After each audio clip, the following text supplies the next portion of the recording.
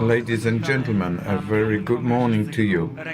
This is the 5th Regeneration Congress, and this is the second day of the Congress, and the leitmotif of the Congress is digital city regeneration. We focus on policies and regeneration of cities seen through the prism of digitization. We bring together politicians, local governments, business and culture milieu. The event is organized by the City of Europe and Open Eyes Economy, strategic partners, Ministry of Digitization and ING Bank Śląski. Co-organizers, Łódź Special Economic Zone, Łódź University and Łódź University of Technology. Radio Łódź and TVP3 are media sponsors.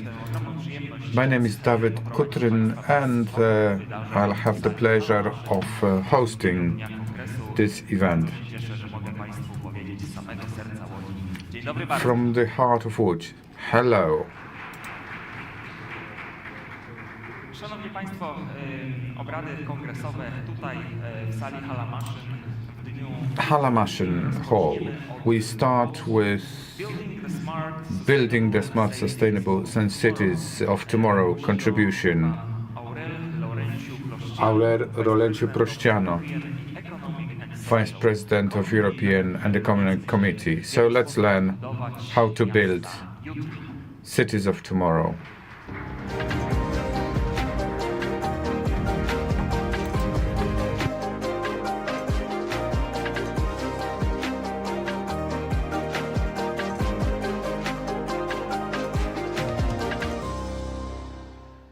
Ladies and gentlemen, good morning. Thank you for the privilege to be with you today in Łódź. I'm honored to be here today, and we stand at a turning point in history, and not only because of the geopolitical changes. We are witnessing how our cities are evolving rapidly, shaped by digital transformation, innovation, and new technologies. This is our opportunity to build cities that are smarter, greener, and more inclusive. The future of urban life depends on the choices we are making these days. In the institution I represent, the European Economical and Social Committee, the home of organized European civil society, we have started talking about and reflecting on smart cities a decade ago. A smart city is not just about technology, it is about people. It means ensuring that everyone, regardless of their background, has access to the services they need. It is about making life easier, more efficient, and more sustainable for the citizens. Digital services have the power to transform the way we live and work. Through smart technologies, we can create cities that provide better transport, cleaner energy, safer streets, and more transparent governance. But this transformation must be fair, inclusive, and accessible to all citizens. To make digital services truly work for all, we need to invest in education and training also. We must all be equipped with all the skills to navigate the digital world. Schools, universities, and lifelong learning programs must adapt to ensure that digital literacy is a basic right and not just a privilege. Our committee welcomes the initiative of the European Commission to prioritize urban development. Housing, climate action, digitalization, mobility, social inclusion and equality must all be at the heart of our policies. We stand ready to work closely with the EU institution and, of course, with the municipalities among EU to tackle these challenges together. Our cities are also economic powerhouses. By integrating digital infrastructure with smart energy solutions and innovative transport systems, we can boost growth, create jobs, and improve productivity. Smart grids, renewable energy, and sustainable mobility are the backbone of future-proof cities. Digitalization can help cities to deal with transport, which is one of the biggest challenges we are facing. Congestion, pollution, and inefficient systems affect our daily lives. Sustainable urban mobility plans offer a strategic way forward. By prioritizing clean and efficient transport, we can reduce emissions, improve air quality, and create healthier environments for everyone. A successful, sustainable urban mobility plan is based on key principles. It must consider everything, be fair to everyone, and use facts to make the decisions. It must integrate public transport, cycling, walking, and new mobility solutions to create seamless urban movement. Most importantly, it must involve the people. It serves the residents, the businesses, and also the policymakers working together. The benefits are clear. Cities with well-planned transport networks experience less congestion, better air quality, stronger economies, and higher quality of life. To support these plans, we need strong political will, stable funding, and the commitment to digital and green innovation. But smart cities are about more than just efficiency. They must be places where people thrive. Digital inclusion, social participation, and fair access to services are crucial. Civil society must be involved at every step, ensuring that we are all part of the dividends of digital transformation. Growth should not be concentrated in a few major hubs. Small and medium-sized cities deserve equal access to funding for sustainable development. Every community must have the opportunity to benefit from innovation and investment. As representatives of the civil society, we are committed to ensuring that strategic plans for smart cities translate into real benefits for people. We believe in a future where digital innovation is not just a tool for economic growth, but a means to improve lives, create opportunities, and build stronger communities. The road ahead is challenging, but the potential is enormous. The choices we make today will shape the cities of tomorrow. Let us seize this moment to build a Europe that is smart, sustainable, and safe for its citizens. Ladies and gentlemen, the digital world is full of opportunities, but also challenges. Every day we rely on technology for almost everything, from public services to businesses, from transport to healthcare. But with all these benefits comes a major responsibility, and this is keeping our digital world safe. Cities, especially large cities, are almost always transportation hubs. Airports, rail networks, roads and ports for coastal areas. They play an essential role in territorial cohesion and also economic stability. We are very aware that transport is not just about moving people and goods. It is also a strategic asset in the current geopolitical landscape. The security of transport networks is now more crucial than ever when the European Union rethinks its transport systems from the perspective of military and defense needs. Cybersecurity and resilience in transport are essential to safeguarding Europe's strategic interests. Cities, therefore, must be prepared for cyber threats because they provide essential services to millions of people. If a city's systems were to go down due to a cyber attack, the consequences could be very serious. Traffic chaos, power outages, even hospitals struggling to function. That's why cybersecurity must be a priority at every level. Europe needs to lead the way in building a strong cybersecurity strategy, and our committee has stressed the importance of improving Europe's ability to detect cyber threats. This means investing in research, supporting innovation, and making sure we prevent cyber threats before they are happening. We need a European approach that encourages teamwork between governments, businesses, and everyday citizens to create a safer digital future. We need more funding in research and development to build most reliable cybersecurity tools. Recent cyber attacks, like those on critical infrastructure in Ukraine, show why we need to be better prepared. If hackers succeed in shutting down a city's systems, people's daily lives would be severely affected. That's why investing in cyber defense must be a top priority to protect both citizens and essential services. When a cyber attack happens, response time is critical. We believe that Europe needs a fast, coordinated reaction system to stop cyber incidents before they cause serious damage. This also requires closer collaboration between public and private sectors. To reduce reliance on non-EU tech giants, Europe must focus on developing its own secure, fair and inclusive digital economy. The more control we have over our technology, the safer our data and infrastructure will be. Therefore, we strongly support using European-made technology to secure national cybersecurity centers. Imagine a digital shield wrapping around our cities, blocking cyber threats before they can cause harm. That's exactly what the European Cyber Shield initiative aims to build.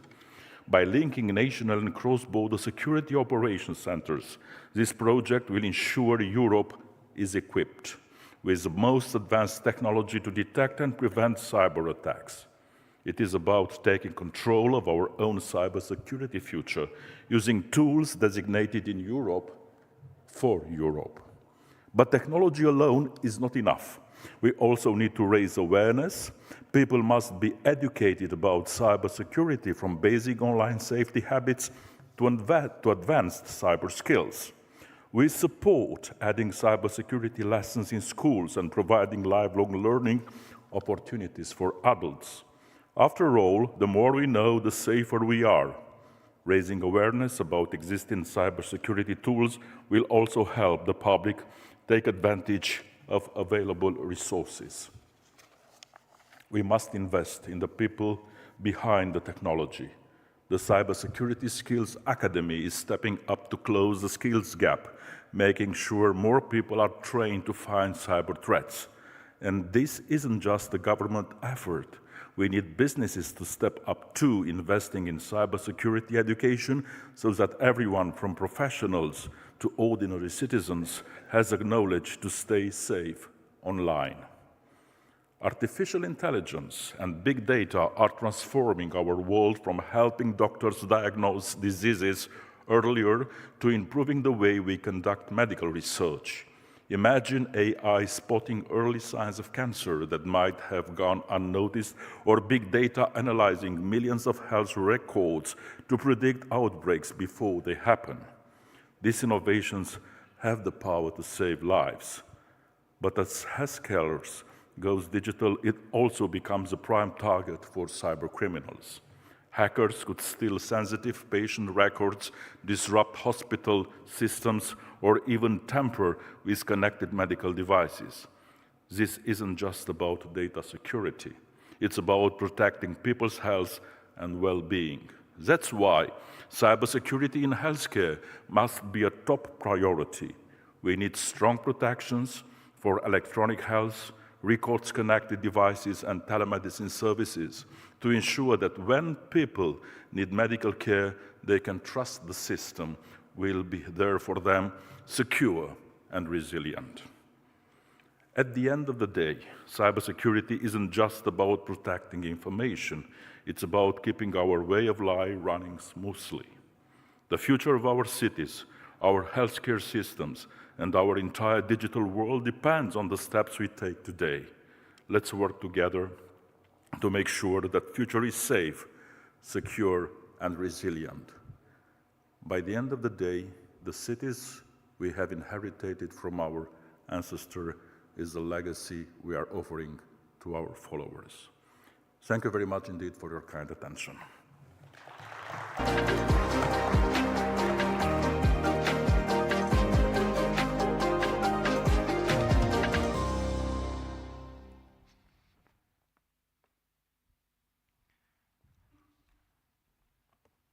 Serdecznie dziękujemy. Thank you very much indeed for this contribution.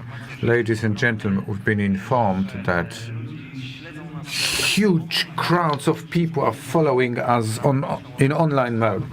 Thank you very much for being here in direct contact in EC1 and those who follow us on the internet. Thank you very much for your presence at the Congress.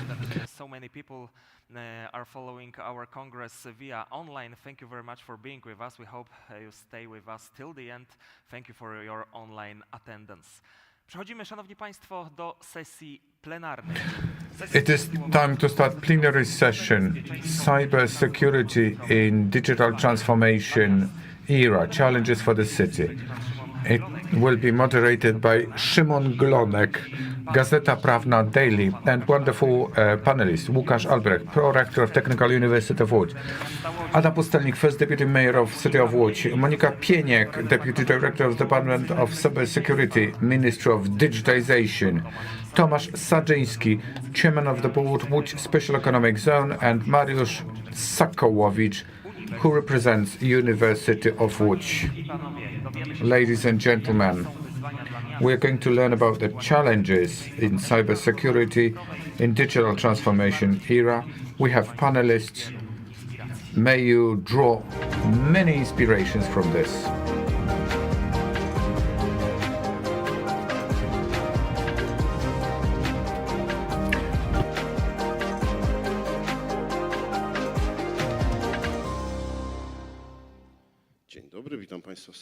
Good morning, ladies and gentlemen. I'm thrilled to be able to meet you at this panel. Nice to have you here. When organizers invited me and set me the task of chairing this panel, I thought to myself, what a mix. That is going to be a bomb that explodes in my hands. Mayor, well, management, all clear. 2 professors, a business person, and central administration lady. I gave it a second thought and thought to myself, it's not explosive. Or it is explosive, but they represent different interests, different perceptions over the city.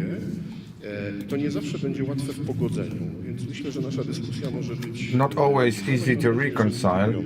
I hope that it will be inspiring discussion for all. Every participant will make a short intervention on the biggest threats in cybersecurity. Madam Director goes first. Good morning. Ladies and gentlemen, panelists, ladies and gentlemen, today, a vast majority, I'm sorry, that was an entrée. Most of our life depends on ICT systems. I'm sorry to say, but there is a multitude of threats that we experience on a daily basis. And this is a very personal experience because more and more public services are targeted by cyber criminals. And what is the target? Not only is this a direct harm instilled, but I'm sorry to say there are also political reasons to show how easy it is to distort operations, and they impact our citizens. Therefore, there is a lot of dangers looming here and there. Critical infrastructure is being attacked, offices are being attacked, and all kinds of public institutions are being attacked, including health service providers. As I said, these are various attacks designed to disinform, to gain political gains or financial gains. Financial gains, first and foremost. And how about business? Finances. So, next person. So, from the point of view of business, what are the biggest threats? These are serious threats, but not only for business. When it comes to cyber, we need to remember all sectors. Public sector is most vulnerable because 70% of attacks applies to it. However, the results for the public administration sector can be tremendous. We can divide them into two categories, meaning financial ones, because some damages should be taken into account, and social effects, meaning the losing trust. This means if something happens, the inhabitants may lose trust. That's the most vulnerable sector, although, in my opinion, the health service is most endangered. In addition to financial and social effects, it may lead to losing one's health. Mr. Albrecht? First of all, I would like to thank the organizers for having me, and I would like to say that this is an explosive mixture, true, but I won't agree that we have different objectives, as I believe we share them. We are concerned about the inhabitants of our city and our region. We should support them in combating the cyber hazards. The primary objective is achieved in various ways. However, we need to remember that communication should come first in order to effectively counteract all the hazards we face. The items already mentioned are one thing, but I would like to add a component of digital competences, because I believe there is room for universities, including but not limited to universities of technology, in order to improve digital competences, to prepare the society to what is happening. On the one hand, it is about educating the students, but it's not only about education. As Łódź University of Technology, we go beyond our campus to reach other groups. We do it via Łódź University for Children. At the very early stage, we try to educate children about the online hazards, how to cope with them, and how to prevent them. But we also have the University for Seniors in order to support them, as they are a particularly vulnerable group when it comes to cyber hazards. In this respect, we also operate intensively to impact the entire ecosystem. We co-create this ecosystem, and we need to take responsibility for what is happening around us. Professor Sokołowski. Thank you very much for having me.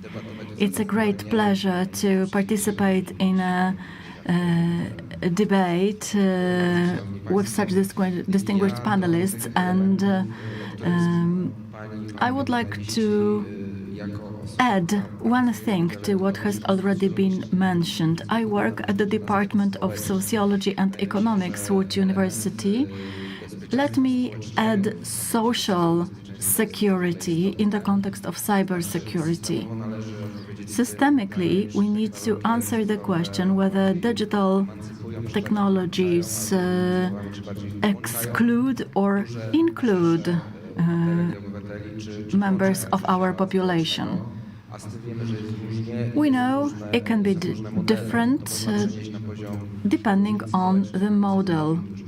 it boils down to some social discrepancies depending on the age and income level. There are also some cities which take advantage of the digital revolution. These are big cities, but there are also towns and villages which are particularly deprived. This is the component which sounds good on a general level, but when it comes to implementation, it's not a bed of roses. Mr. Pustelnik, over to you. What is the main hazard for risk for Łódź? I don't know what the greatest hazard is, but in order to present the scale of the hazards under discussion,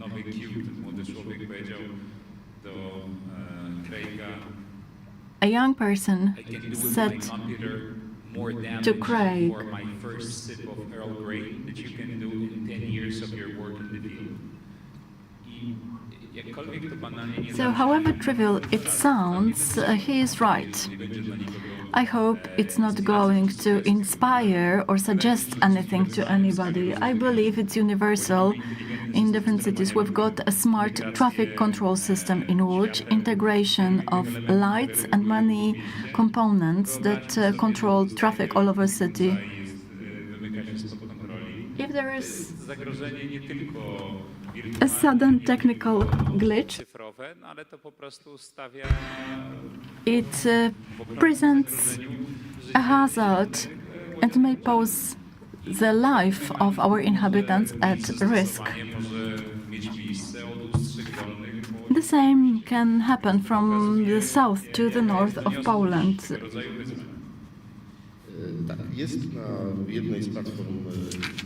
In one of the internet streaming platforms, there is the Day Zero series. It's a story related to what you were saying. I'm not going to spoil the story. A group of hackers attacks smartphones, causing chaos all over the city. The smartphones are connected to apps that control various functions. But as it happens in the USA, the president and various commissions are involved, but it shows how the digital world impacts our everyday life. I would like to refer to the aspect of the weakest cell. When I talk to banking specialists, they say a human. When I talk to people who are responsible for energy transition, they say a human. I don't want to suggest anything, but perhaps you've got a different answer. What is the weakest element when it comes to cyber security, so that our cities are not paralyzed and can function normally? I won't be original when I reverberate the statement you have mentioned. But I would like to substantiate why I am of that opinion. I am a politician, so humans are in the center of my attention. But all in all, even if AI reaches the peak of its advancement, humans are those who trigger it and who control it. Administering the systems and its outcomes apply to humans. The weak aspect of every city office operation is that financial attractiveness is not our strongest point, but we are highly responsible and the most powerful tools to operate. So it depends on how much we can offer to an expert and versus a tech company. So that's a great challenge, because the public sector has the largest databases, of sensitive data, but cannot offer as much to specialists as Oracle or Microsoft. That's a challenge. We can see the outcomes of activities inspired by Mr. Ciesielski, who is smiling at me. He's a wise person. But education is crucial. The subject, the object, and the addressee of the education is a human. The soft spot when it comes to the challenges caused by potential cybersecurity breaches is important. We can see how we manage to improve security through education. Even if we make people aware of such trivial things, that you shouldn't click the links you get at your emails, even if it's your company email. Let me just add another question. A human, meaning a citizen, I know it's going to overlap, but a city inhabitant using various digital services, or a human, meaning a clerk, a public officer who can be tired, and there are many reasons behind it, or simply a person having poorer competence. Where do you think the greatest hazard lies? What do you think of over a cup of coffee in the morning? There is no risk at Mr. Ciesielski's department. Congratulations. Well, but this is not exclusive. It's like yin and yang. A citizen, an inhabitant, or a public officer, these are not various categories of people. They all co-create the ecosystem, including the network administrator and beneficiaries or clients. Both segments are closely correlated and codependent. Now the question goes to Ms. Pieniek. I would like to ask about the weakest cell in the context of competences between local governments, businesses that provide lots of services. What is it like?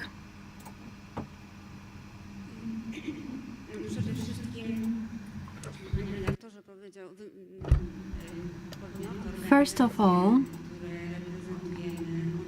the entities we represent need to cooperate, which is indispensable to develop various forms of activities for safety of various units and the entire country. So, without the support of tech partners, without their competence, we won't be able to manage some solutions. The Ministry of Digitization has been maintaining such cooperation for 5 years. We've got a program for cooperation within cybersecurity, and as part of the program, we participate in workshops and exchange knowledge. The workshops are organized by the largest tech companies operating in Poland and in the cybersecurity area. They offer state-of-the-art technologies which can be important for organization security.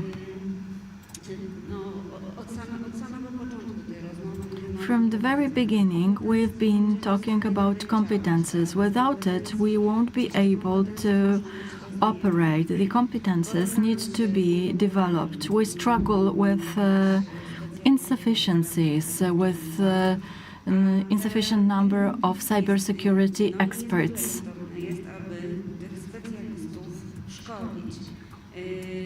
It's important to train specialists.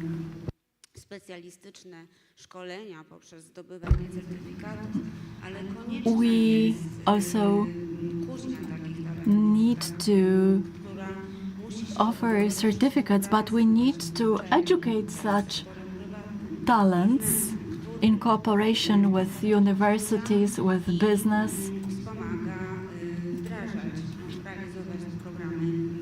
That helps implement curricula. We have also noticed that the education shouldn't start at the academic level. The specialized education should commence much earlier. Last month, and even this month, the Ministry of Education received 2 applications for issuing opinion on educational experiment in secondary schools. It's about implementing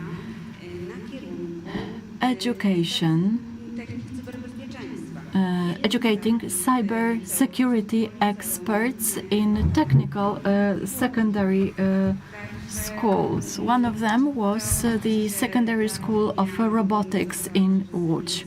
The opinion was positive, and I already know that some universities will be happy to capture these students, these graduates.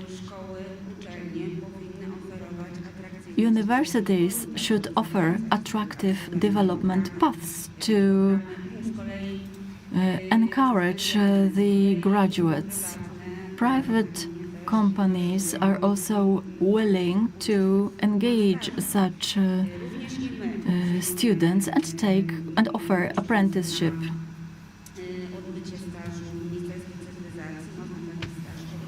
We also invite students for internship at the ministry. This is an opportunity to learn more about the regulatory aspect. Education is very important, and combining the powers we have is of crucial importance. What about combining the competences between the ministry, the local government, who is responsible for what, and exchange of information? We had an unfortunate email, unfortunate from the point of view of our cybersecurity in space. Isn't it a weak point that we should focus on? Yes, it is. The competences are highly diversified.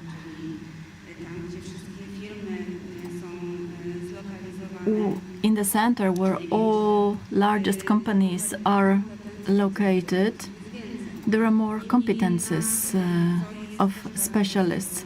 However, regionally, there is a lot going on.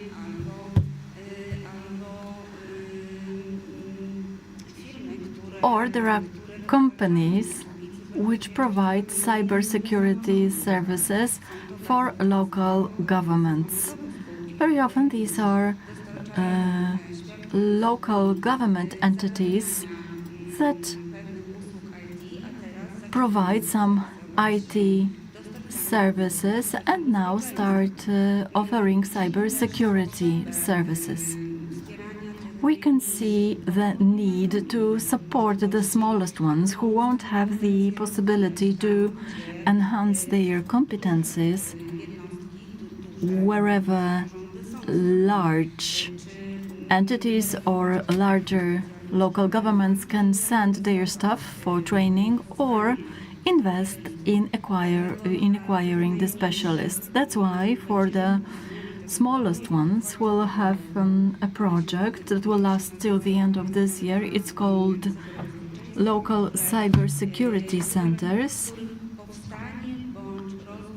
whose creation or development will be financed by our ministry. The local cybersecurity centers will be inspired by joint services centers. And we would like to offer support related to cybersecurity services for local government entities. Okay, Professor Sokołowski, over to you. Sokołowicz is my surname. Apologies, Professor. Deepfake, disinformation, how can it affect security in the city? I believe that from a sociological point of view, misleading people or sharing information about free promotion or about riots in a city is not a major issue nowadays. Yes, it is very much true indeed. Not only do we speak about cities, it applies to different spheres, because disinformation may have short-term impact. You inform about something that did not happen, or you don't inform about some dangerous incident that did happen, or it can impact decisions of inhabitants or voters. We've learned it from some other parts of the world. It is unavoidable as a process. Deep fake may be there. You need to be protected, proactive, but once it happens, well, you need to, well, much was said about education. You need to make people aware that deepfake is the natural element of being present in the network, in grid, and to inoculate them in long-term perspective, to set apart true news and fake news. Education, well, inequalities is my niche that I want to return to. More and more examples, like the school inspired by special economic zone. This is a very good example. We educate more and more specialists, boys and girls. And I think that what is key is to start competences at the primary school, secondary school, and the higher education. But this should not be point to point, but should be omnipresent, generalized. Local governments are responsible for education. You mentioned about money for employees. The problem is that this is the most expensive service rendered by local government, that is financing public schools. The local governments do whatever they can, but they are unable to do everything. What is it all about? It is not about having 1, 2, 3 schools with high competencies, but in every school, children should learn not only design, but basics of programming, and from social point of view to tell the difference between true information, fake and deep fake. It's very difficult. It requires the remodeling of training systems for pupils.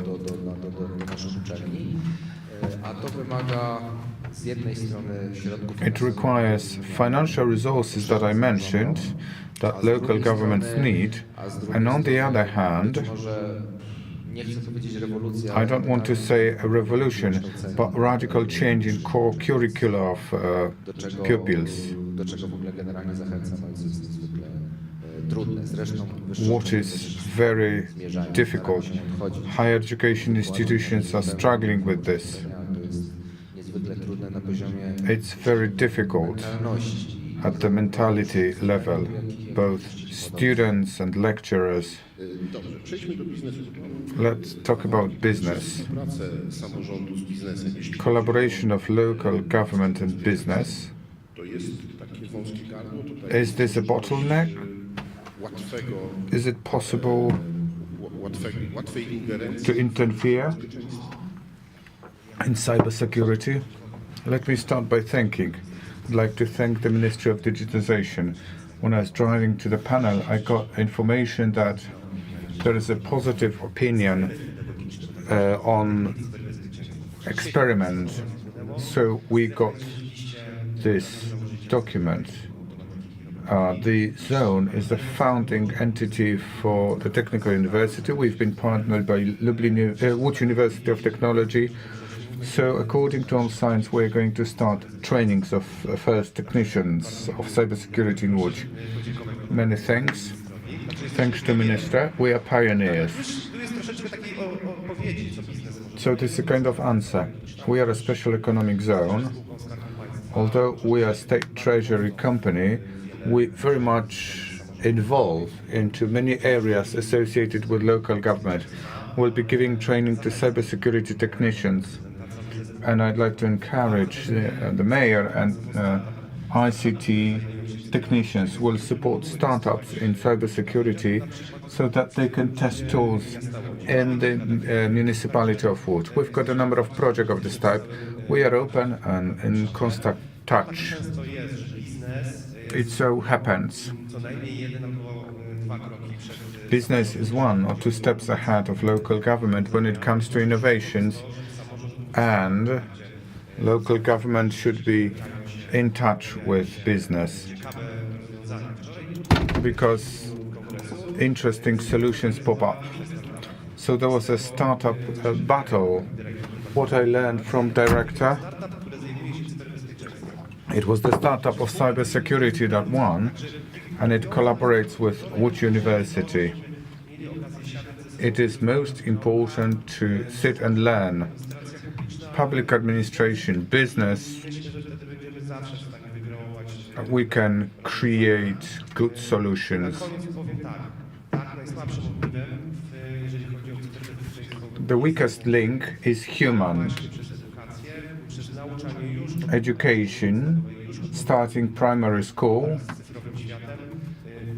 contact with digital world, we can do away with the risk. Not to zero, it is impossible, but we can go down substantially in all areas of our lives.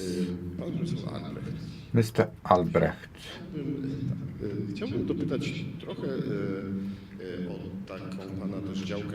I'd like to talk about your scientific involvement. Deep fake. Well, I've seen many of them. False information of all kinds on Otwock and Karczewo water duct. Thousands of bits of information on terrorist attack. Special additives put into water. It was difficult to sieve through the information to tell what is true, what is fake. And I know in Poland there's a big problem when it comes to electricity meters. The certification system is weak. There's just basic certification. So price is what counts. Everybody selects the cheapest ones, internet access, the service access. And security is lost there. So we have the problem. Who can enter this service connection to install some software, to check usage and so on and so forth. Therefore, a producer, hackers, we don't really control that. How to harness these situations, how to make, well, from the point of view of education and knowledge, to make it all, everything safe. It's a very difficult question. Before I answer it, let me refer to what 4 speakers said. I'd like to reverberate things. Good news, we are very happy to partner it as a University of Technology. It's very important to train the youngest one, to equip them with competences, to develop it in a cutting-edge and diversified way. Training system changes are important, new methods, new ways to access young people. Because 90 minutes lecture is a challenge for a lecturer to stay in touch with the students, to keep their attention span, to drag them into the domain of knowledge that we try to give to the students. Referring to your question, infrastructure. This is a very important question. The infrastructure that we have at our disposal is very much distributed between different stakeholders, and infrastructure access is pretty difficult. Legal challenges overlap. There are different regulations that make it difficult to cooperate between particular units. Access to data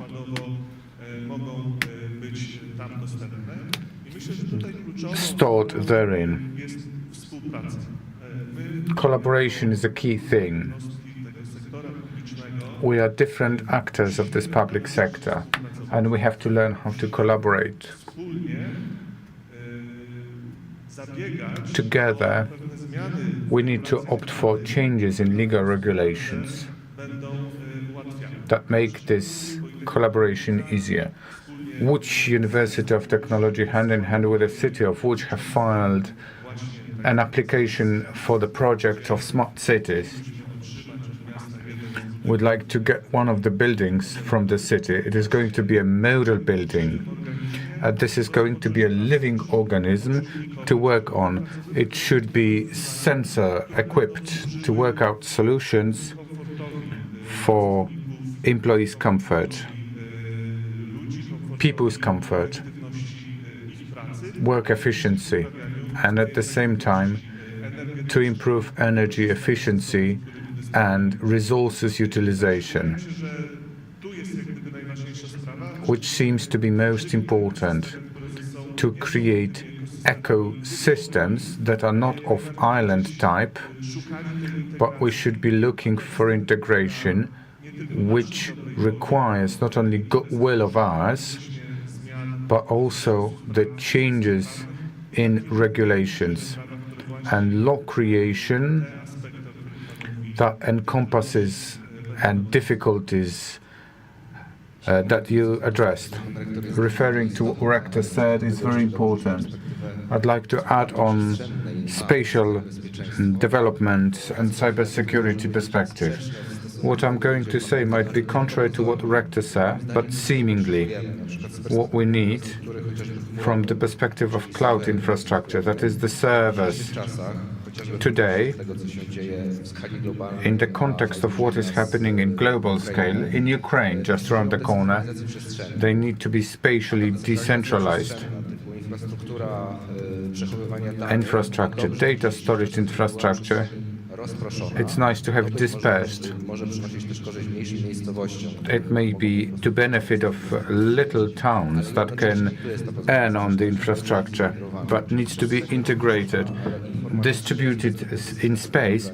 From the point of view of ICT system management, it needs to be centralized. The information flow between different institutions needs to happen between different bodies, which is very important from the perspective of physical safety. Continuation of what you said, Mayor, are you ready for a cyber attack? I'd like to be.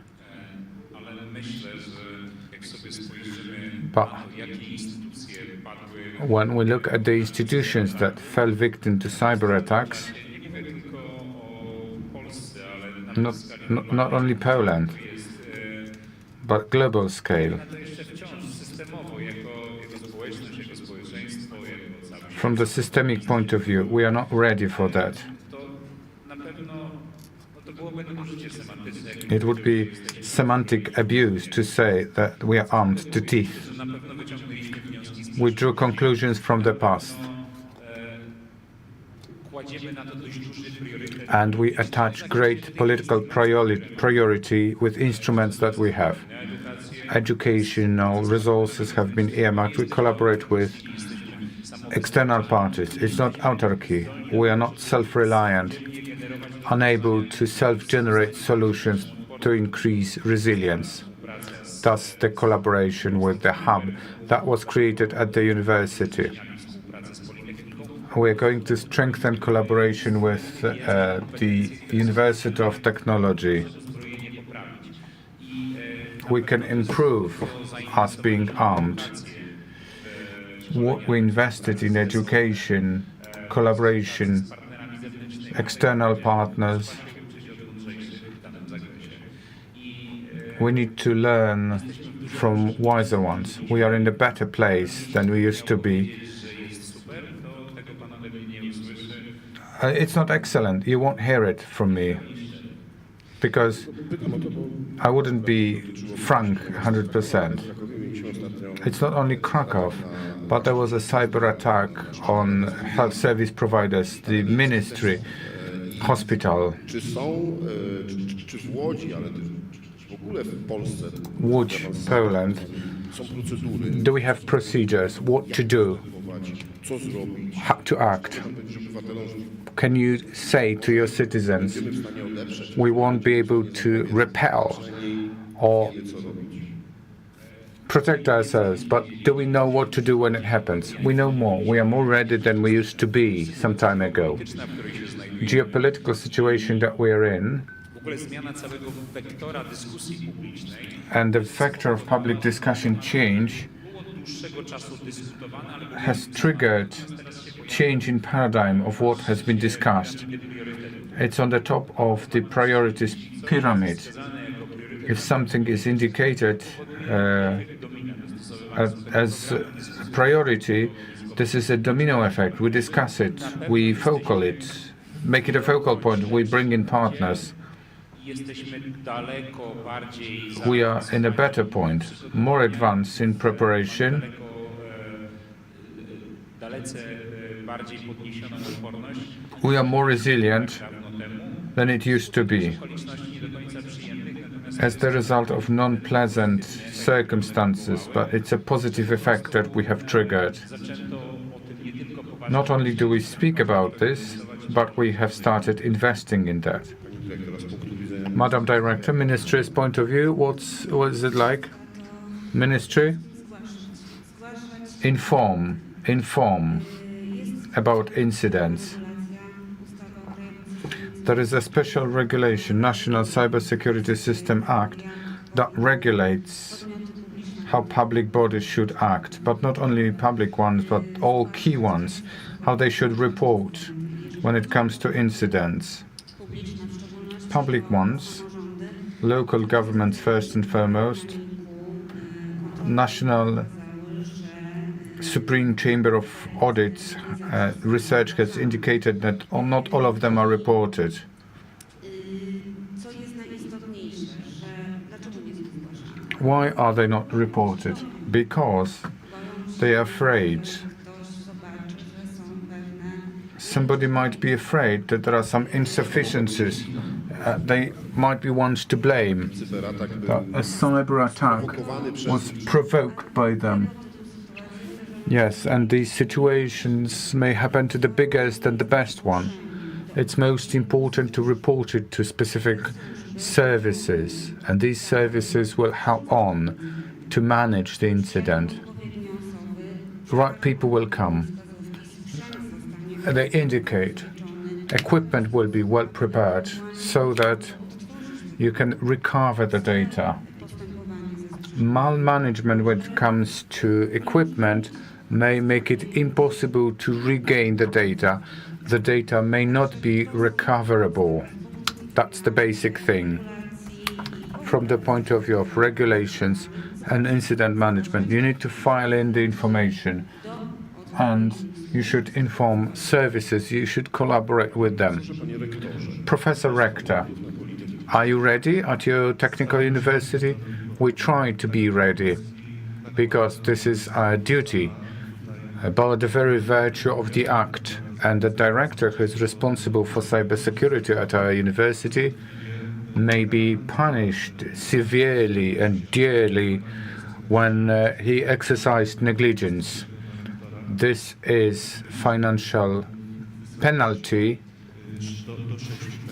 up to 6 times rector's remuneration.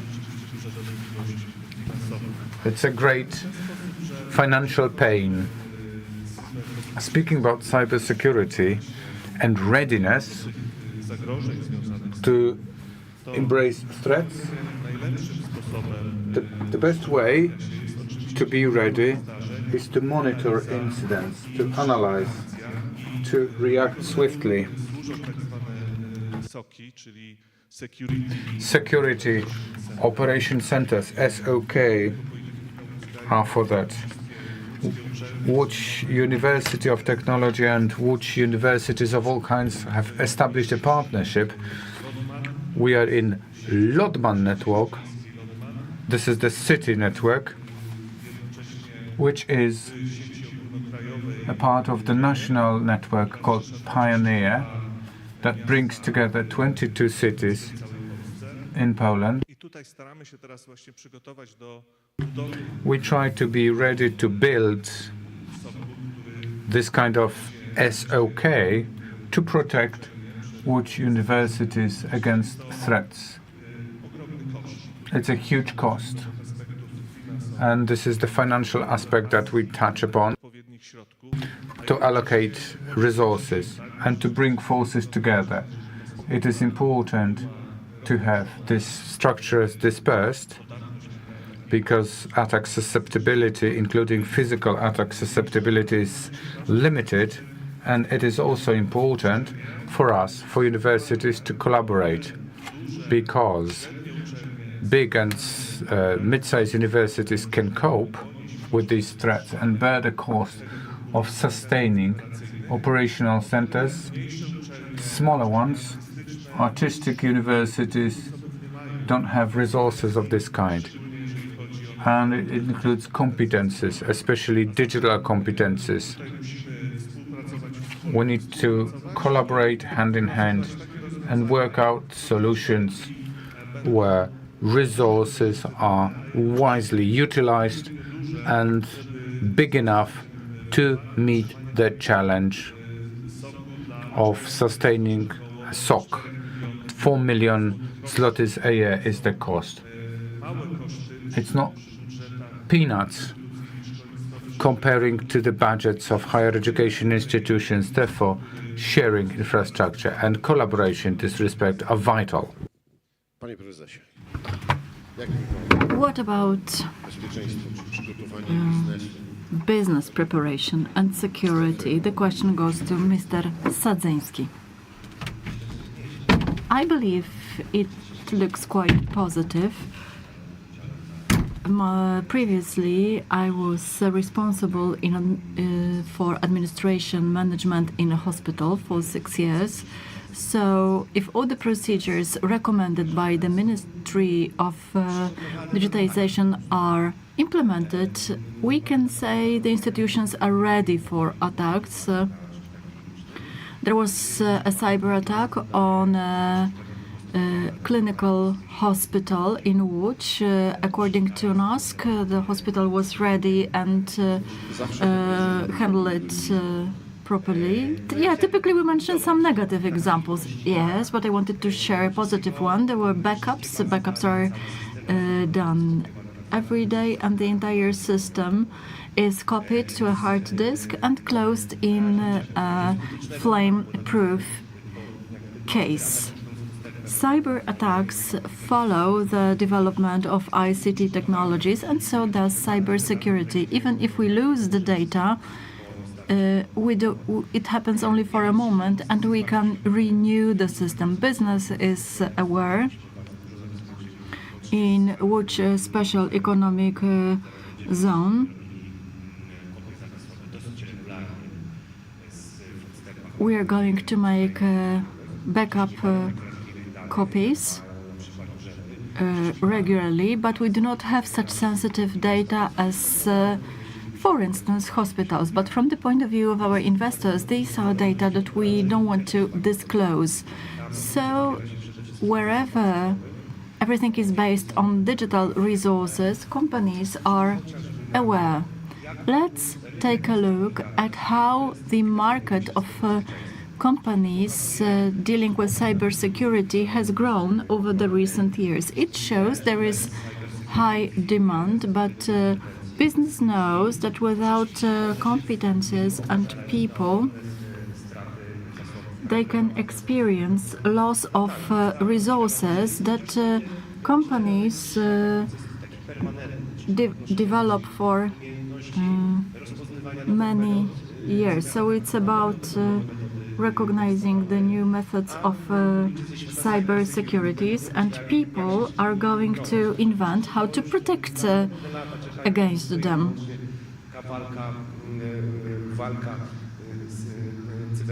So it's like fighting with cyber hackers. We need to be ready and treat it as our priority because we live in a digital world. Okay, so let me ask as a sociologist, are we ready? Well, I'm more like an economist. Łódź manages, I would say. That's why we don't hear much about cyber security, cyber attacks, I'm sorry.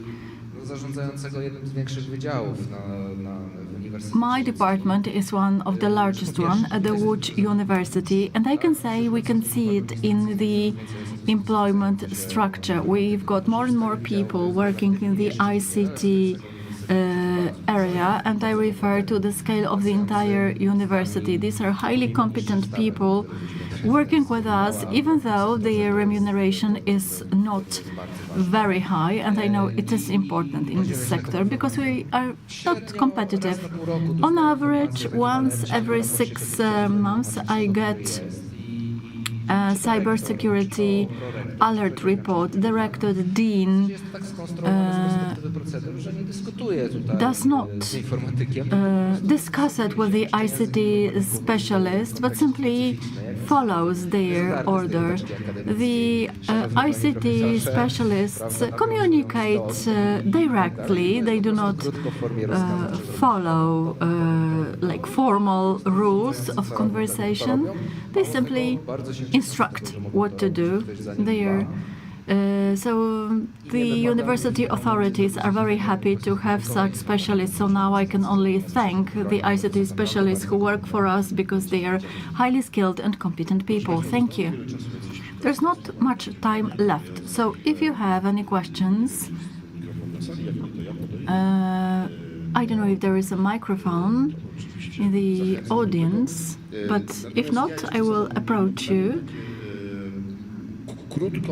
I will ask a question and ask you for a quick answer. What are the best practices that you have come across? I mean, global best practices that can be implemented in Poland, or perhaps Poland is an example to follow for others.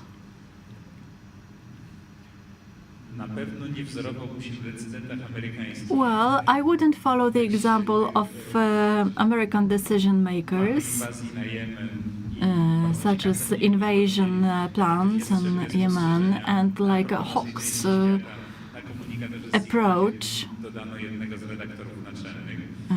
Or, for instance, adding editor-in-chief to a conversation at Signal. Some time ago, I participated in a workshop in California, and I could see how far-fetched are the partnerships with the private sector in the context of cybersecurity. The ecosystem is really powerful, but I believe they're really strong. However, I want to say one thing. the situation, the geopolitical one we're in, and the political priority nowadays places us as a country, and I do not mean only the government, but the entire public sector, it places us on a high position because we invest a lot. And so much has been done recently that within the last 25 years, it is a scale. Okay, it's just a brief answer because someone from the audience wanted to ask a question. I wanted to quote some results. There was research carried out. National Cyber Security Index was developed by an Estonian governance agency. It measures the country's readiness to manage cyberspace incidents. Cyber Defense Index is the other one, and it is implemented by MIT. In both rankings, Poland is ranked quite high, which means that our country responds and manages such incidents on a national level very well. However, it does not mean that we should rest on our laurels when it comes to building cyber security. Cybersecurity is increased. There are more and more of them. The situation behind our eastern border does not help. It affects our community, our society.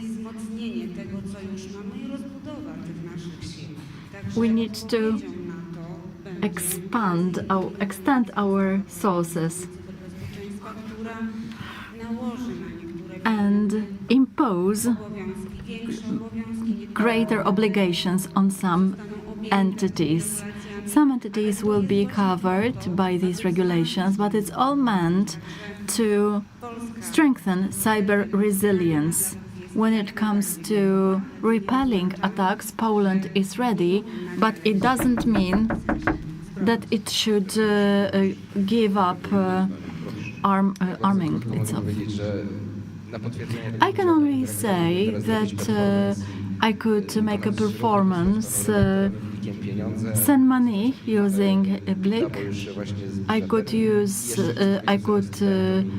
send my tax summary and grade my students, and it would be safe. If I may, I would say three things: collaboration and creating an adequate ecosystem where cities, business and universities collaborate to develop solutions intended to improve cybersecurity, and allocation of adequate funds, because cybersecurity is priceless and it's not cheap. I think the framework developed by the Ministry of Digitization and Ministry of Health when it comes to cybersecurity, once transformed to the ground of business operations, are sufficient. These are the procedures which are very well developed, and we know how to proceed. I'm sorry, our time is up. I promised one question, but I can promise I will take your question and send it to the speakers. It will be safe, I promise. Serdecznie Państwu dziękuję za obecność na naszym panelu. Serdecznie Państwu dziękuję za podzielenie się. Thank you very much for sharing the inspiring information, and I hope we'll be cyber secure.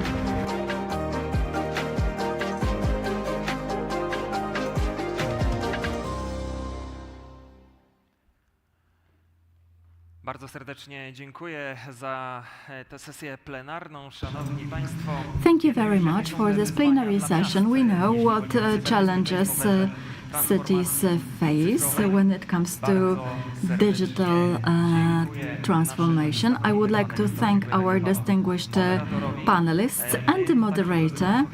And we also would like to thank those of you who follow us online.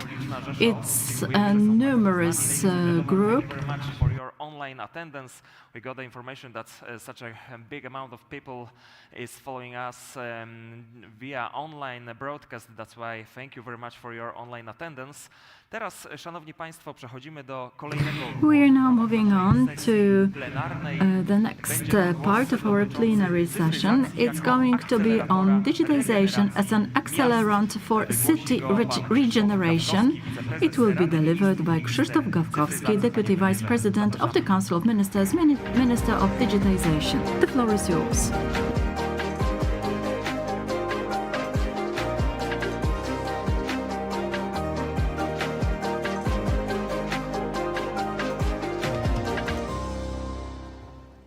Szanowni Państwo, Pani Prezydent, Panie Profesorze, dziękuję za zaproszenie. Ladies and gentlemen, Cyfrowa regeneracja miast. Madam Mayor. Wydaje się temat na czasie, ale Digital regeneration of cities is a valid topic and our reality. To odpowiedzialność It za is codzienne, the normalne, swobodne responsibility życie for obywateli. everyday free cieszę life się, of że our jesteśmy w citizens. Łodzi, I'm very w mieście, happy które that nie we are tylko umie in Łódź, the korzystać city which z knows how to cyfrowej use rzeczywistości do życia inclusion of obywateli, ale digital przede wszystkim reality umie in everyday life, but it also zbudować can społeczną, która build social łączy tissue which świat smart blends the ze smart światem world human, with która human potrafi world, i w which sposób idealnie can funkcjonujący doprowadzić do tego, że ludzie lead in a rozumieją functionally cyfryzację. perfect way that Bo people understand samorząd to jest to digitization. miejsce. Local government I is to jest the ten czas, place, and now który is trzeba dobrze the time wykorzystać dla we budowania should świadomości use properly społecznej, to jeżeli chodzi o build obszary social awareness cyfrowych przemian. when it comes to Żyjemy podczas digital rewolucji transformation. cyfrowej. Ona dotyczy We i live in dotyka the time różnych of obszarów digital państwa. revolution, which Od applies tych, to various które są areas of the state's najbliżej operation,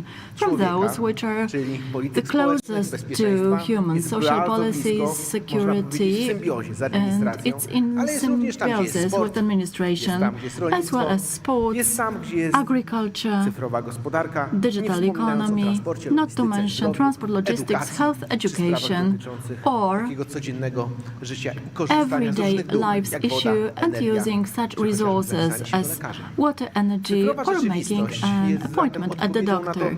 czy będziemy So, potrafili is it z niej an dobrze answer korzystać, to dobrze ją implementować, dobrze the ją question wdrażać, whether we are a able obywatelowi to opowiemy implement it historię, in the right way, and we'll tell to a pomoże ci w story życiu.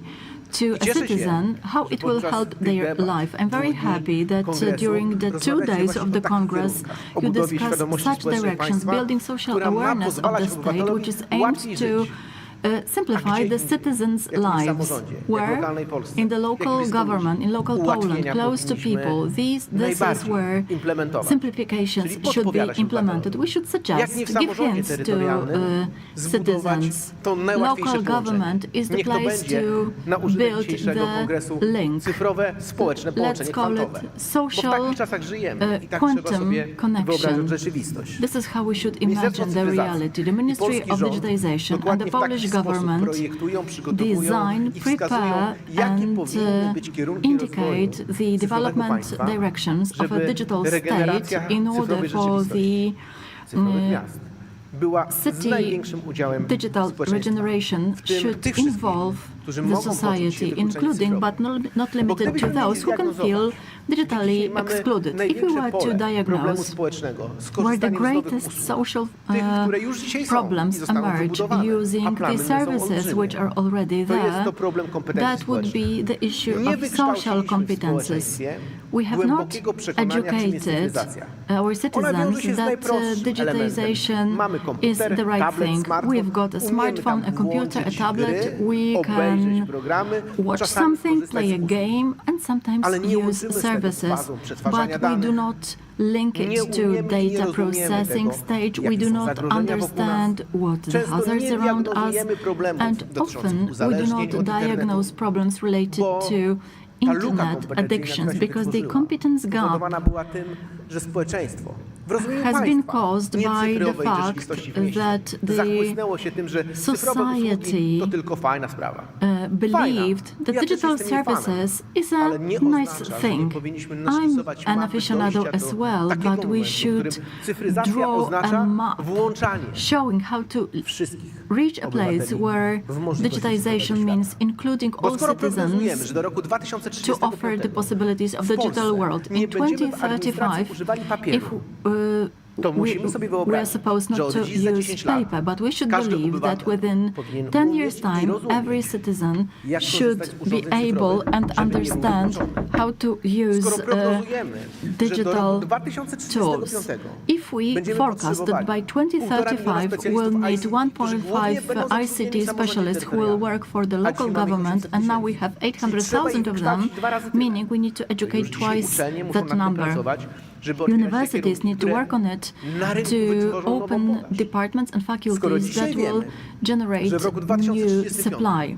If we know that in 2035 we would like to have all services digitized, and these are the services that our citizens use, we need to know there are people nowadays who don't know that the services are there. That's the state's task, to create a roadmap that will be legible, easy, and accessible for every citizen. That's the role of the government and the Ministry of Digitization within the next years. It's not about the political party and the ruling politicians, but the role of the government to take the citizen to the place where digitization is no longer scary, and in the area of digital services will be a helping hand for the citizens.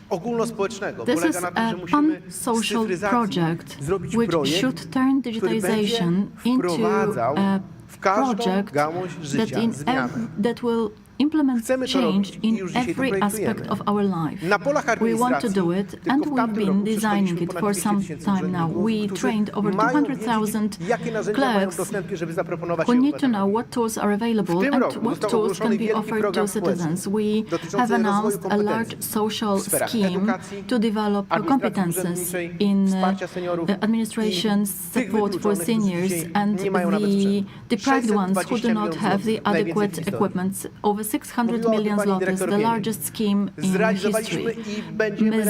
Pieniek mentioned it, that we are going to implement cybersecurity programs. 1.5 billion for local governments. This year, the scheme, which is supposed to implement cybersecurity in the most sensitive aspect related to water and sewer systems, over 300 million zlotys to support water supply and sewerage systems. Another area will be related to power engineering, where we believe the largest number of attacks can happen. We are in digital war, but this is not the topic of this meeting. Poland is the most attacked country in Poland. Russia attacks us every day, and there are several thousands of incidents reported every day. In 2024, there were over 600,000 of them, and most of them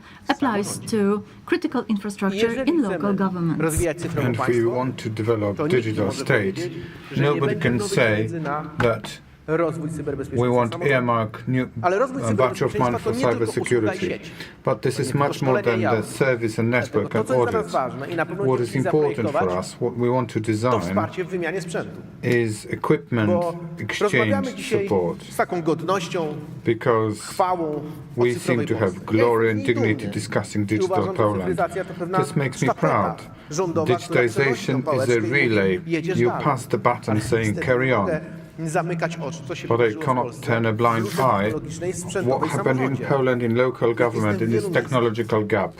I've been to many places. I've seen lots of events. Sometimes we've got Windows 2000. It's not good. State resilience, do you imagine what that means for it? It was discussed here. We need to replace equipment so that we enter a higher level that is discussed here, namely digital services. We'll be organizing digital administration an individualist way. implementować do każdego urzędu w Polsce We want to modele implement językowe sztucznej inteligencji. AI language Kilka tygodni models temu in every ogłosiliśmy, że place in powstał, Poland. działa i już jest wdrażany w niektórych samorządach w kraju pierwszy The first model językowy language dla model administracji przygotowany for przez rząd. administration prepared Plum. by the government, Plum, To is jest being model implemented językowy, in some który będzie w local urzędach. governments. W tym roku będzie It's a zainstalowany jeszcze model that will be M-Obywatel. implemented, Każdy, kto including ma M-Obywatel. a mamy się z czego cieszyć, If bo you jesteśmy have najlepsi w Europie. M-Obywatel, we are best 9 in milionów Europe. ludzi ma 9 swój million portfel cyfrowy people w have a Polsce, digital a ponad wallet 5 in milionów Poland. zastrzegło swój PESEL. 5 million Żadna have Francja, Włochy blocked czy their Hiszpania PESEL, nie mogą się personal z nami identification I w number. tym France, M-Obywatelu Italy and Spain w tym cannot roku compare to będziecie us. wy M-Obywatel will make it available for you and all czyli model językowy, który będzie these pozwalał wam kontaktować się z social activists administracją will have the i Plum odpowiadać model na pytania, to contact zadając administration pytania. and answer Ale questions. You can czatowy. pose a question to a Czatowy, chat który Polska wytworzyła. created by To Poland. zmieni rzeczywistość. It will Bo change the ułatwi pracę z reality. urzędnikiem, przyspieszy procesy, It will speed pozwoli up the obywatelowi i processes. urzędnikowi wejść na wyższy level And zarządzania sprawy. it can enter a higher Szacujemy, level. że to będzie przyspieszenie spraw w administracji w It will urzędach, które go speed up zaimplementują. administration processes Dwukrotnie, a czasami trzykrotnie 2 zmniejszało or 3 procesy. times faster. Już Processes urzędy, will be które shorter. zgłosiły, już go implementują, The offices that mówią, że are to jest implementing rewelacja, say it's bo wystarczy wonderful. przeszkolić kilku pracowników, You need to give a training to a daje number to of podstawę do employees, tego, and this że is the procesy w basis urzędzie for skracają się processes o to be tygodnie. shortened by weeks. Zachęcam, polecam, I bo suggest, rozwój I cyfryzacji w advise and Polsce encourage na poziomie because samorządu jest dla digitization nas jednym z development głównych at the wyzwań. local government Chcemy level także, is one of the żeby challenges. cyfrowa odpowiedzialność była w Digital usługach responsibility cyfrowych. in Dlatego digital szykujemy się services. do tego, This is what żeby we want to have. zmienić całkowicie We want to model change zarządzania the elektronicznym management dostępem do model cyfrowych usług. Chcemy in digital już nad tym services pracujemy, żeby management. ePUAP został zastąpiony ePUC-em, czyli Will be nowym replaced with elektronicznym ePUC, zasobem, nową platformą new resource, cyfrową, new platform. która jest nie tyle nowa, Not only co ma is dawać this new, łatwiejszy sposób komunikacji z but urzędnikami easier communication i way. wystandaryzować sposób zarządzania dokumentacją. Standardized documentation Dlatego management process will be included. I cały urząd, i wszyscy Me urzędnicy, bo to nie jest sukces and jednej osoby, all a całych zespołów. Tak Clerks, mocno, it's a success of all people, not one person.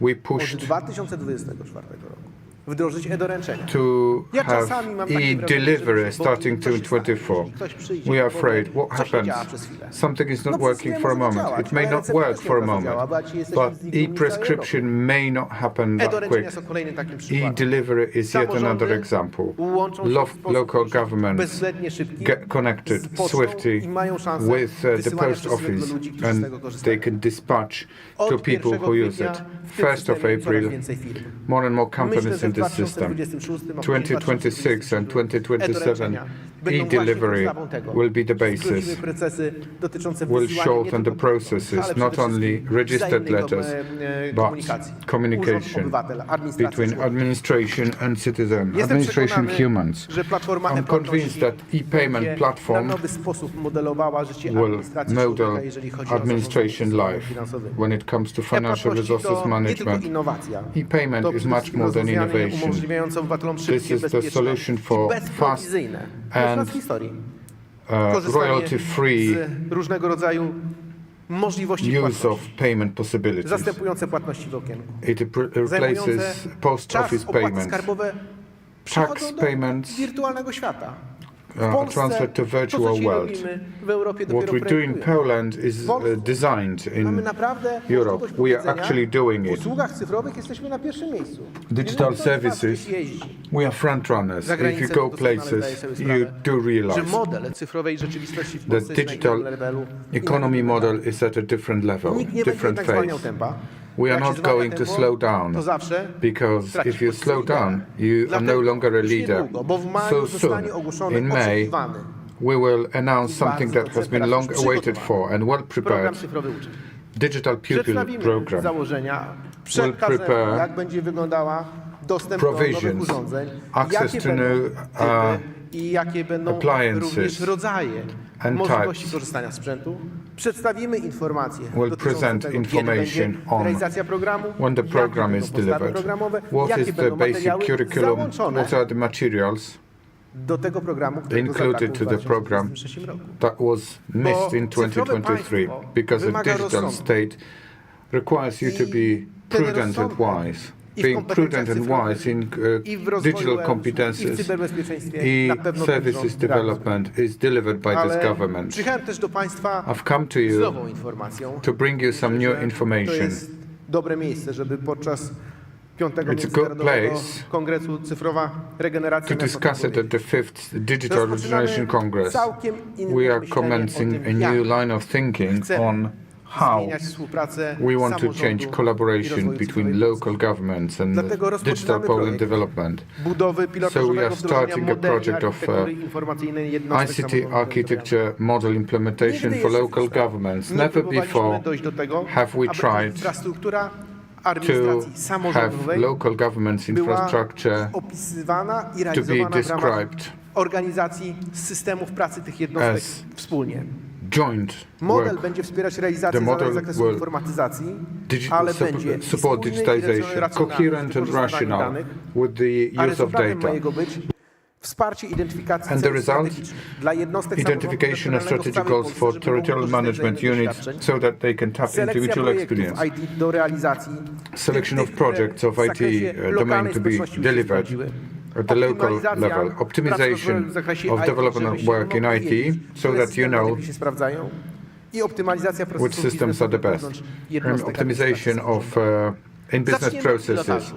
We'll start with a pilot project because we are going to learn from our own mistakes, but it's a huge project for the future. Projekt architektury informacyjnej państwa. ICT architecture of the state project has been delivered, and this is how we are going to deliver the ICT architecture project for local governments. We want to create a format where we think seriously about the state, the one that is coherent, compatible with mutual understanding. The government and local government should be the basis of common thinking about the state. Nobody should deliver any kind of checks that bring divisions, boils to nothing. Either we understand this policy as symbiosis of the government and local government, or we divide, and the citizen is the loser in the situation. Digitization is to help.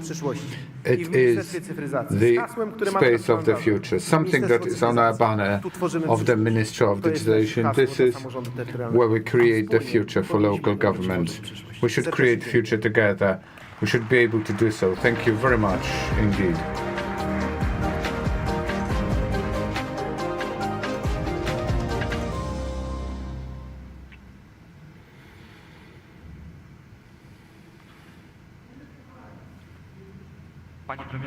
Prime Minister, thank you very much for this presentation. Ladies and gentlemen, plenary session for the opening of this Congress comes to an end in Halamaszyn. Time for a break, and during the break visit expo stands of our partners, especially Finance Academy stand. In a few moments we are going to have a presentation on students' works, and after a short break there are rooms on the first floor, Suwnica, Turbina, Transformator, which host consecutive sessions of inspiring experts. And see you back at 12. We'll be speaking about we'll be discussing digital structure of local governments.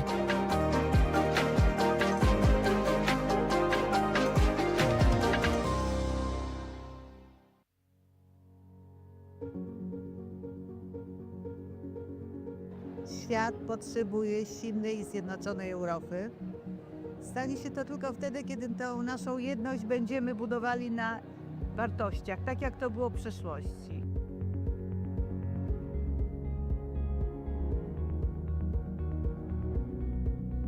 Ukraina jest potrzebna Unii Europejskiej, jest potrzebna Europie, chociażby dlatego, że to, co teraz się dzieje w Ukrainie, ta trwająca już prawie 3 lata wojna, jest wyzwaniem egzystencjalnym dla nas, dla wszystkich Europejczyków. Także Ukraińcy nie walczą wyłącznie o przetrwanie swojego państwa i narodu, tylko tak naprawdę o pewien model życia, europejski model życia, który stworzyliśmy po II wojnie światowej, z którego jesteśmy dumni.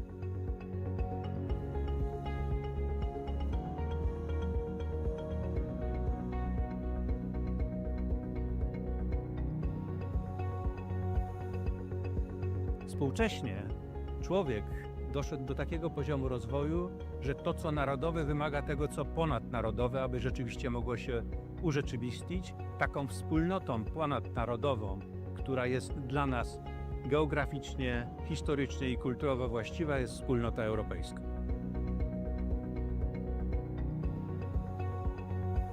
Uważam, że rolą uniwersytetów jest wzmacnianie tożsamości europejskiej. Nasi studenci, obecne pokolenie studentów to prawdziwi Europejczycy. Osoby, które znakomicie się odnajdują w relacjach ze studentami z innych krajów, nie mają barier komunikacyjnych, przemieszczają się, są mobilni, no i wchodzą w różnego rodzaju właśnie formy współpracy, integracji ze swoimi rówieśnikami z całej Europy.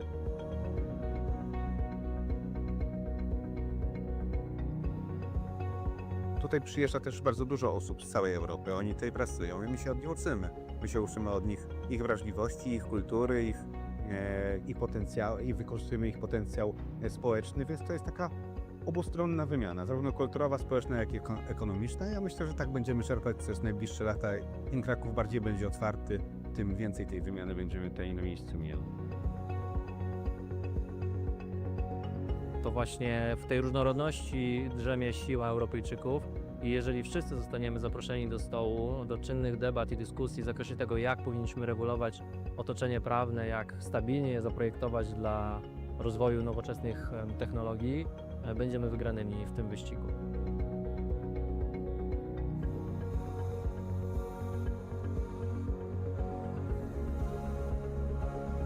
Dla Europy jest ważna różnorodność, ale nie możemy mówić o różnorodności, kiedy do końca sami siebie nie poznamy.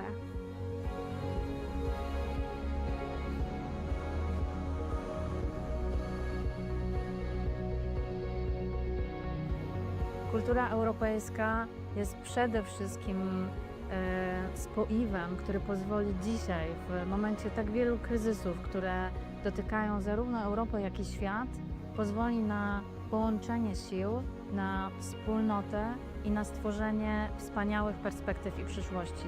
Moim zdaniem bez kultury europejskiej nie ma Europy. Dla mnie dusza Europy to kultura.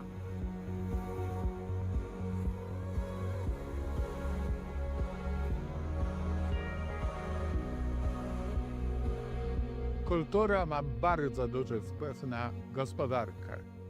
Dzięki kulturze rozbudza się w społeczeństwie kreatywność, innowacyjność, natomiast przewagi konkurencyjnej należy szukać w innowacyjności.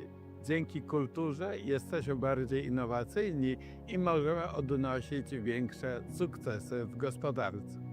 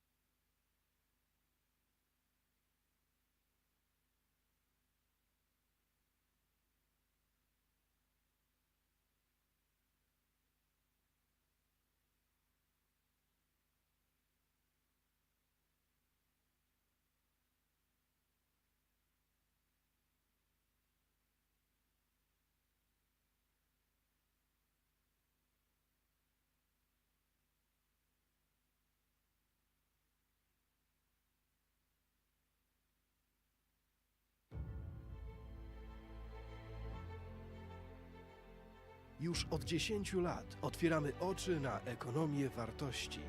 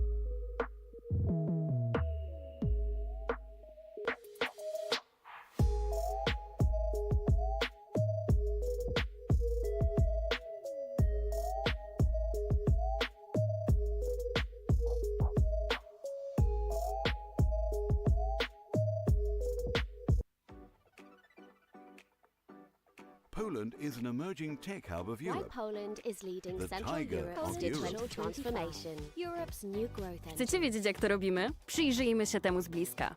Bliżej, proszę. Jeszcze bliżej. Tak, na smartfon. To tutaj więcej niż 10 milionów Polaków załatwia najważniejsze sprawy. Wszystkie, które zdecydowanie wygodniej załatwić online. Świadczenia społeczno-socjalne? Mamy to online. Zeznania podatkowe? Załatwisz online w 5 minut. Dokumenty biznesowe? Je także mamy online. Online możesz nawet założyć swoją działalność. Papierowe recepty? To nie dla nas. Recepty wolimy otrzymywać SMS-em. Ponad 8 milionów Polaków trzyma najważniejsze dokumenty w aplikacji. M-dowód? Mamy to. M-prawo jazdy? Mamy to. Wolisz pociąg? Nie ma sprawy. W Polsce bilety na pociąg kupujemy zgadnij jak online. Coraz więcej Polaków zakupy woli robić online. A gdy paczki są już w drodze, również śledzimy je online. Jak za nie płacimy? 9 na 10 Polaków robi to za pomocą smartfona. Tak, to absolutnie bezpieczne. Skąd to wiemy? Cóż, fintech w Polsce kwitnie. To my jesteśmy w tym liderem. Bo jak nie my, to kto? Polacy mogą czuć się spokojnie, załatwiając sprawy online. Cyberprzestępstwa czy podejrzane incydenty? Zgłaszamy je online. Powiadomienia na temat niebezpieczeństw? Mamy je online. Cóż, lubimy być świadomi. Właśnie dlatego również uczyć się wolimy w digitalu. Bezpłatny wirtualny dostęp do zbiorów z największych muzeów i bibliotek? Mamy to. Dostęp do szybkiego internetu w szkołach? Mamy to. Nauka dla seniorów online? Wiadoma sprawa. I wiecie co? Chcemy więcej! W ciągu następnej dekady planujemy wniknąć jeszcze głębiej w wirtualną rzeczywistość. A już teraz mamy pierwszą w historii strategię cyfryzacji Polski. Przełomowy krok w naszą cyfrową przyszłość. Do 2035 roku co najmniej 85% Polaków będzie posiadać podstawowe umiejętności cyfrowe. 100% podmiotów publicznych będzie korzystać z elektronicznych systemów zarządzania dokumentami. 100% postępowań będzie prowadzonych elektronicznie. 20 milionów Polaków będzie miało M-dowód. Wszystkie kluczowe e-usługi będą dostępne za pośrednictwem aplikacji M-Obywatel. Sztuczna inteligencja pomoże zdiagnozować 100 schorzeń. Będziemy mieć co najmniej 1,5 miliona specjalistów ICT. 100% jednostek administracji publicznej będzie oferować płatności elektroniczne. 50% firm będzie korzystać z narzędzi AI. Ale to wszystko nie wydarzyłoby się, gdyby nie społeczeństwo, które bycie online ma we krwi. Polska wykazuje wysoki poziom interakcji społeczeństwa z państwem za pośrednictwem technologii cyfrowych. Ponad 45% powyżej średniej. A dzięki duchowi przedsiębiorczości i otwartemu społeczeństwu mamy ogromną szansę na przyspieszenie naszej cyfrowej transformacji. Czas, aby to Polska została europejskim liderem i inkubatorem dla wielkich firm z globalnymi ambicjami wzrostu.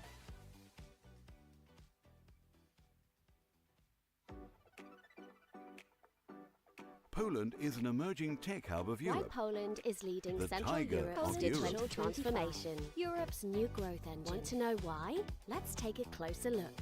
Closer. Come on, zoom in. Yes, on the smartphone. This is where more than 10 million Poles run important errands. We don't like waiting in line, so most of our official business happens online. Insurance applications and social benefits? We've got it online.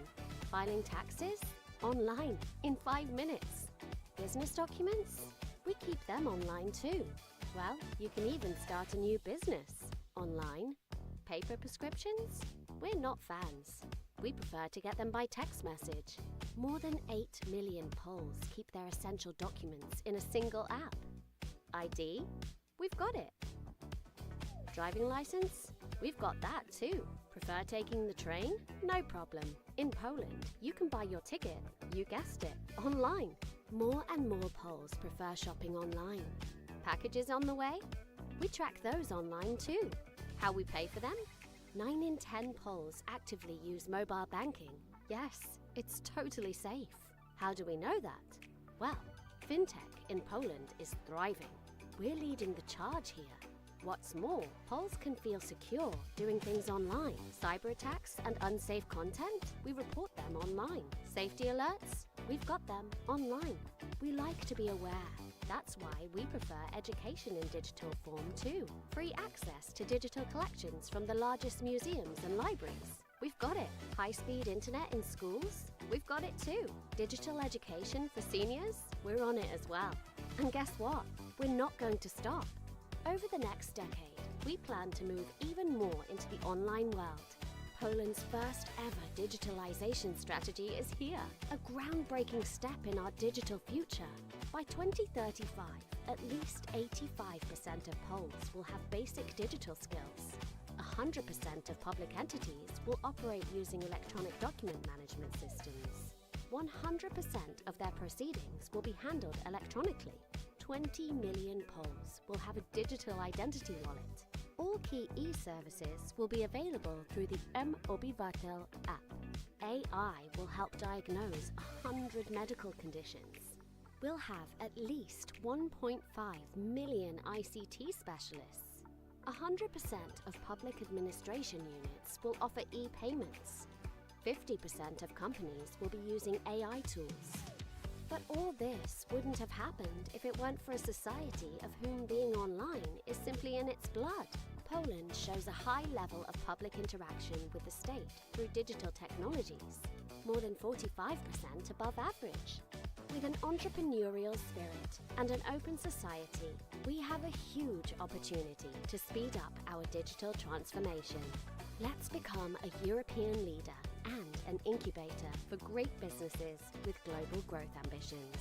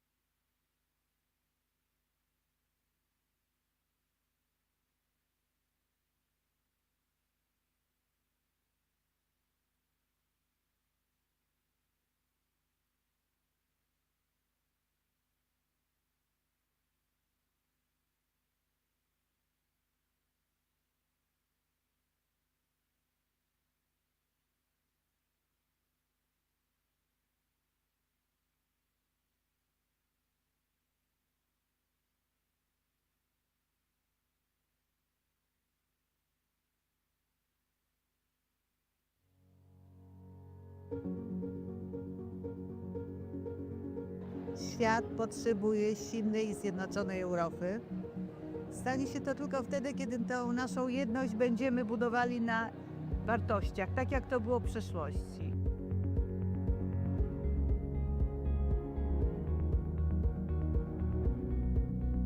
Ukraina jest potrzebna Unii Europejskiej, jest potrzebna Europie, chociażby dlatego, że to, co teraz się dzieje w Ukrainie, ta trwająca już prawie 3 lata wojna, jest wyzwaniem egzystencjalnym dla nas, dla wszystkich Europejczyków. Także Ukraińcy nie walczą wyłącznie o przetrwanie swojego państwa i narodu, tylko tak naprawdę o pewien model życia, europejski model życia, który stworzyliśmy po II wojnie światowej, z którego jesteśmy dumni.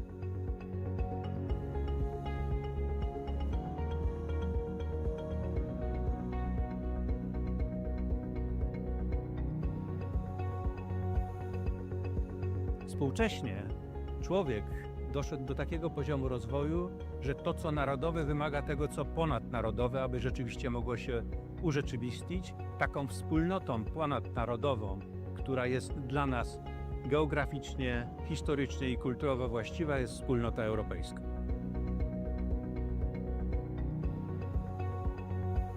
Uważam, że rolą uniwersytetów jest wzmacnianie tożsamości europejskiej. Nasi studenci, obecne pokolenie studentów to prawdziwi Europejczycy. Osoby, które znakomicie się odnajdują w relacjach ze studentami z innych krajów, nie mają barier komunikacyjnych, przemieszczają się, są mobilni, no i wchodzą w różnego rodzaju właśnie formy współpracy, integracji ze swoimi rówieśnikami z całej Europy.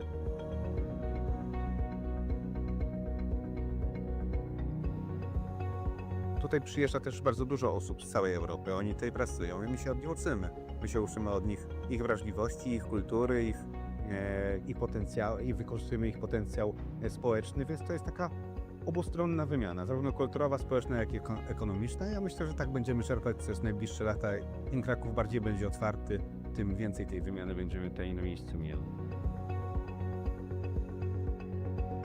To właśnie w tej różnorodności drzemie siła Europejczyków i jeżeli wszyscy zostaniemy zaproszeni do stołu, do czynnych debat i dyskusji w zakresie tego, jak powinniśmy regulować otoczenie prawne, jak stabilnie je zaprojektować dla rozwoju nowoczesnych technologii, będziemy wygranymi w tym wyścigu.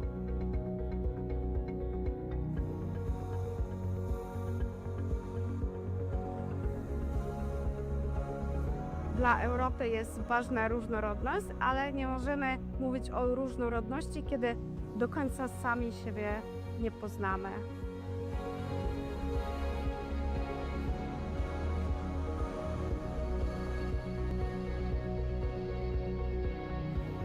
Kultura europejska jest przede wszystkim spoiwem, który pozwoli dzisiaj, w momencie tak wielu kryzysów, które dotykają zarówno Europę, jak i świat, pozwoli na połączenie sił, na wspólnotę i na stworzenie wspaniałych perspektyw i przyszłości.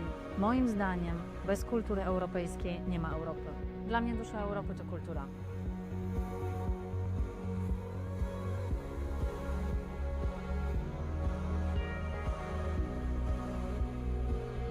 Kultura ma bardzo duży wpływ na gospodarkę. Dzięki kulturze rozbudza się w społeczeństwie kreatywność, innowacyjność, natomiast przewagi konkurencyjnej należy szukać w innowacyjności. Dzięki kulturze jesteśmy bardziej innowacyjni i możemy odnosić większe sukcesy w gospodarce.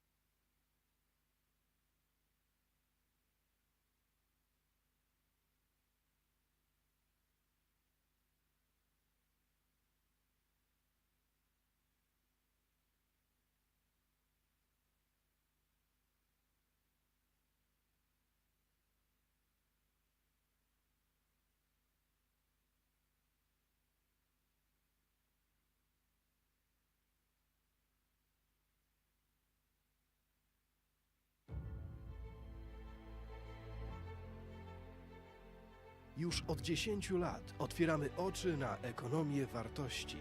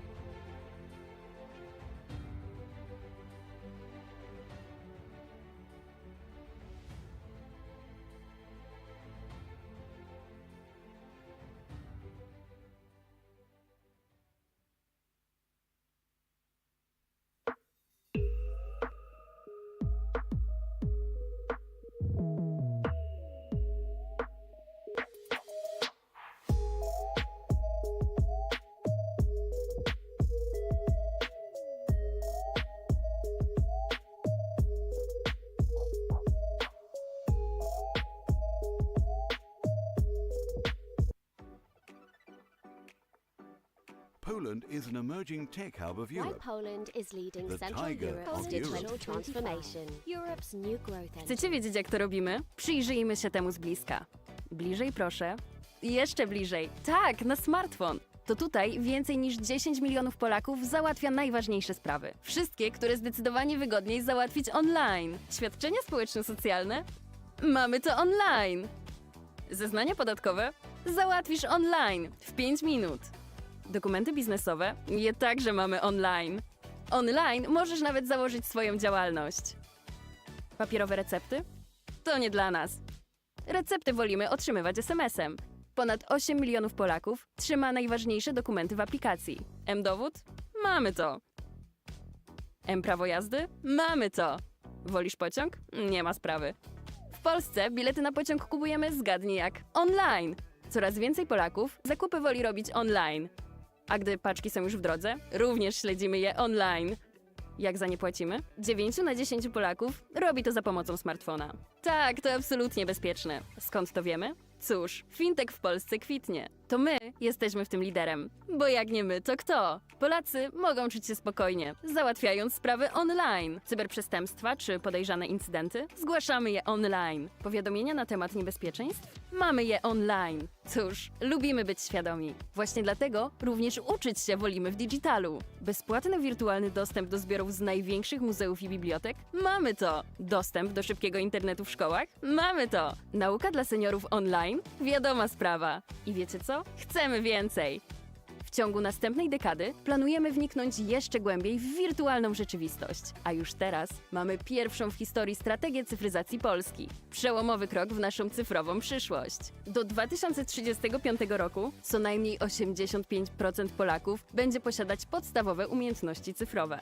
100% podmiotów publicznych będzie korzystać z elektronicznych systemów zarządzania dokumentami. 100% postępowań będzie prowadzonych elektronicznie. 20 milionów Polaków będzie miało M-dowód. Wszystkie kluczowe e-usługi będą dostępne za pośrednictwem aplikacji M-Obywatel.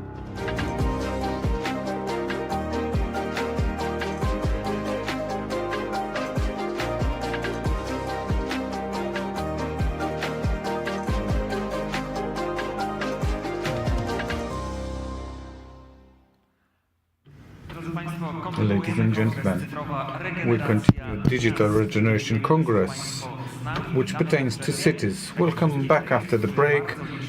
Also those numerous people who follow us online. City of Łódź and OpenEyes Economy Summit are organizers of the meeting and strategic partners, Ministry of Digitization and ING Bank Śląski. Co-organizers Łódź Special Economic Zone, Łódź University and Łódź University of Technology. We are in the Hala Mushroom Hall. And this is local government on the digitization of public services session. This is what we are going to deal with. And the first intervention in this session will have English-speaking person, an example of transformations to resources into digital services for innovation delivered by Niklas Kutz. Unleash Innovation lasts for SDGs. Innovation Advisory Board member. Nicholas, the floor is yours.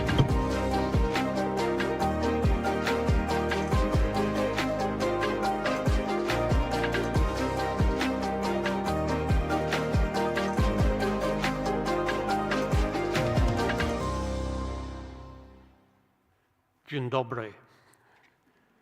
My presentation will be in English.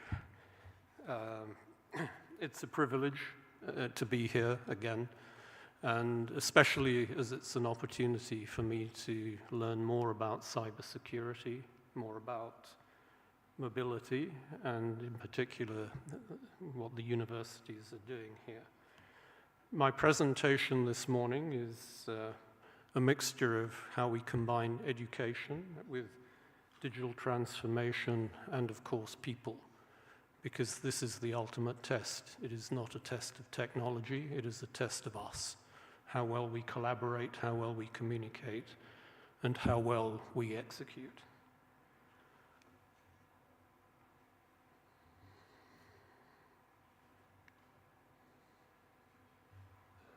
And I'm not executing very well at this point.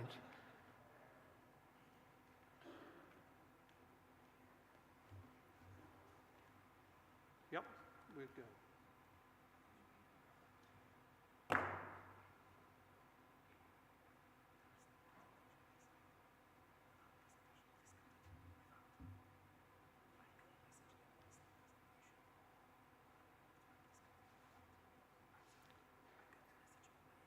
Okay, apparently my presentation is not ready to show, so I'm going to improvise.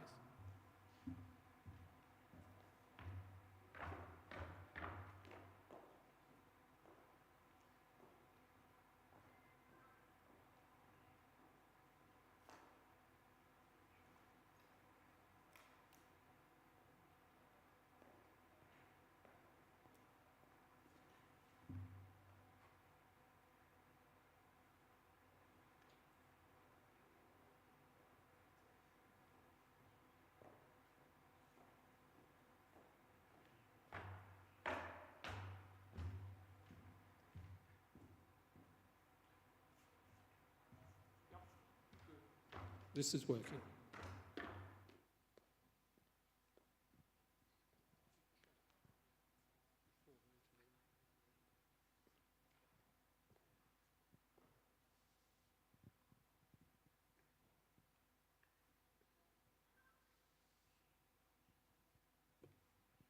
Actually, I prefer to be down here on the level, walking around.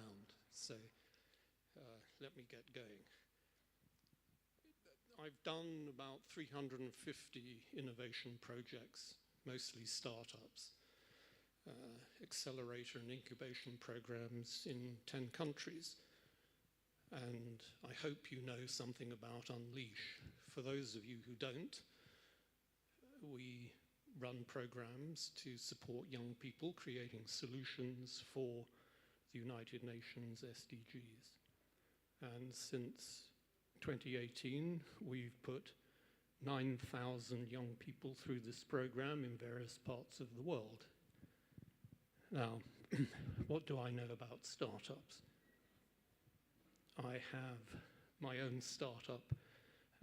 It's currently in Bydgoszcz, and we're in the process of relocating here to Łódź. Now, some people will think that I'm mad having a startup at my age. It's another form of madness to have a startup in a foreign country, especially one where you do not speak the language. But I do have a PESEL number, and I do have my electronic signature. So I'm fully engaged with the digital economy here in Poland, and I am impressed this morning with the strategic planning and the design, but now it's down to execution, which is, of course, people.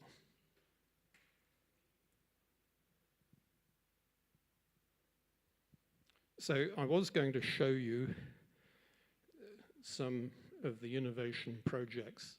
These are student projects from the Innovation Design Engineering course in London, which is a combination. You get a Mech-Eng from Imperial College, where I've been teaching, and you get a Design Masters from the Royal College of Art, where I've also been teaching. The first image is one of a company called Archival, which has very efficient air quality for offices. It blows the warm air over metal plates, which have phase change materials that cool the air down, and in the evening it sucks the cold air from outside to cool the warm plates. All we need is a fan, so it's very, very energy efficient. The next one is quick screen, a pull-out screen for infection control and privacy in hospitals.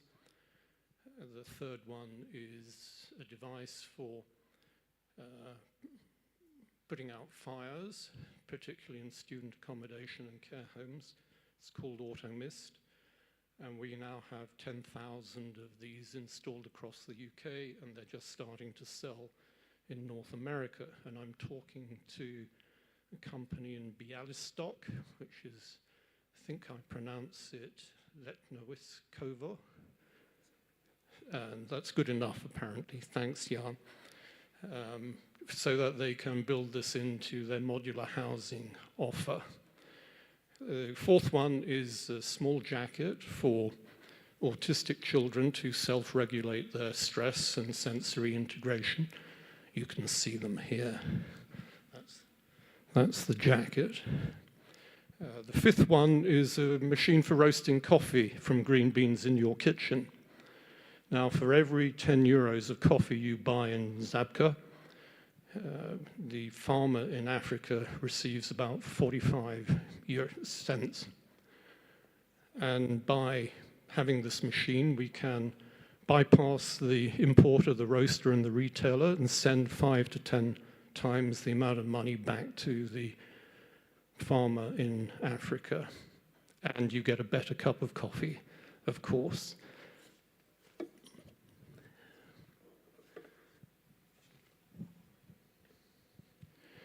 The next one is a pair of robots which fold sheets of metal like origami paper.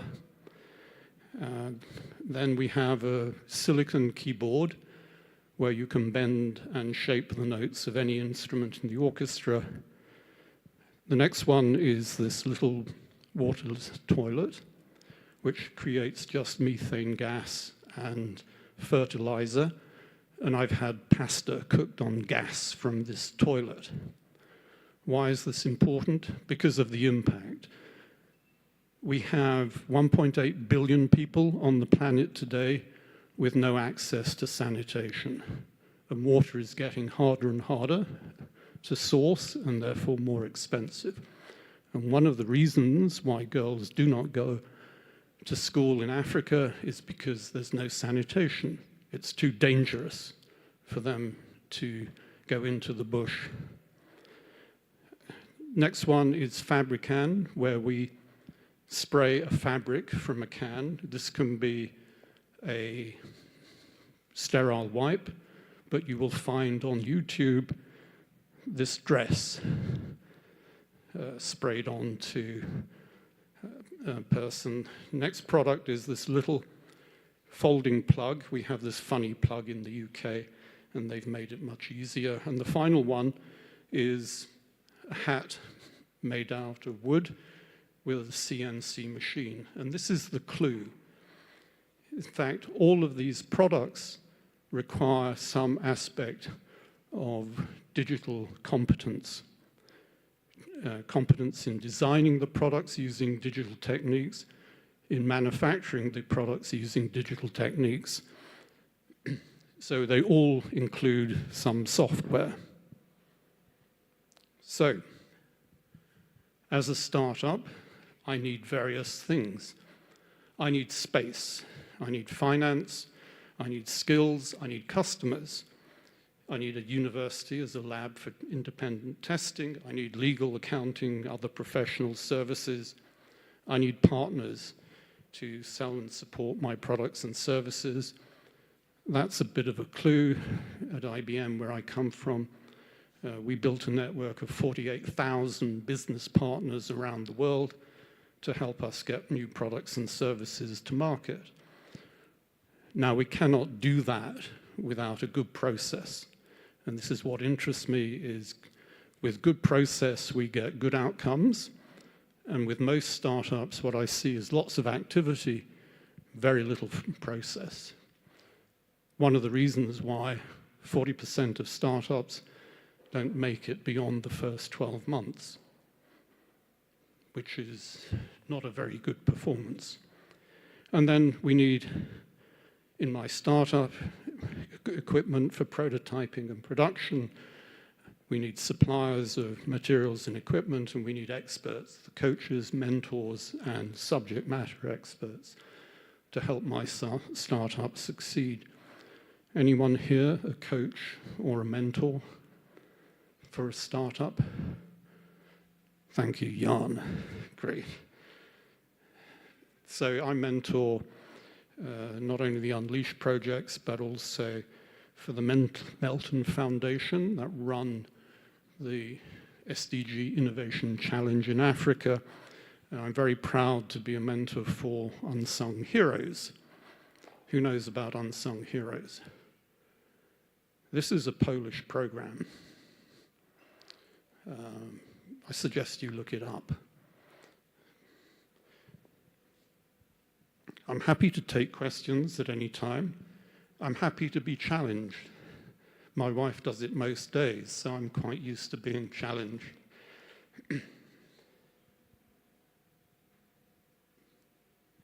And then I was going to show you a picture of the innovation ecosystem in the city of Łódź, all of the stakeholders and how they're connected. These are just 20, but there are a lot more than this. And this is the challenge for startups. How do I find the resources that I need? All the resources I need for innovation. Anyone here working in a startup? Jan, once again. Oh, you must be very busy, Jan.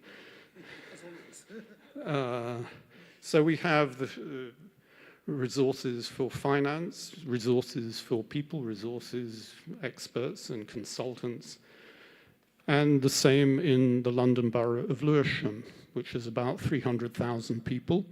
What's that? It's about half the size of city of Łódź, just less than half the size. So how do I find the resources I need? If I can find them quickly and easily, then the risk in my startup goes down. But looking at the innovation ecosystem here, what is the capacity for the city? Is there too much capacity? Is there too little capacity? Who knows what capacity we have? And then, what capacity do we need? And my final point would be, who is responsible for managing the innovation capacity in the city? And I will reveal why this is so important. So as my example, we have the blue garage in Lewisham. It's blue garage because the doors of the garage are blue. And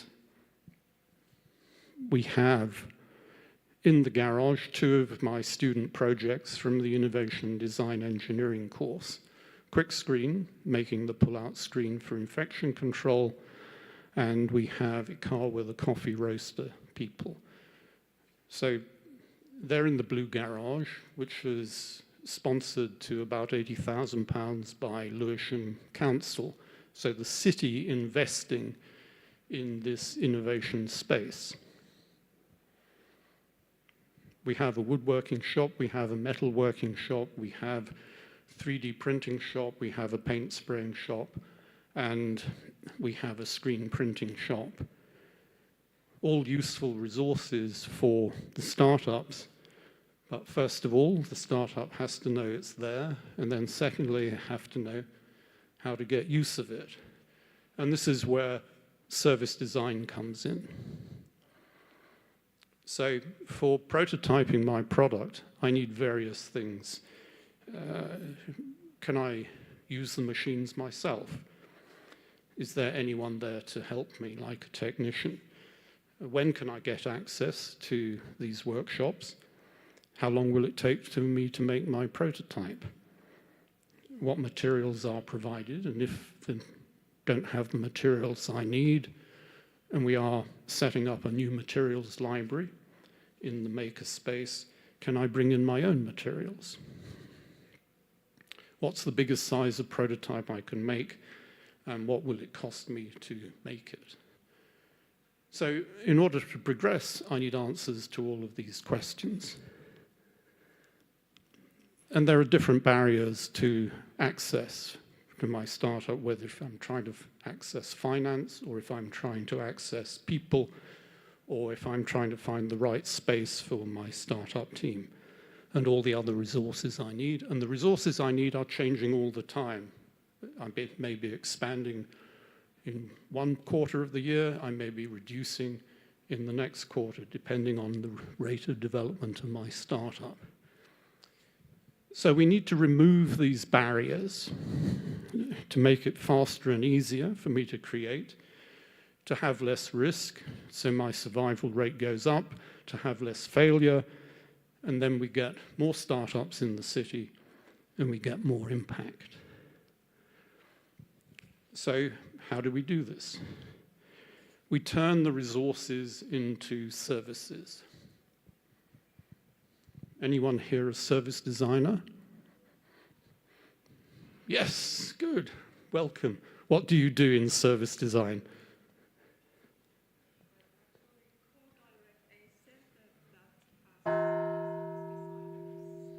Great, you co-direct a center that has service designers. And where is this wonderful center?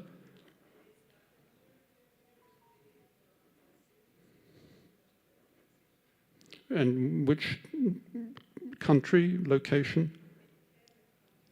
Oh, in 10 countries, fantastic. So, why is service design important? I know that the services I have in my phone, the apps, are not the same services you have in your phone or your phone or your phone.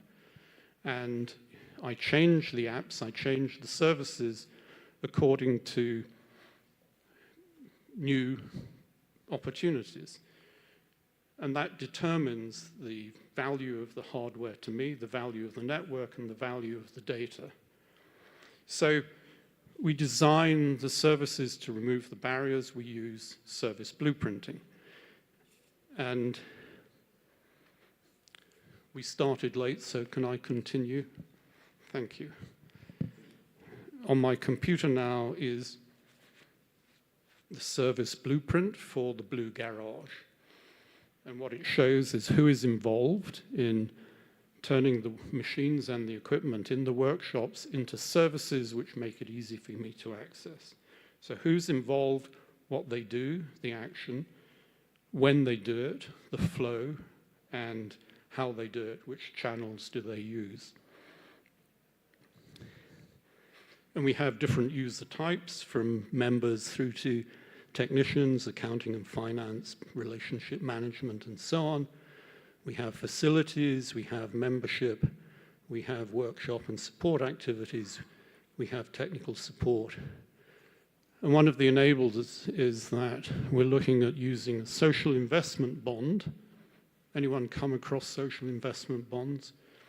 Where the council pays for the output, the number of people that we have put through the program, and the investors get a return on their investment in the bond, and the Blue Garage is the service provider. So we are paying for impact which has actually been achieved.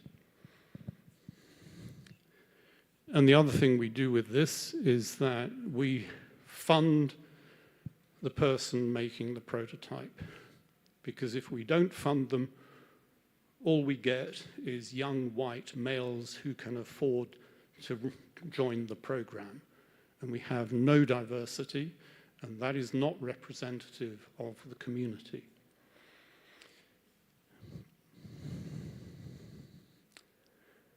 So my final points, we are getting towards the end. Is that the award, I wonder?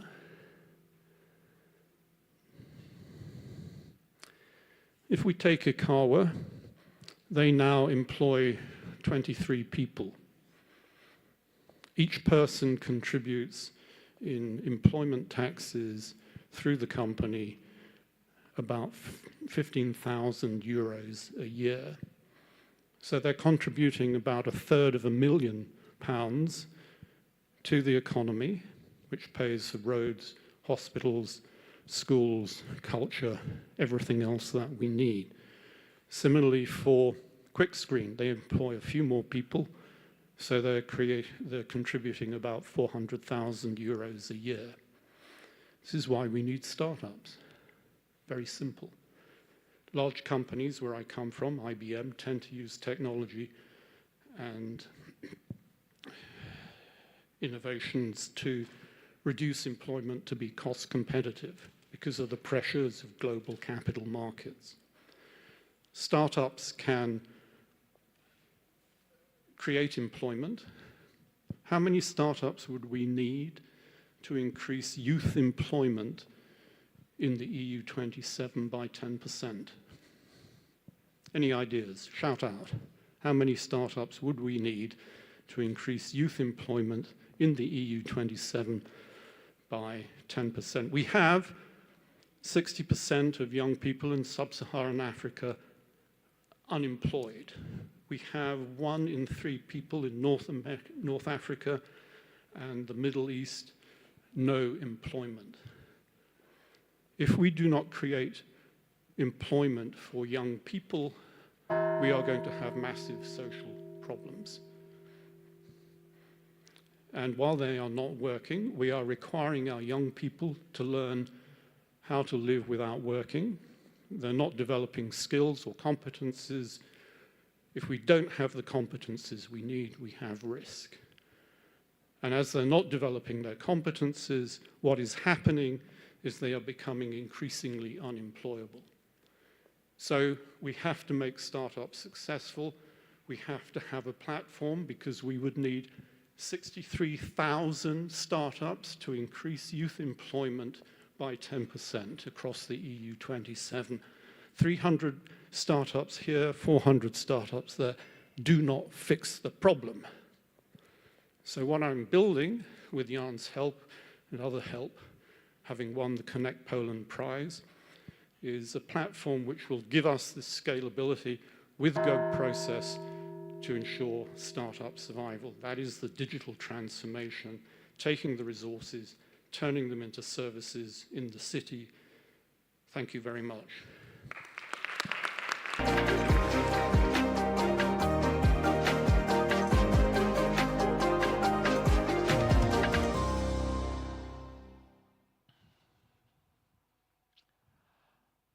So I would say when the technology lets us down, the man's creativity makes the difference. Thank you very much for this speech, for this presentation. Szanowni Państwo, Ladies and gentlemen, now we're moving on to the next presentation, 30 minutes. That will be a practical advice, important for us all. Adam Hartl, the creator of zaufana3strona.pl, how not to get hacked, quick practical tips.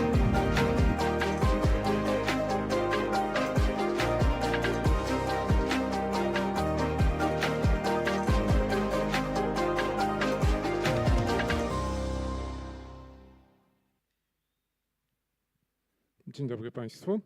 Ja nawet mam slajdy, będzie prościej. Good afternoon, ladies and gentlemen. My slides are working, so it's going to be easier. I hoped we would have more representatives of local governments, so I would like to touch upon what is important considering the medium age in the audience. I would like to refer to something that will be of interest for the majority of our audience. One of the major challenges that we need to face, and we still have a problem facing, is ransomware, meaning when people break into computers of physical, natural persons persons, and they demand money for deciphering. This is not a new problem, a problem that we've been facing for about 15 years, and for 8 years it has become really intense. We know how it's happening, we know how they get into the computer, what to do not to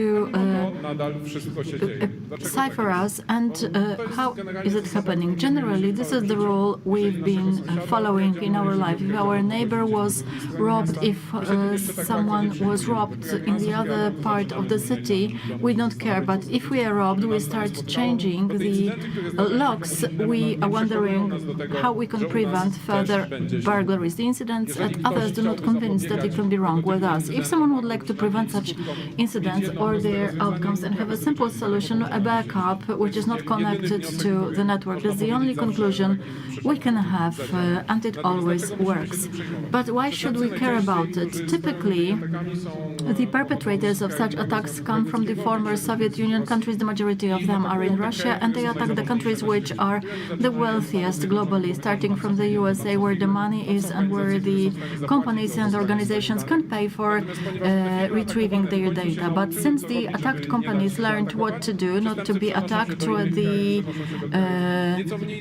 they moved to countries less wealthy than the USA, to Western Europe, and consequently now they also come to Poland. So since we don't have so many of them in Poland, can we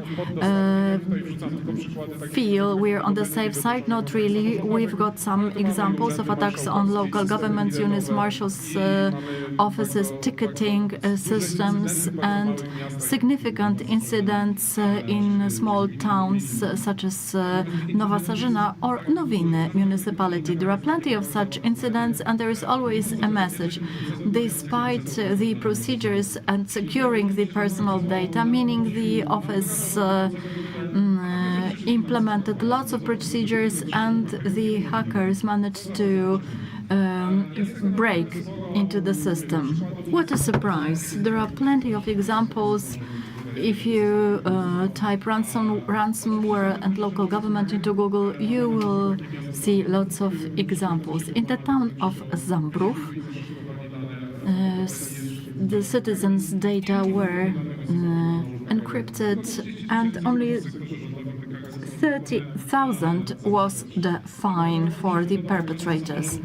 I like when the local government tries to explain why their system was broken into. We've got the mayor of Otwock who said that the attack was innovative and unexpected, and even the largest global institutions were subjected to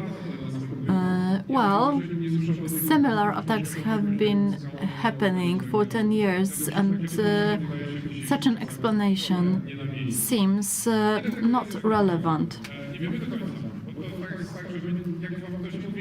If someone says we had 100,000 or million hacker attacks, it's a lie. We don't know, we can't measure it, and even if we could, there is no technology to measure it. One attack, what is it? If someone tries to break into one computer, does it mean 4 attacks? And if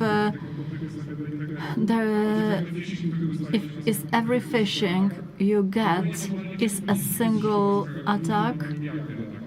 In war, it's easier to calculate, but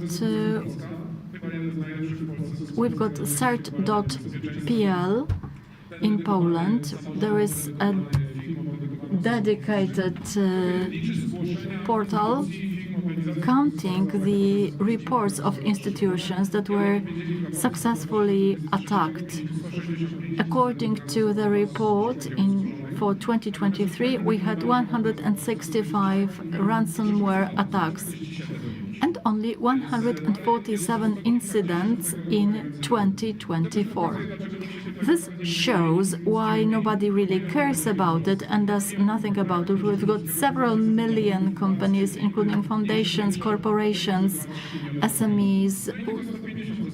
Only 150 were attacked, so it's not our problem, and we might be lucky not to be attacked this year.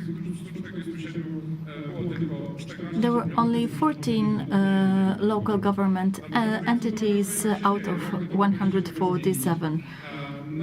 But since it's going on, the approach should be changed. Many companies believe that if they buy a security solution, they will be on the safe side and it will be fine. The fact that we've paid money doesn't mean that we've become safe. Somebody else says we're going to introduce ISO standards, which is going to be protection. No, it doesn't work this way. ISO is repeatability of processes. So if they encrypted you this year, you've got an ISO guarantee that they'll encrypt you next year. I won't have a flat tire because I've got a spare wheel. It's not a good argument. What does it look like in reality? 100 incidents that we serviced last year. I talked to people. They come to companies like firefighters. They try to save up the situation. So firefighters inform us that each and every of these companies had a moment in their history that they could have done something to protect themselves against the incident. You can finger point at them. This is the moment, the minute when somebody made a decision that triggered the results, and your data is encrypted. It's a big problem. I don't know that these are professionals that do the encryption. These are the companies of criminals that earn dear money, millions of dollars ransom. Ecosystem of tools. This is the website that you land. There's the professional client service. It's not emailing dark web people. There's a website, there's a counter, information, how much money you're going to pay now, how much you're going to pay if you don't pay today. 3 posts that they can do. There's a professional chat. You're hand-led how to go through the payment process. They're going to help you buy bitcoins that they pay with. So you're trapped because they start treating this as business relation. You know, there are professionals that we are going to pay. They are going to sell our data back to us and it's going to be okay. And one of our clients calls us up. I paid ransom money. They didn't send me my data back. What am I supposed to report it? So I was robbed. Give me 100 zlotys. I'm going to give you back what I've stolen. What am I supposed to do with that? I don't know. There's Berdychów. You can send a letter to Berdychów in Ukraine. Somebody might answer it. How they get into the computer? These appliances that are supposed to secure our network become the entry points to our network, and there are suppliers that are famous that you can hack a computer or a network with the use of those solutions. Why is that happening? The safety and security device should protect us, not allow criminals enter our network.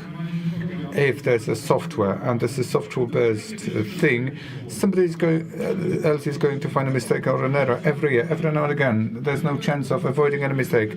If a producer finds out there's a mistake, they release a patch. You install it and save until they find another one.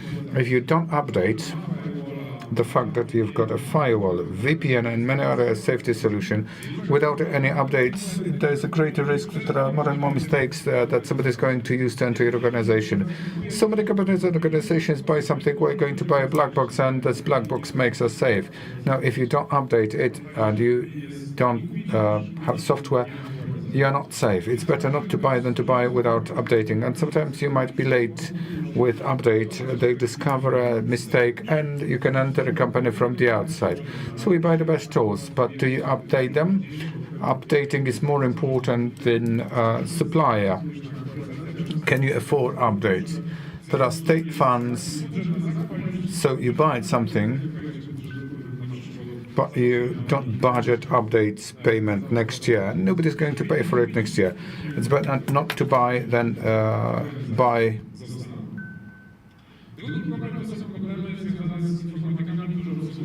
ICT people serve organizations. They don't know what it looks like in reality. Some say there's service interface. You can log into it, but just for a moment. And the very simple one, Zaku, Kuwen, up and down. It was 5 minutes availability, but there are hackers on the internet. They know that people do it, and there is automated system. They scan every address on the internet dozens of times every minute to discover whether there is an interface that is available that makes it possible to enter the network. It's enough to release it for 5 minutes on the internet, and there is a hacker that is able to break into, and then the computer has been encrypted, and you have to pay ransom money to have access back. Another one, I made it available outside VPN for a month, just for a second. You know, it takes seconds. They are swift and intelligent enough to make the most of this kind of opportunity. It was my colleague logging into the system that the criminals working on. They downloaded some kind of archives. It's work, they call it. 5 or 6 ones that are used for scanning the grid and the network and encrypting it. Yeah. We always hope that nobody was hurt. But incidents that I described, they are funny because they did not happen to us. Because if they're heroes of these incidents, they have a different perspective. They are more serious. Because it always happens to somebody else, this is why we don't have to worry that much about this. And there are basic rules that help you avoid this kind of problems. 3389 port. There is a remote access interface. We're not going to grab every administrator that makes it available, so we configure it on firewall. If that is made available, the firewall is not able to let the hacker into this port. But it is easier to have it in a procedure than to do it in reality. There was somebody calling up the client. They called us up. Somebody was encrypted. We don't let anybody in on distant. 3389, is the port open? The rules say it's closed. Scanner, but it's open. Procedure says it's not available. But they don't read your procedures. They scan the ports, looking for the open ones. And they open the one that is openable. Why is it open? Because you work in remote mode. VPN connection. What if the VPN is broken? You get into the car, you drive to repair it, to restart the server. And we have the backdoor. We don't have to lose 2 hours in our car. We can log in even if the VPN is broken. But hackers can do that too. This is one of my favorite stories. There is the Data Protection Office control. They got all the documents. We'd like to have quarterly safety test results. No regulation imposes this. There's no obligation of this kind in no regulation. And the legal department says we don't have to. And the controller says, but it's in your procedure that you're going to do that. So you created the procedure to carry out tests, but you have forgotten to have the procedure. You don't do tests because you don't need it. Because it was not them writing the procedure, somebody else wrote the procedure. They didn't read it and they introduced GDPR. They bought documents and they are quite happy. And somebody says, we have been audited. This is automated audit. You've got very nice circles. If it is blue, it's okay. It doesn't mean that it's good. It is the tool that was unable to find any problems because it's free of charge. I've seen even a better one. Safety audits. They sent Excel file. They had to highlight the columns. Yes, no, and you pass the test. You can be Excel audited, but it is no purpose to that. Somebody thinks I have protected my organization, but not necessarily. One of the companies, there is new admin account. Where does it come from? Somebody logged into admin system. There is somebody else logging in. Somebody used the employee's account and he's not been in the company for 10 years. So why did he have the account? Because he's not been working there for 10 years? Because 10 years or 20 years ago, we started developing the infrastructure of the company. He was the only ICT person in the organization, and he was able to do everything. As the first ICT guy in the company, ICT guys were able to do everything and anything. And after 10 years, he switched companies, and you needed 3 people to take over his responsibilities. Because the one had access, they came up with the idea. So one account for 3 people. We don't have to create new ones. We don't know how to divide access rights, so they should be using this one. There was double phase authentication, but they switched off for this account because there were 3 people, so it was difficult to manage. So login and password, and leaked out to the internet. And this is the motto. If we had known, we would have been prepared. Everybody knows this, and nobody's ready, because everybody's hoping that it will not happen with them. When is the attack? Soon. It is Easter time, and soon you will not be attacked. The first day of Easter and Christmas sees the biggest waves, because Russians know when we have holidays, they get ready. ICT people are not at work, or they come late, and they do their job. Many companies have implemented many levels of security, and there is the system that logs everything. They register all events in the organization that is going to make it really safe. But you can see IP. You know the address from ransomware. You've known it for half a year. They logged it. They knew it. But nobody has read it. Nobody has seen anything. They might have chucked them away. They had months to find it. We've got Tor logins used by hackers. But why don't you do anything about this? Why have you logged in? It's difficult to implement policies. It's easier to have something on paper rather than to implement it. Nice stories related to incidents. The company was well prepared. They had procedures should incident happen. There was an incident. They encrypted everything. So let's get the procedures and let's follow the procedures. What are the procedures? On the SharePoint server, was it the SharePoint server? It's been encrypted. Where are the procedures? But procedures are also encrypted. And the daughter gets, hello Marisha, my name is, I work with your daddy.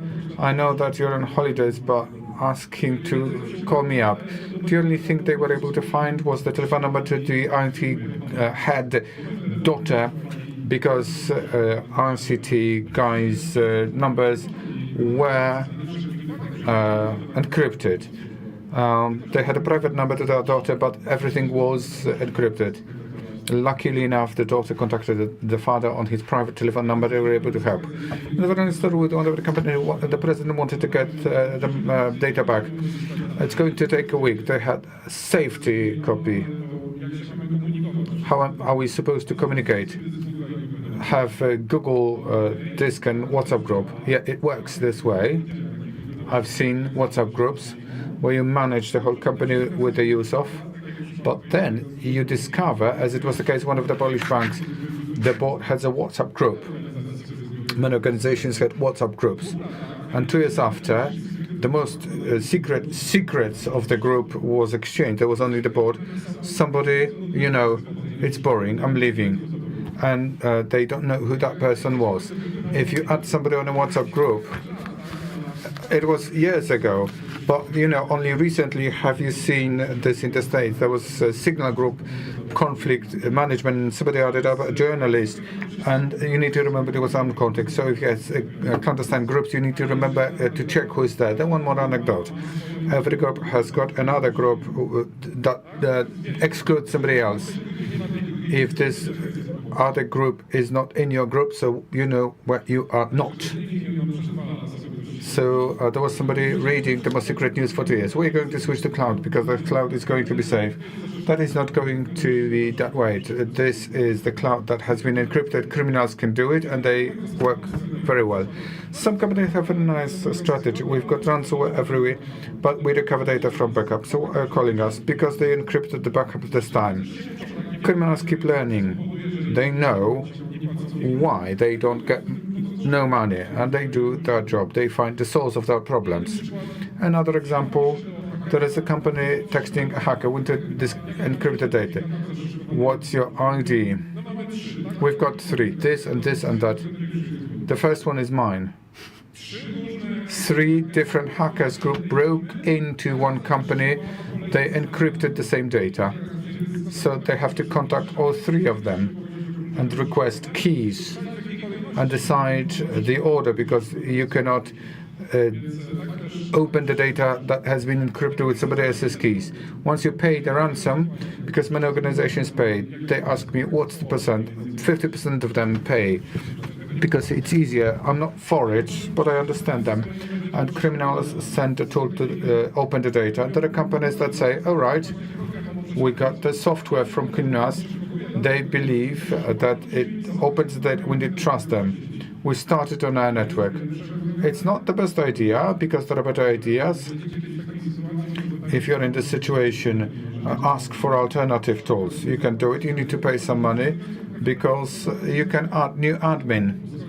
In half a year, they paid, so we are going to return in half a year, and they are going to pay again. And there are companies that pay a kind of subscription every 6 months, because they know it works with this company. That's okay. And then there are strange reflections. We visit a client, and they said, it's strange. 2 companies do exactly the same things. They are encrypted the same day. How possible?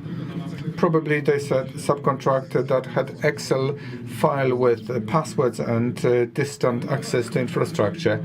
They break in and they get information that makes it possible to go somewhere else.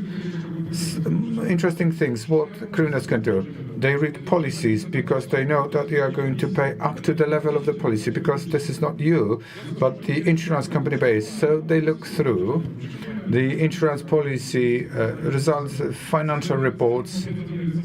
Before they say how much money they want, they know how much you can pay, and they don't like to be lied to. One of the companies in the peak of COVID got $500,000. They said, it's COVID, turnover decreased, it's very difficult, 200,000. And criminals said, you've got 700,000 because we've seen your report and you are doing quite well despite of COVID. So they do the reading. Once they attack the company, they couldn't find insurance policy, and they say, right, what insurance policy? And the company says, let's not tell them. They called up the insurance company. Can you issue a document with a 1 and 0? They explained the situation. They got this kind of fake document. Nobody's seen it apart from criminals, and it landed in a shredder. So they paid 10 times less, because they had a false insurance policy for this purpose. You can do things, you can negotiate. Financial reports are also analyzed, and depending on what is inside, they quote the options, this data for that, this data for that money. They can be aggressive. If you started negotiations and you discontinue, they start to be unpleasant. They are less pleasant, more pissed off. What is important, if you do not want to start negotiations, you don't start negotiations with them, because once you start, it starts the timer. They either publish the data, or they double the price, or do one and the other. And there was a company that said, we're not going to negotiate it, but they said, why did you stop negotiating? But we didn't text you. It was the transparent company. Their clients were shown the communication from the clients. When encrypted this kind of data, if you want to get the data back, contact with email. And some of the clients, without telling the company, started negotiations on behalf of the company. So it was the client negotiating on the behalf of the supplier. Pay or not to pay? The clock is ticking away. There is no answer. Don't pay. This is what I say. It's painful. We need to rebuild the company from scratch. Sometimes there are huge technical problems. Sometimes it costs more than you wanted to pay. But if you pay, you finance attacks on other companies that have not yet been attacked. And this business is revolving. Hundreds of millions of dollars that change hands in this sector. And on top of that, sometimes you pay, you don't get the data back, because they broke the files, damaged the files. They don't care. And if you have a problem, if you don't know how to pay, you need to open public procurement to encrypt the data. how they are supposed to open the data that is encrypted. It's a riddle. It's not possible. It's open public to pay ransom money. Somebody's going to pay this. They pay ransom money to the thieves and they deliver the data and everybody's happy. This is the true one. The announcement, they got the money back. When you get data from backup,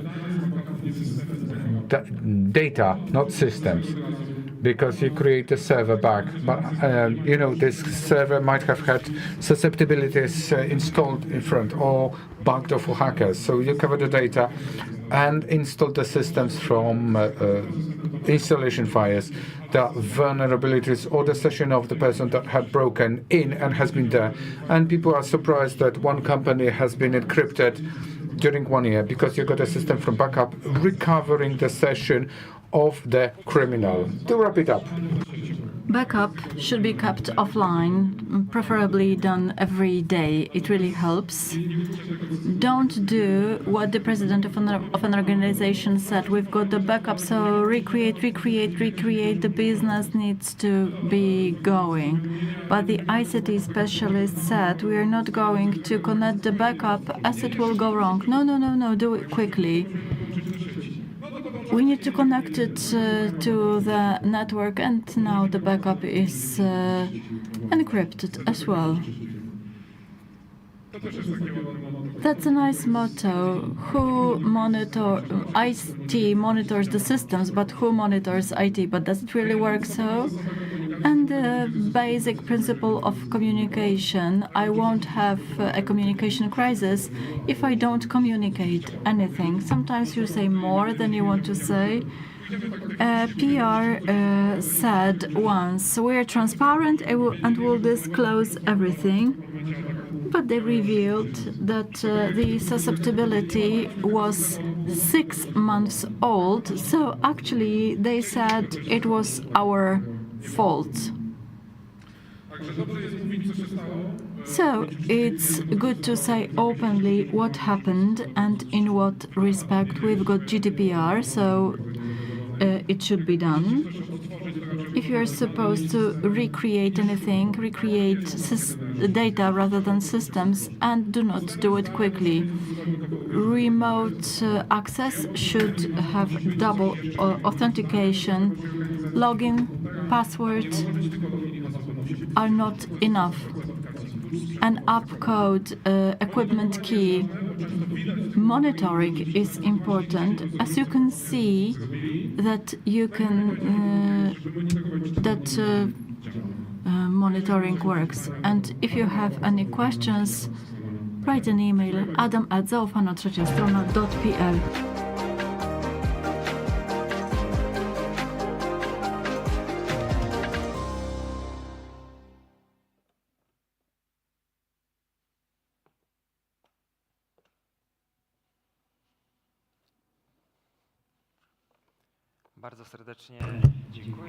Thank you very much for the presentation, ladies and gentlemen.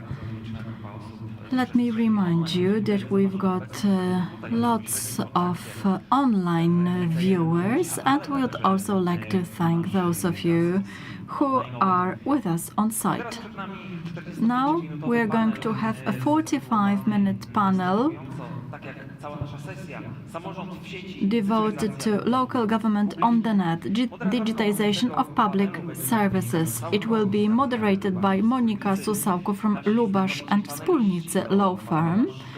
The panelists include Tomasz Kolakowski, Head of Postgraduate Studies, member of the IT Sector Competence Council, Paweł Schmidt, Director of the IT Service Center Krakow City Hall, Hanna Obracht-Prądzyńska, University of Gdańsk, and Violetta Zwara, Deputy Director, Department of Projects and Strategies, Ministry of Digitization.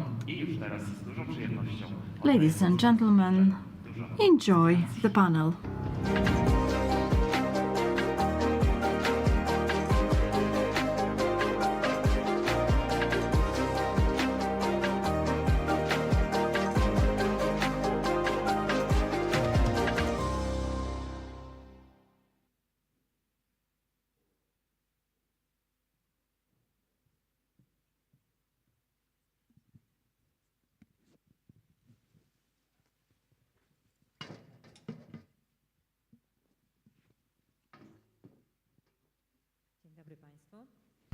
Good afternoon, ladies and gentlemen. As we have been introduced, I am the moderator helping our panelists share their knowledge, and I do hope I will trigger discussion among the panelists. I do hope you are going to talk to one another without waiting for my questions. We are in a group of distinguished experts, diversified for competences, even though we are all concerned about the well-being of cities and digital services. Tomasz Krakowski is the partner of Think Tank Center, strengthening public debate in Poland and creating the platform of reflection and knowledge exchange between business leaders, carries out research and issues reports. Tomasz Krakowski is the graduate of Wrocław University of Technology, advisor of entities responsible for digital transition, supports Leviathan Confederation, and is a part of the AI team at the Ministry of Digitization. Moreover, he is an author of postgraduate studies Business AI at the Leon Koźmiński Academy. But the list is much longer. Followed by Hanna Obracht-Prądzyńska, working at the University of Gdańsk, academic teacher in urban design planning, architect and urban planner, designing based on data analyst related to geographic information system. She received a grant for a distinguished scientist. She has international experience in projects related to spatial planning, and she works in indirect participation, working on the use of data from social media to evaluate perception of urban spaces. Next, we've got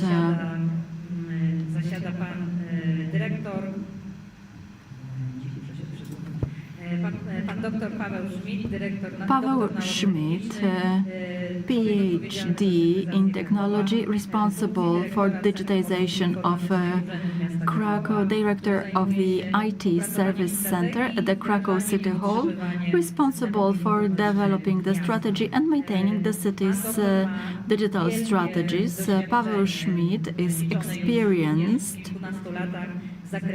in implementing project management technologies, project portfolio management, building PMOs, and he is a lecturer at the postgraduate and MBA studies at the Wrocław University of Technology or AGH University of Technology. Last but not least, the representative of the state administration, Violetta Zwara, which is the Deputy Director at the Department of Projects and Strategies, a graduate of the Faculty of Mathematics, responsible for public statistics. As part of her research under PhD studies, she participated in developing apps for data processing. She has been working with local government units and co-created some solutions supporting local administration. A group of distinguished panelists will discuss what digital services in local government administration units stand for. But in order to start the conversation, I suppose we should check whether we are on the same page. What are digital services from your point of view? So just a brief introduction, 3 to 5 sentences. What should we focus on in this panel?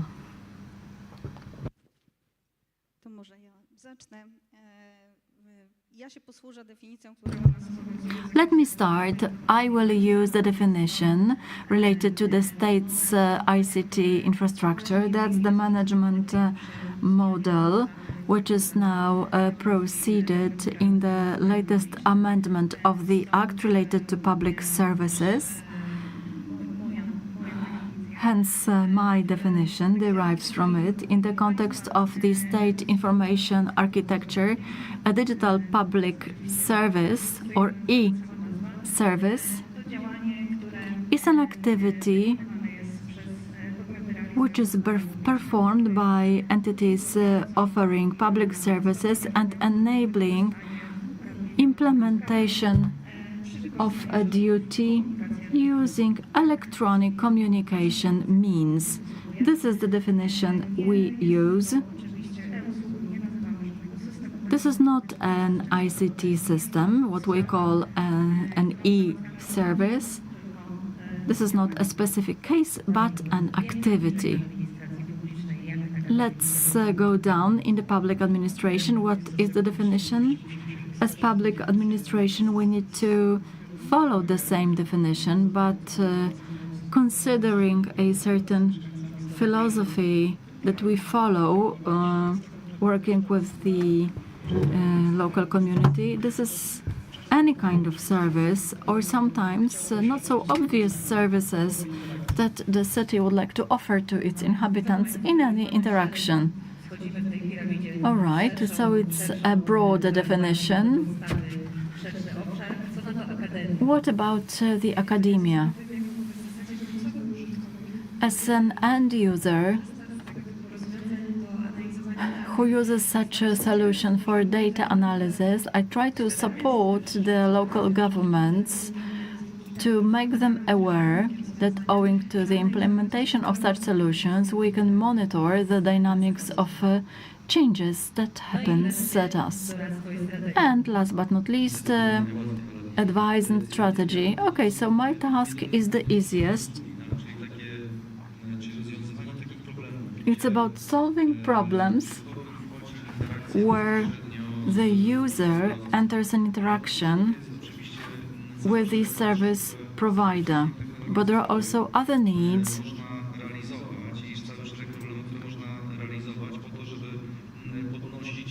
which we can execute to improve the quality of life and security, meaning everything that is described in the smart city.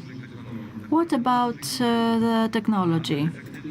It is intended to solve the problems, to use the resources we have to do our job, to have a plan and a roadmap showing how we want to improve the quality of life step by step, and finally offering values for citizens. Right. The core of the understanding is the same, but the area is broad, so it's a good starting point for our discussion. Let me start by focusing on the actual activities. What about Krakow? Where are you now when it comes to digitization? We are en route. We are still on the way towards transition.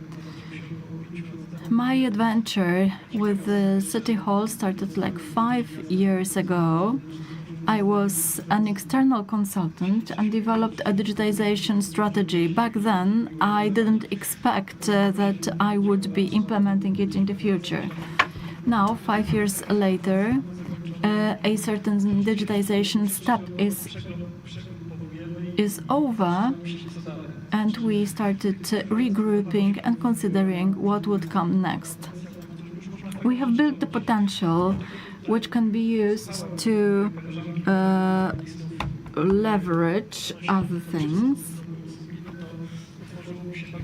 but it opened many ideas.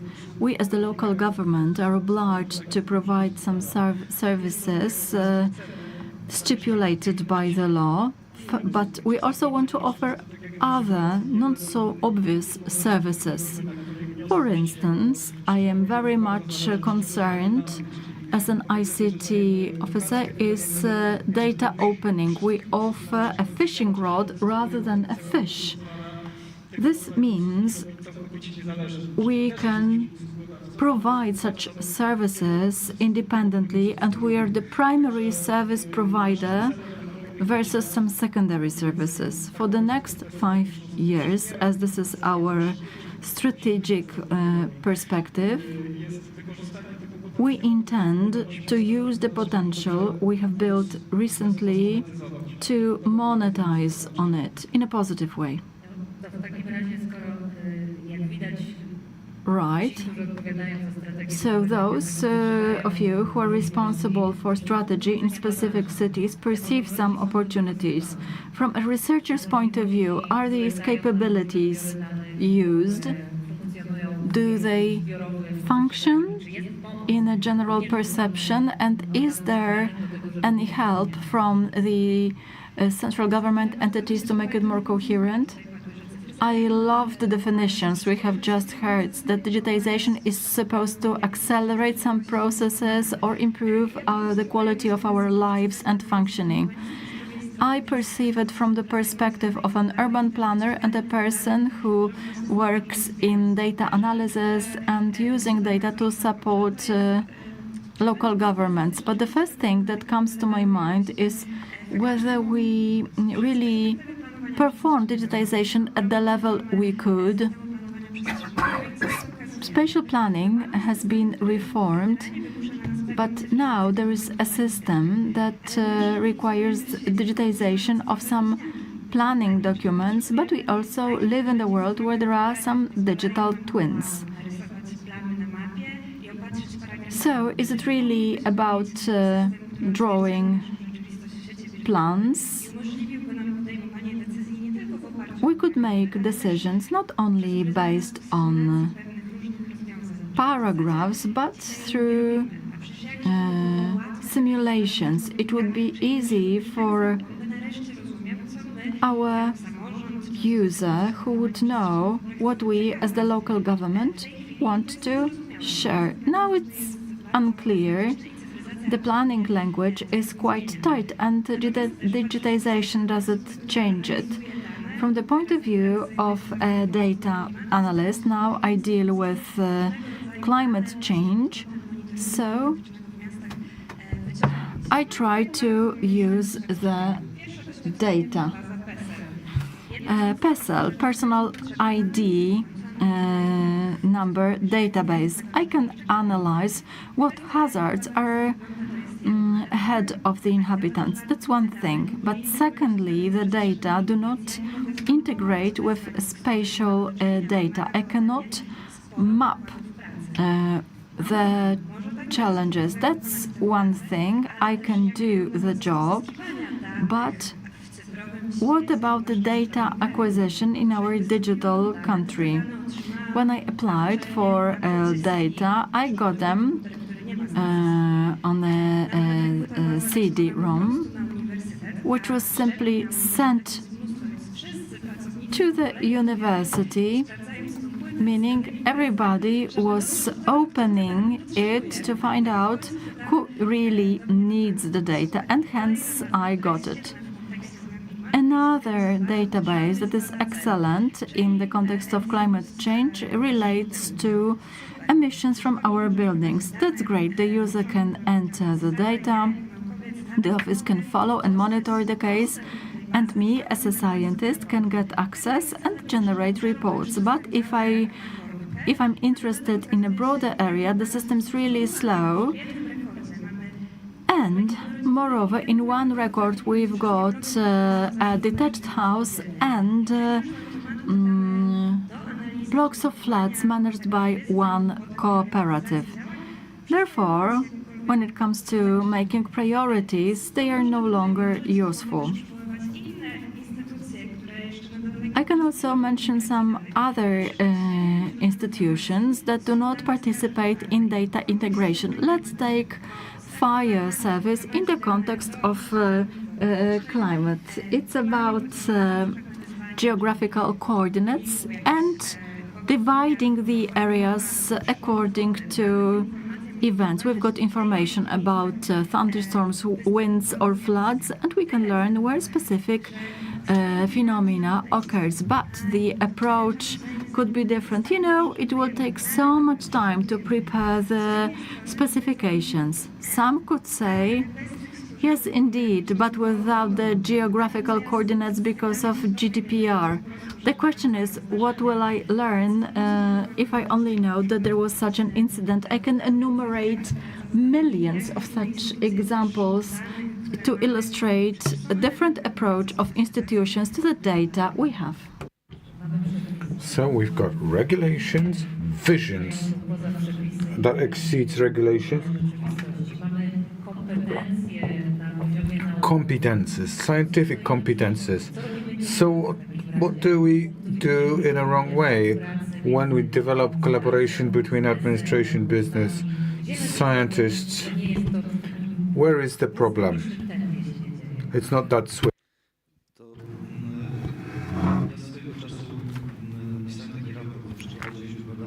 We had a report in think tank on digital maturity of Polish government in big cities. And we had this implementation perspective for AI.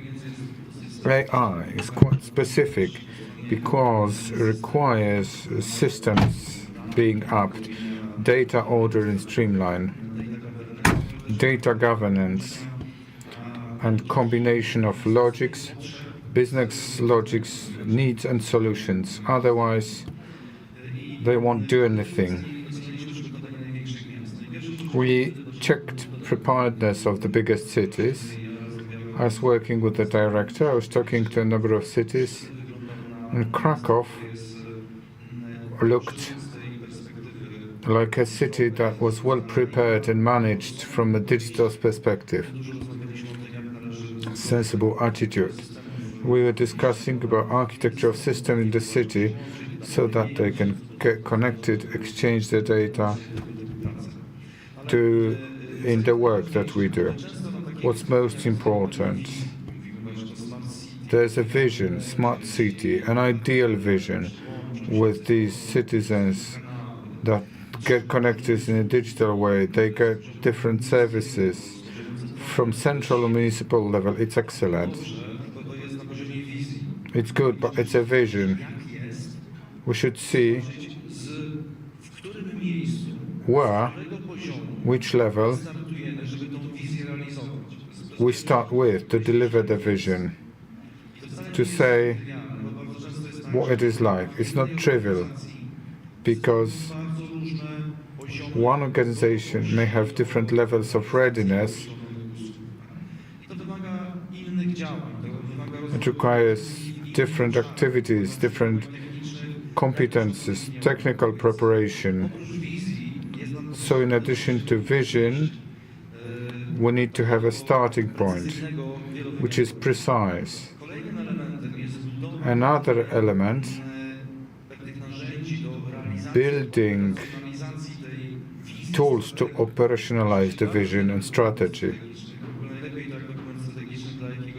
Like strategic document is written from the outside. It's nice, looks great. You can show it to everybody. You can print it on glossy paper. Peace and quiet for 5 years. But we need to create it internally as a living document that is distributed to lower level documents, which are harmonized. People who are responsible for the strategy connect with other stakeholders horizontally. They collaborate on a daily basis. Operationalization and development of collaboration to deliver in different areas, -1, -3, -4 level. We suffer the most at these levels. I have worked in Digitization Ministry to work on this strategy. We write beautiful strategies, but Delivery may differ. There's administration silo. Digital ministry is responsible for this. Some other ministry is responsible for something else. So collaboration is not as it should be. And the last element, development of competences and awareness that digital transformation has two basic dimensions. We hear about ones. Digital transformation is what we hear. It's IT. It's digital transformation, so we need to attach equal attention to transformation, to change of the organization processes, the objective, and what is the organization like after the changes. I give you one example. Different solutions, generative AI makes it possible to have AI agents, efficiency increase in processes, 60%, 80%. If we have 20 people or 100 people, and we can change processes, not 60 but 40% of efficiency increase, this organization may not look the same, must not look the same. We cannot implement a system that we spend money on for the functioning cost to keep the same. We have to change the organization. Efficiency must increase. We need to rebuild processes. We need to instill a change. And who is responsible for that? If this is IT department expectation, IT is not responsible for organizing the whole city. Local government or the state. Are they the leaders? No, when you go to the leaders, and there's a question, digital transformation, the answer is no, no, no. It's difficult. It's a technical thing. Go to IT department. They are into digital transformation. Where is the leaders' development of awareness in digital domain, and how does it translate into organizational transformation? So I want to boost this question, and it goes to the director.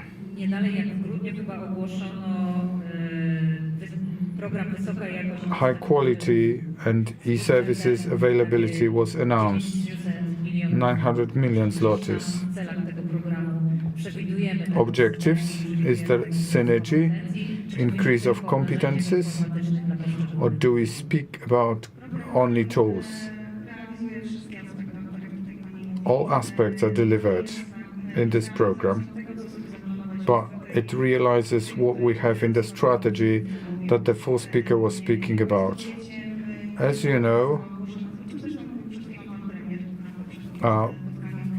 Deputy Prime Minister was speaking about this. This Polish digitization strategy was announced only recently. It is not what we said a moment ago. It does not give tangible results yet as digital services, but this is a prerequisite to direct proper services. It's not that bad, although DESI indices don't show it properly, because we are at the bottom of the ranking list. We occupy last positions, but the distance from leaders is not that big. So there is a potential. The trust level to e-services in Poland is quite high. So we can speak about specific delivery capabilities.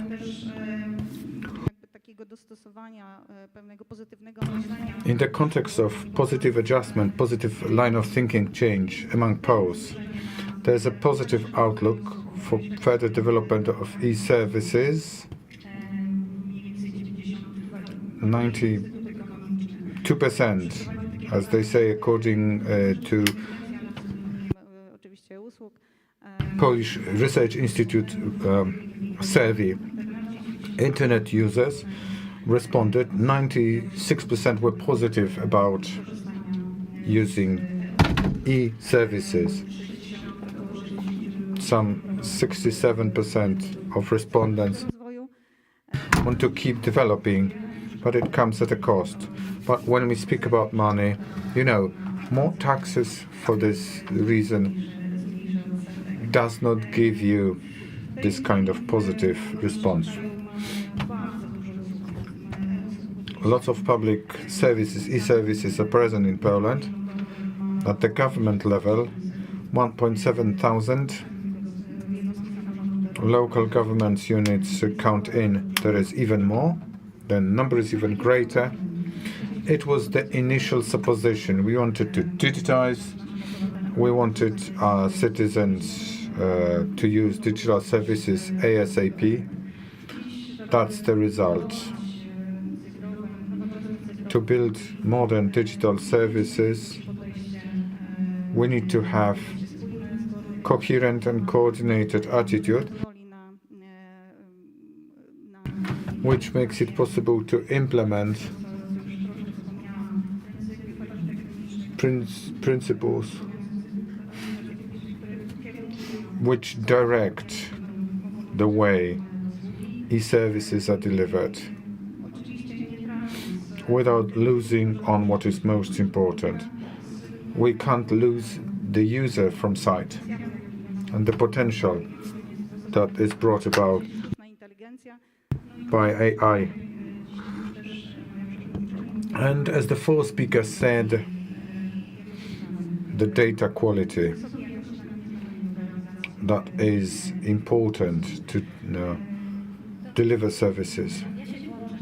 Let me join in and ask you a specific question. It sounds okay, but the question is, well, two aspects. Director first and doctor then.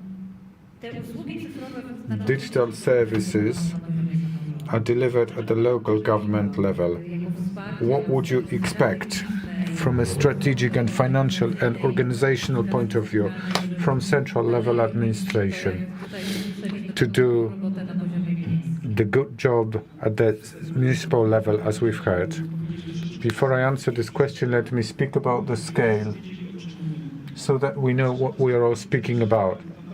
This is IT boss in big city, Krakow. And my organization, 3.5 thousand employees. I've got a cheat sheet, 681 administrative services at different maturity level, because we check the maturity level. We have strategy in place for optimal services level, and this is division into 5. Client knows how to do the job. It's fully personalized. System fills out throughout the process. And in Krakow, we have 407 services, 58%. That makes it possible to do things on the internet. It's not bad, as you said, might be better, but we need to remember what is in the background. 250 integrated systems that support 800 servers. Administrators manage 3.5 thousand users, internal units, few hundred people outside. This is a corpo. What the fourth speaker said, digital transformation is composed of two main pillars. Technological change, which is most obvious. 250 systems, island type, don't talk to one another. They do their job because the systems that we have, super business processes, but they're island type. Without allowing for synergy of services, you need to break out of the silos. And the other aspect, in-depth mental change. I've got a flagship example in my office. EZD, Electronic Document Management System. Give up on paper, they say. EZD system, yeah, it's not an ICT project. It's a profound process change, mental change the organization has to go through, and this is a painful process. 3,500 people organization is what we speak about. It applies to everybody. IT system in a big city. What can I expect? Standards, removal of barriers, mainly formal ones. We don't have technological barriers for long. We arrived at the conclusion that we don't have to prove that technology makes it possible to digitize processes. We know that. Pilot programs, POCs, we are not interested in this. Technology is no longer a barrier. Barriers are somewhere else.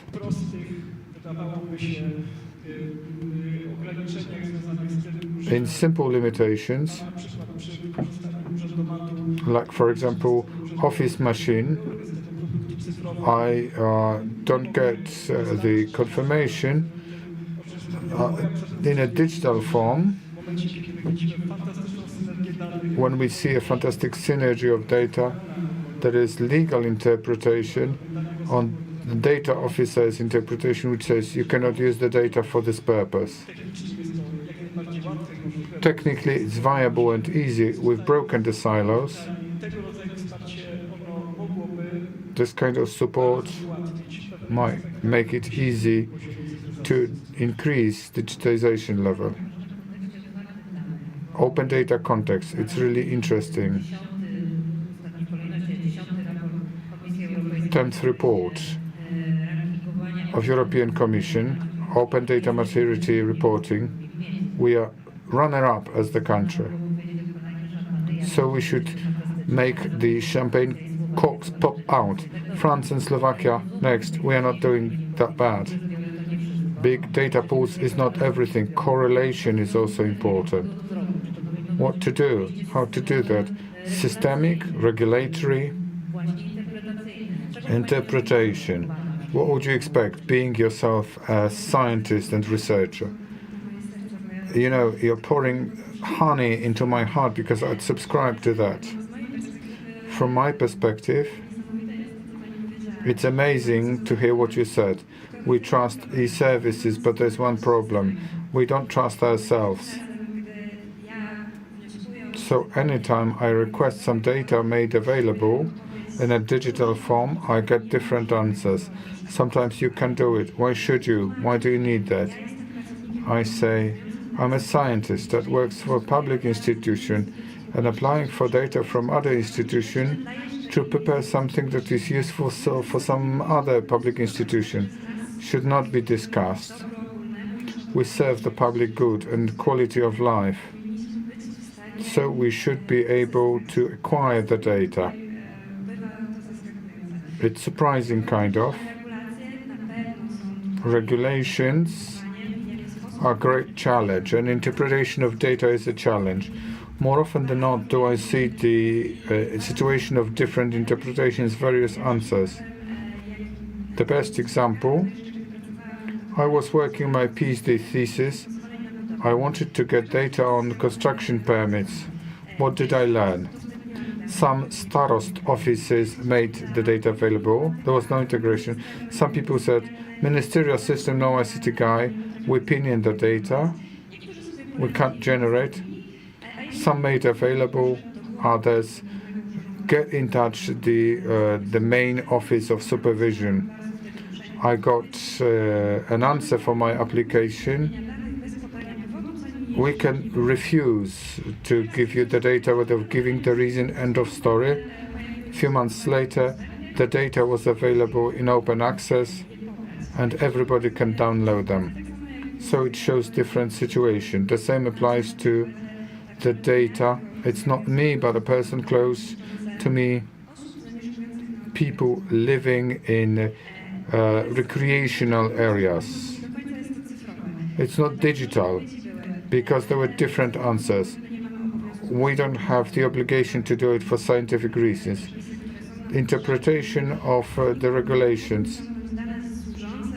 The data serves the public good delivered by scientific work.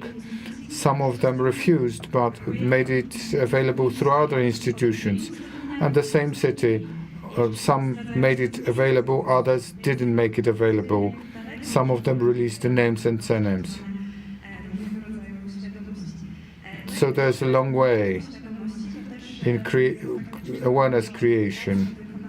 We have lots of work to do. Digital data that we gather and pin in systems can be useful. It's a big surprise recently when I conducted training on planning reform. I showed them what kind of data they can reach out for.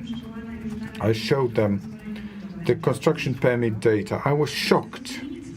Nobody in the region, those people working with special planning, knew that you could get the data in open access. You can overlap on the data. A planner should be aware how to do things.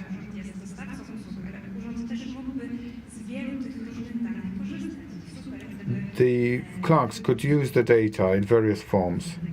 It would be nice. So strategically, what kind of steps? Before we take steps, one thing. In European scale, we have one of the best digital services. Many countries would like to be in the place we are. Some countries do it better. Some countries find it easier because they are small. Relatively good work, which doesn't mean that we can do it better, as sometimes what we do has no purpose, like open data. I look through the open data because you need to have open data to boost economy, to build new solutions, the scale, and will create value. And I found open data register, and the tour guides register is also there. 500 names, and it was the resource. We made it available, we're boasting. We don't know what's the value of this. So, you know, the routes they've gone through. Yeah, geolocation. Like, you know, municipal resources will give more values.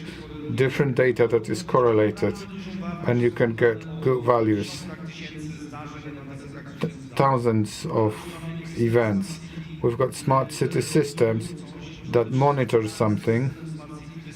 We could give the data, and startups would think what to do with it. We don't have this kind of thinking related to the objective.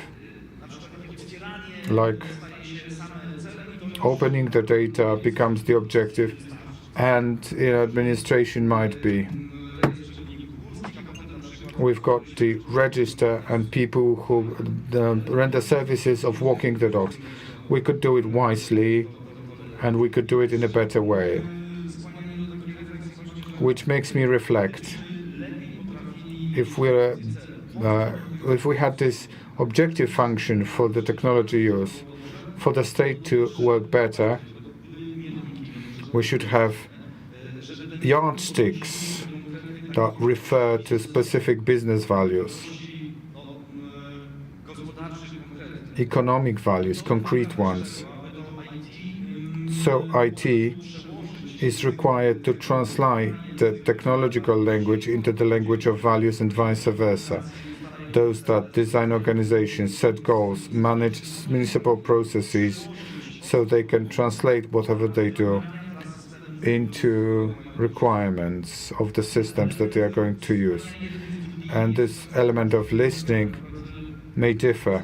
Krakow is in a good situation, but there are cities where IT is pushed into the corner of the structure, and people responsible for IT, if they want to do something, point out to things, they have to push through 3 levels of organization and nobody's going to listen to them at the end of the day.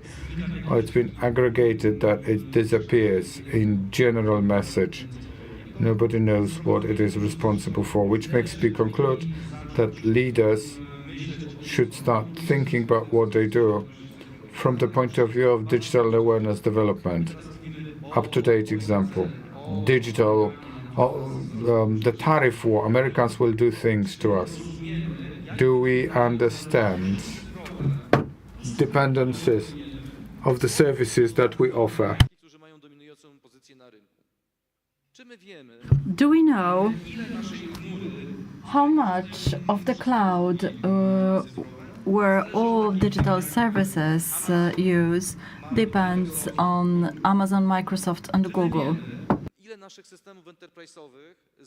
Do we know how many systems depend on Oracle and how it can leverage its licensing policy to achieve what it wants? Do we know that if we wanted to build a more independent architecture, even if we know, even if we believe we know what the state of our services is, I think we really don't know. It's about the state policy and support, and it all begins with the awareness of the people who manage, who need to know how to evaluate risk and how to be the partner for IT. I'm looking at Madam Director, but I suppose it requires deeper consideration to respond to this statement. It appeals to me because it's like from a broader picture to small steps. There is the image which emerges from the conversation that the situation is not bad, but it could be better. But in order to make it better, we need to work together. That's the task for us all. But in order to do it, it should be bottom-up approach to the need, because only then can we make a change. I suppose we won't have any far-fetched conclusions unless you can mention something that should be done immediately, or perhaps someone from the audience has specific comments on what we have been discussing. I can't see anything, so thank you very much for the conversation. Thank you.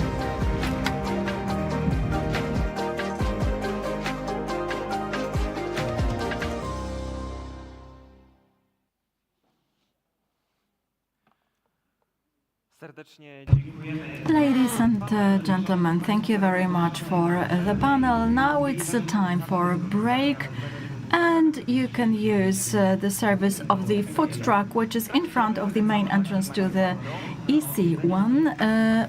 You can also visit the stands of our partners and open shop, where we have selected publications of our speakers. The break is going to last until 2:30, and we're going to resume back to the machine hall. Enjoy your lunch.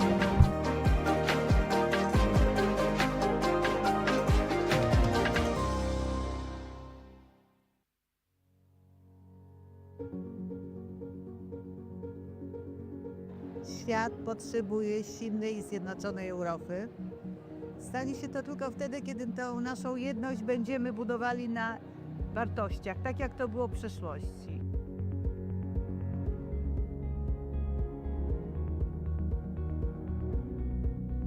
Ukraina jest potrzebna Unii Europejskiej, jest potrzebna Europie, chociażby dlatego, że to, co teraz się dzieje w Ukrainie, ta trwająca już prawie 3 lata wojna, jest wyzwaniem egzystencjalnym dla nas, dla wszystkich Europejczyków. Także Ukraińcy nie walczą wyłącznie o przetrwanie swojego państwa i narodu, tylko tak naprawdę o pewien model życia, europejski model życia, który stworzyliśmy po II wojnie światowej, z którego jesteśmy dumni.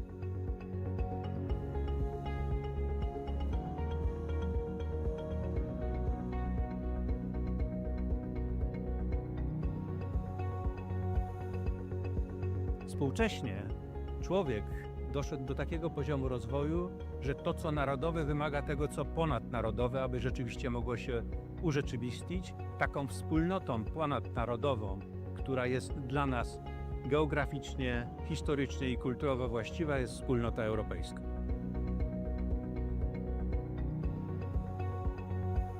Uważam, że rolą uniwersytetów jest wzmacnianie tożsamości europejskiej. Nasi studenci, obecne pokolenie studentów to prawdziwi Europejczycy. Osoby, które znakomicie się odnajdują w relacjach ze studentami z innych krajów, nie mają barier komunikacyjnych, przemieszczają się, są mobilni, no i wchodzą w różnego rodzaju właśnie formy współpracy, integracji ze swoimi rówieśnikami z całej Europy.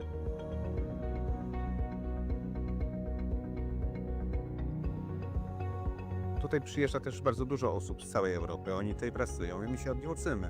My się uczymy od nich ich wrażliwości, ich kultury, ich potencjału i wykorzystujemy ich potencjał społeczny, więc to jest taka obustronna wymiana, zarówno kulturowa, społeczna, jak i ekonomiczna. Ja myślę, że tak będziemy czerpać przez najbliższe lata.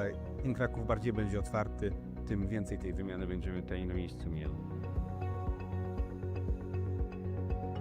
To właśnie w tej różnorodności drzemie siła Europejczyków i jeżeli wszyscy zostaniemy zaproszeni do stołu, do czynnych debat i dyskusji w zakresie tego, jak powinniśmy regulować otoczenie prawne, jak stabilnie je zaprojektować dla rozwoju nowoczesnych technologii, będziemy wygranymi w tym wyścigu.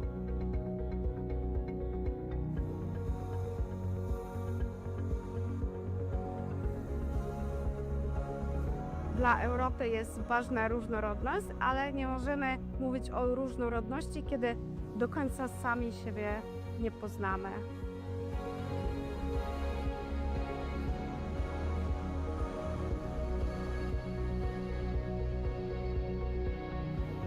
Kultura europejska jest przede wszystkim spoiwem, który pozwoli dzisiaj, w momencie tak wielu kryzysów, które dotykają zarówno Europę, jak i świat, pozwoli na połączenie sił, na wspólnotę i na stworzenie wspaniałych perspektyw i przyszłości. Moim zdaniem bez kultury europejskiej nie ma Europy. Dla mnie dusza Europy to kultura.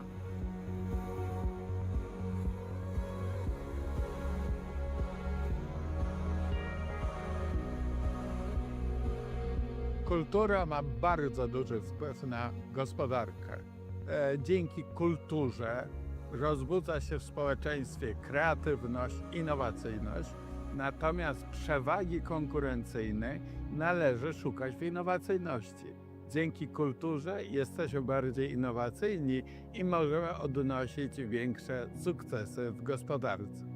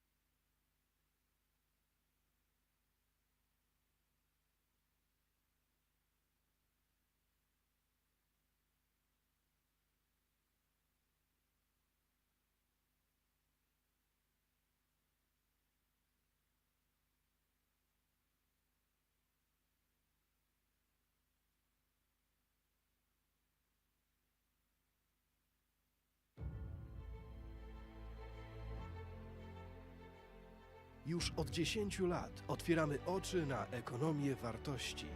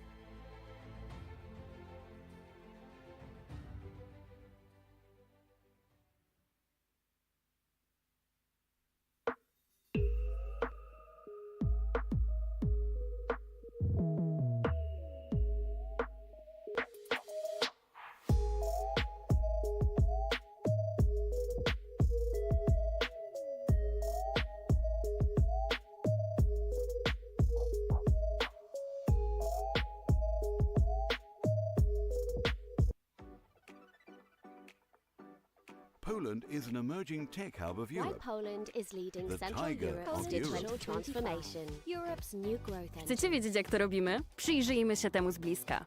Bliżej proszę.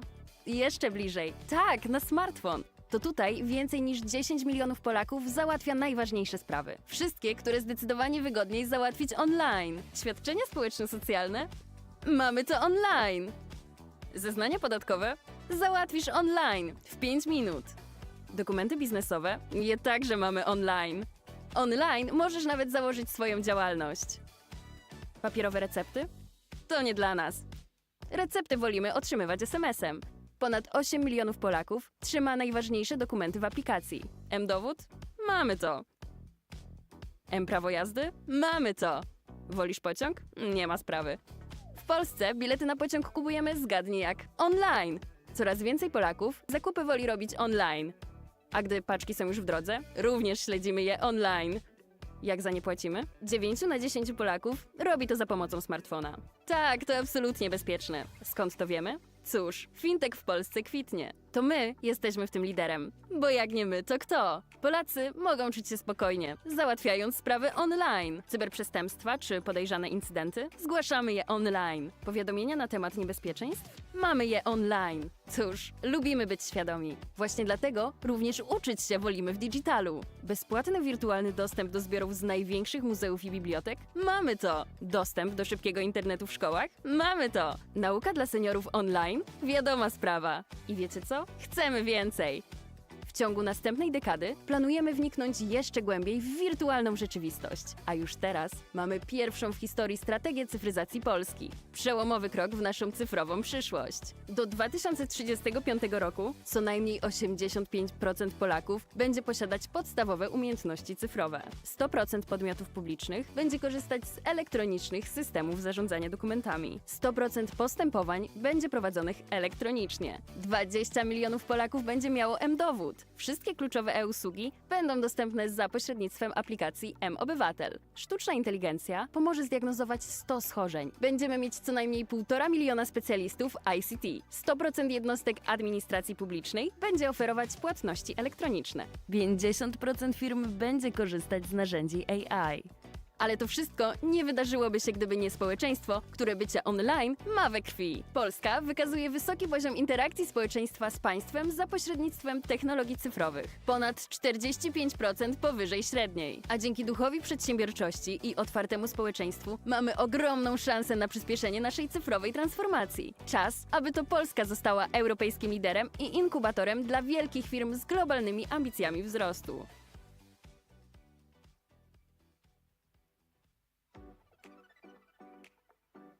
Poland is an emerging tech hub of Why Europe. Poland is leading The Central tiger Europe's of digital Europe. transformation. Europe's new growth engine. Want to know why? Let's take a closer look. Closer. Come on, zoom in. Yes, on the smartphone. This is where more than 10 million Poles run important errands. We don't like waiting in line, so most of our official business happens online.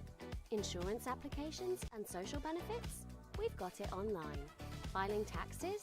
Online, in 5 minutes. Business documents? We keep them online too. Well, you can even start a new business online. Paper prescriptions? We're not fans. We prefer to get them by text message. More than 8 million Poles keep their essential documents in a single app. ID? We've got it. Driving license? We've got that too. Prefer taking the train? No problem. In Poland, you can buy your ticket, you guessed it, online. More and more Poles prefer shopping online. Packages on the way? We track those online too. How we pay for them? 9 in 10 Poles actively use mobile banking. Yes, it's totally safe. How do we know that? Well, fintech in Poland is thriving. We're leading the charge here. What's more, Poles can feel secure doing things online. Cyber attacks and unsafe content? We report them online. Safety alerts? We've got them online. We like to be aware. That's why we prefer education in digital form too. Free access to digital collections from the largest museums and libraries. We've got it. High-speed internet in schools? We've got it too. Digital education for seniors? We're on it as well. And guess what? We're not going to stop. Over the next decade, we plan to move even more into the online world. Poland's first ever digitalization strategy is here, a groundbreaking step in our digital future. By 2035, at least 85% of Poles will have basic digital skills. 100% of public entities will operate using electronic document management systems. 100% of their proceedings will be handled electronically. 20 million Poles will have a digital identity wallet. All key e-services will be available through the mObywatel app. AI will help diagnose 100 medical conditions. We'll have at least 1.5 million ICT specialists. 100% of public administration units will offer e-payments. 50% of companies will be using AI tools. But all this wouldn't have happened if it weren't for a society of whom being online is simply in its blood. Poland shows a high level of public interaction with the state through digital technologies, more than 45% above average. With an entrepreneurial spirit and an open society, we have a huge opportunity to speed up our digital transformation. Let's become a European leader and an incubator for great businesses with global growth ambitions.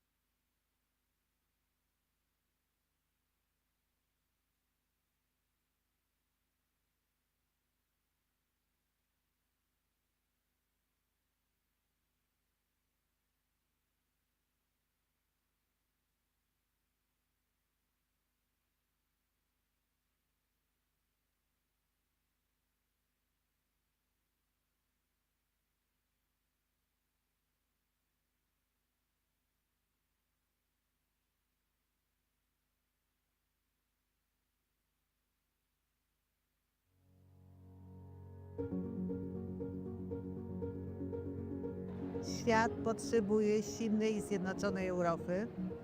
Stanie się to tylko wtedy, kiedy tą naszą jedność będziemy budowali na wartościach, tak jak to było w przeszłości.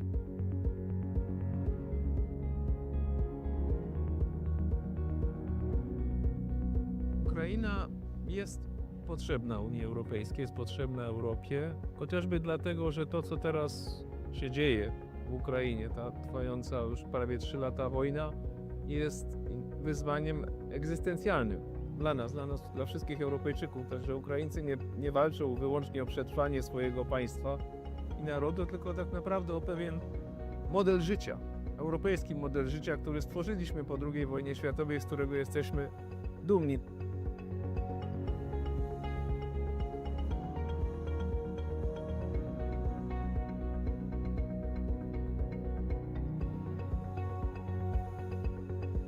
Współcześnie człowiek doszedł do takiego poziomu rozwoju, że to, co narodowe, wymaga tego, co ponadnarodowe, aby rzeczywiście mogło się urzeczywistnić. Taką wspólnotą ponadnarodową, która jest dla nas geograficznie, historycznie i kulturowo właściwa, jest wspólnota europejska.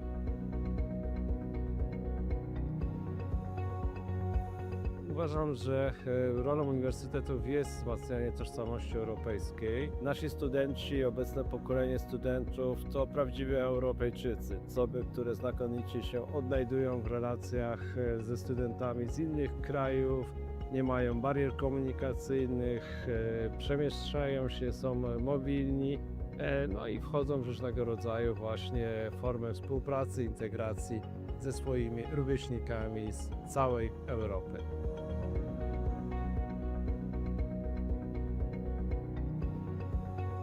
Tutaj przyjeżdża też bardzo dużo osób z całej Europy. Oni tutaj pracują i my się od nich uczymy.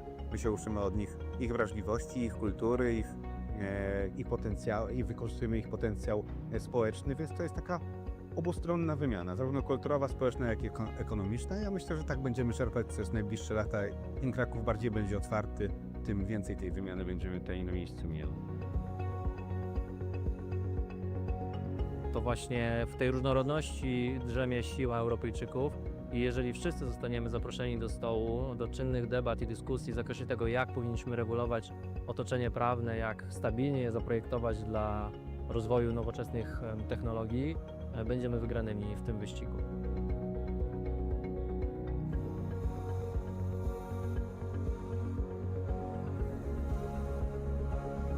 Dla Europy jest ważna różnorodność, ale nie możemy mówić o różnorodności, kiedy do końca sami siebie nie poznamy.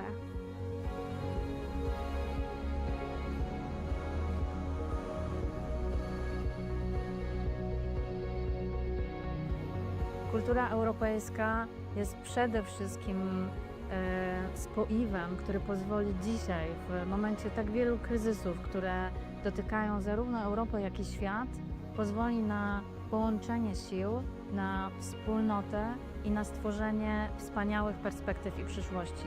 Moim zdaniem bez kultury europejskiej nie ma Europy. Dla mnie dusza Europy to kultura.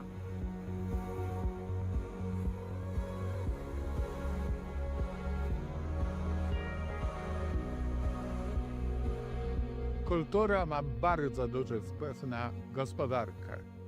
Dzięki kulturze rozbudza się w społeczeństwie kreatywność, innowacyjność, natomiast przewagi konkurencyjnej należy szukać w innowacyjności. Dzięki kulturze jesteśmy bardziej innowacyjni i możemy odnosić większe sukcesy w gospodarce.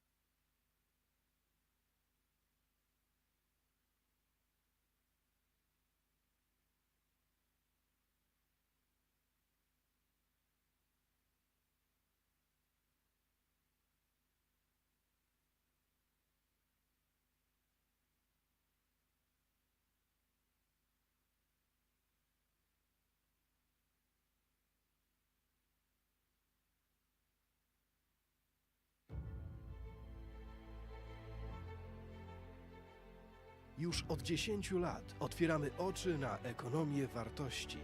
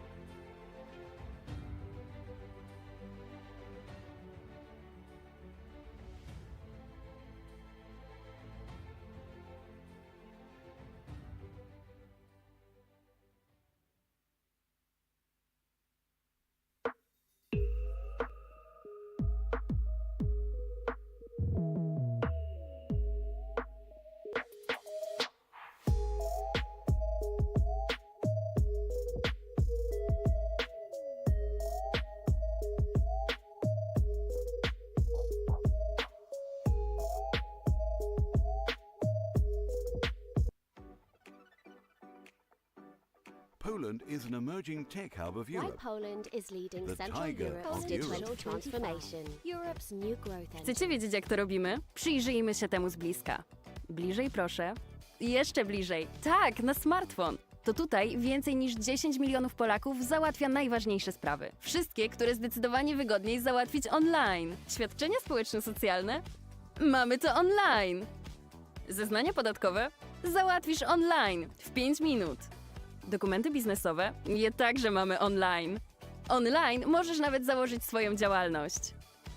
Papierowe recepty? To nie dla nas. Recepty wolimy otrzymywać SMS-em. Ponad 8 milionów Polaków trzyma najważniejsze dokumenty w aplikacji. M-dowód? Mamy to. M-prawo jazdy? Mamy to. Wolisz pociąg? Nie ma sprawy. W Polsce bilety na pociąg kupujemy, zgadnij jak, online. Coraz więcej Polaków zakupy woli robić online. A gdy paczki są już w drodze, również śledzimy je online.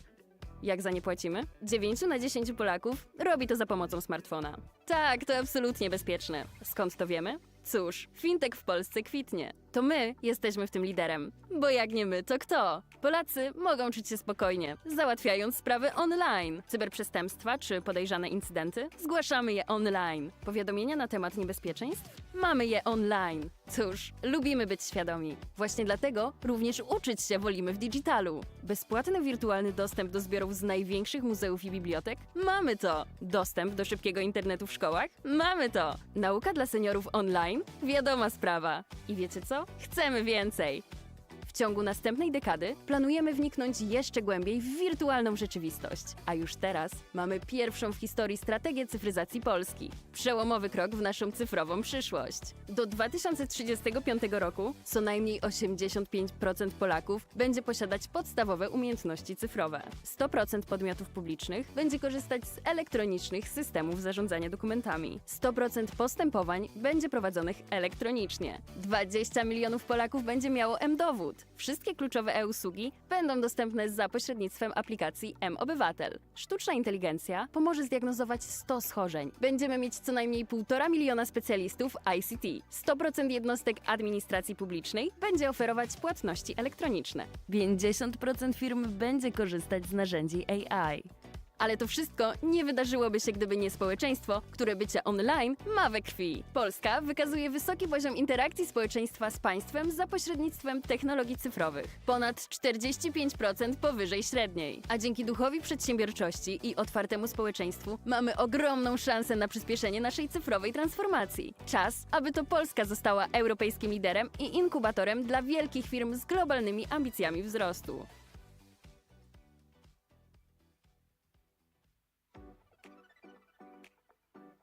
Poland is an emerging tech hub of Why Europe. Poland is leading The Central tiger Europe's of digital Europe. transformation. Europe's new growth engine. Want to know why? Let's take a closer look. Closer. Come on, zoom in. Yes, on the smartphone. This is where more than 10 million Poles run important errands. We don't like waiting in line, so most of our official business happens online. Insurance applications and social benefits? We've got it online. Filing taxes? Online, in 5 minutes. Business documents? We keep them online too. Well, you can even start a new business online. Paper prescriptions? We're not fans. We prefer to get them by text message. More than 8 million Poles keep their essential documents in a single app. ID? We've got it. Driving license? We've got that too. Prefer taking the train? No problem. In Poland, you can buy your ticket, you guessed it, online. More and more Poles prefer shopping online. Packages on the way? We track those online too. How we pay for them? 9 in 10 Poles actively use mobile banking. Yes, it's totally safe. How do we know that? Well, fintech in Poland is thriving. We're leading the charge here. What's more, Poles can feel secure doing things online. Cyber attacks and unsafe content? We report them online. Safety alerts? We've got them online. We like to be aware. That's why we prefer education in digital form too. Free access to digital collections from the largest museums and libraries. We've got it. High-speed internet in schools? We've got it too. Digital education for seniors? We're on it as well. And guess what? We're not going to stop. Over the next decade, we plan to move even more into the online world. Poland's first ever digitalization strategy is here, a groundbreaking step in our digital future. By 2035, at least 85% of Poles will have basic digital skills. 100% of public entities will operate using electronic document management systems. 100% of their proceedings will be handled electronically. 20 million Poles will have a digital identity wallet. All key e-services will be available through the mObywatel app. AI will help diagnose 100 medical conditions. We'll have at least 1.5 million ICT specialists. 100% of public administration units will offer e-payments. 50% of companies will be using AI tools. But all this wouldn't have happened if it weren't for a society of whom being online is simply in its blood. Poland shows a high level of public interaction with the state through digital technologies, more than 45% above average. With an entrepreneurial spirit and an open society, we have a huge opportunity to speed up our digital transformation. Let's become a European leader and an incubator for great businesses with global growth ambitions.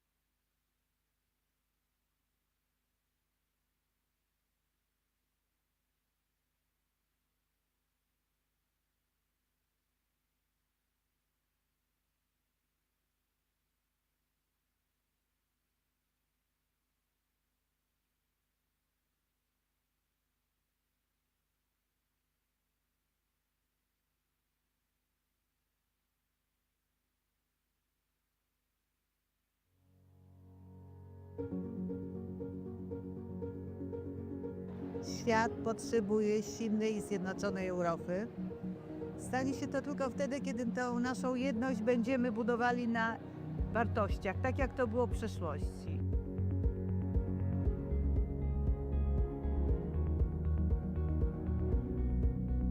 Ukraina jest potrzebna Unii Europejskiej, jest potrzebna Europie, chociażby dlatego, że to, co teraz się dzieje w Ukrainie, ta trwająca już prawie 3 lata wojna, jest wyzwaniem egzystencjalnym dla nas, dla wszystkich Europejczyków. Także Ukraińcy nie walczą wyłącznie o przetrwanie swojego państwa i narodu, tylko tak naprawdę o pewien model życia, europejski model życia, który stworzyliśmy po II wojnie światowej, z którego jesteśmy dumni.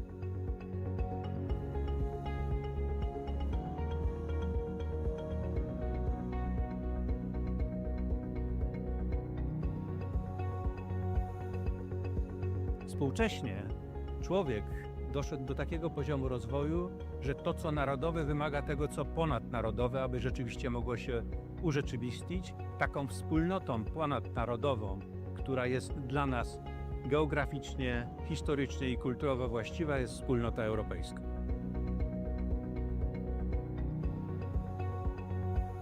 Uważam, że rolą uniwersytetów jest wzmacnianie tożsamości europejskiej. Nasi studenci, obecne pokolenie studentów to prawdziwi Europejczycy. Osoby, które znakomicie się odnajdują w relacjach ze studentami z innych krajów, nie mają barier komunikacyjnych, przemieszczają się, są mobilni, no i wchodzą w różnego rodzaju właśnie formy współpracy, integracji ze swoimi rówieśnikami z całej Europy.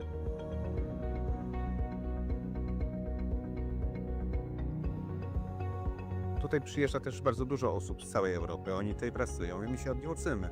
My się uczymy od nich ich wrażliwości, ich kultury, ich potencjału i wykorzystujemy ich potencjał społeczny, więc to jest taka obustronna wymiana, zarówno kulturowa, społeczna, jak i ekonomiczna. Ja myślę, że tak będziemy czerpać przez najbliższe lata. Im Kraków bardziej będzie otwarty, tym więcej tej wymiany będziemy tutaj na miejscu mieli. To właśnie w tej różnorodności drzemie siła Europejczyków i jeżeli wszyscy zostaniemy zaproszeni do stołu, do czynnych debat i dyskusji w zakresie tego, jak powinniśmy regulować otoczenie prawne, jak stabilnie je zaprojektować dla rozwoju nowoczesnych technologii, będziemy wygranymi w tym wyścigu.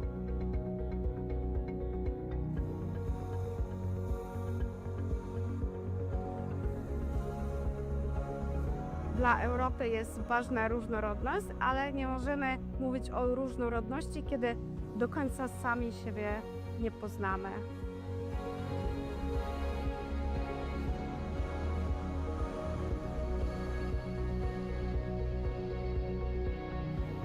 Kultura europejska jest przede wszystkim spoiwem, który pozwoli dzisiaj, w momencie tak wielu kryzysów, które dotykają zarówno Europę, jak i świat, pozwoli na połączenie sił, na wspólnotę i na stworzenie wspaniałych perspektyw i przyszłości. Moim zdaniem bez kultury europejskiej nie ma Europy. Dla mnie dusza Europy to kultura.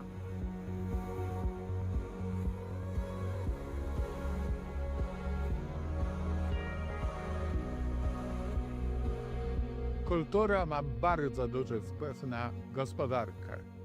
Dzięki kulturze rozbudza się w społeczeństwie kreatywność, innowacyjność, natomiast przewagi konkurencyjnej należy szukać w innowacyjności.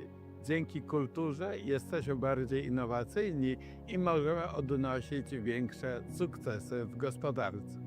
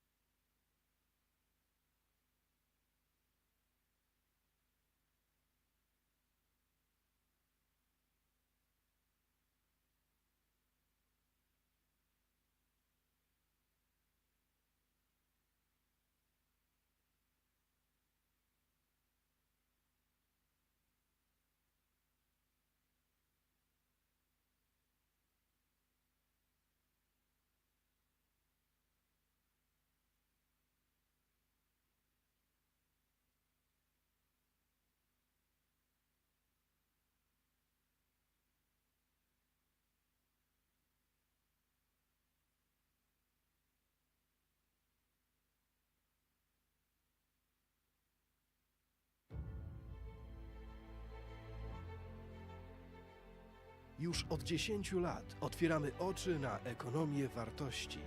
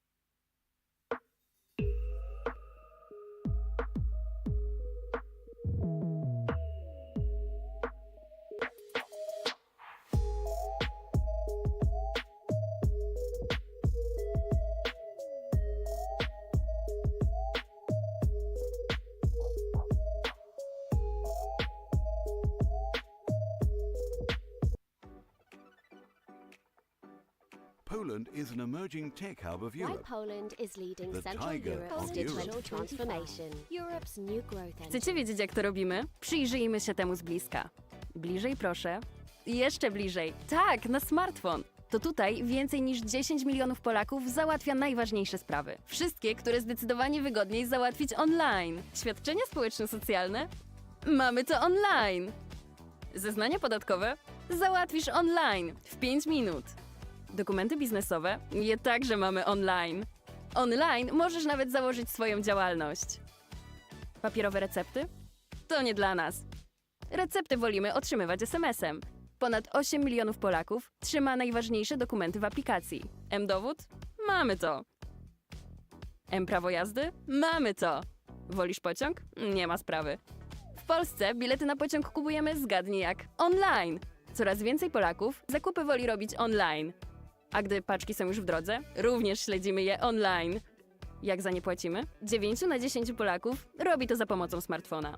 Tak, to absolutnie bezpieczne. Skąd to wiemy? Cóż, fintech w Polsce kwitnie. To my jesteśmy w tym liderem. Bo jak nie my, to kto? Polacy mogą czuć się spokojnie, załatwiając sprawy online. Cyberprzestępstwa czy podejrzane incydenty? Zgłaszamy je online. Powiadomienia na temat niebezpieczeństw? Mamy je online. Cóż, lubimy być świadomi. Właśnie dlatego również uczyć się wolimy w digitalu. Bezpłatny wirtualny dostęp do zbiorów z największych muzeów i bibliotek? Mamy to. Dostęp do szybkiego internetu w szkołach? Mamy to. Nauka dla seniorów online? Wiadoma sprawa. I wiecie co? Chcemy więcej.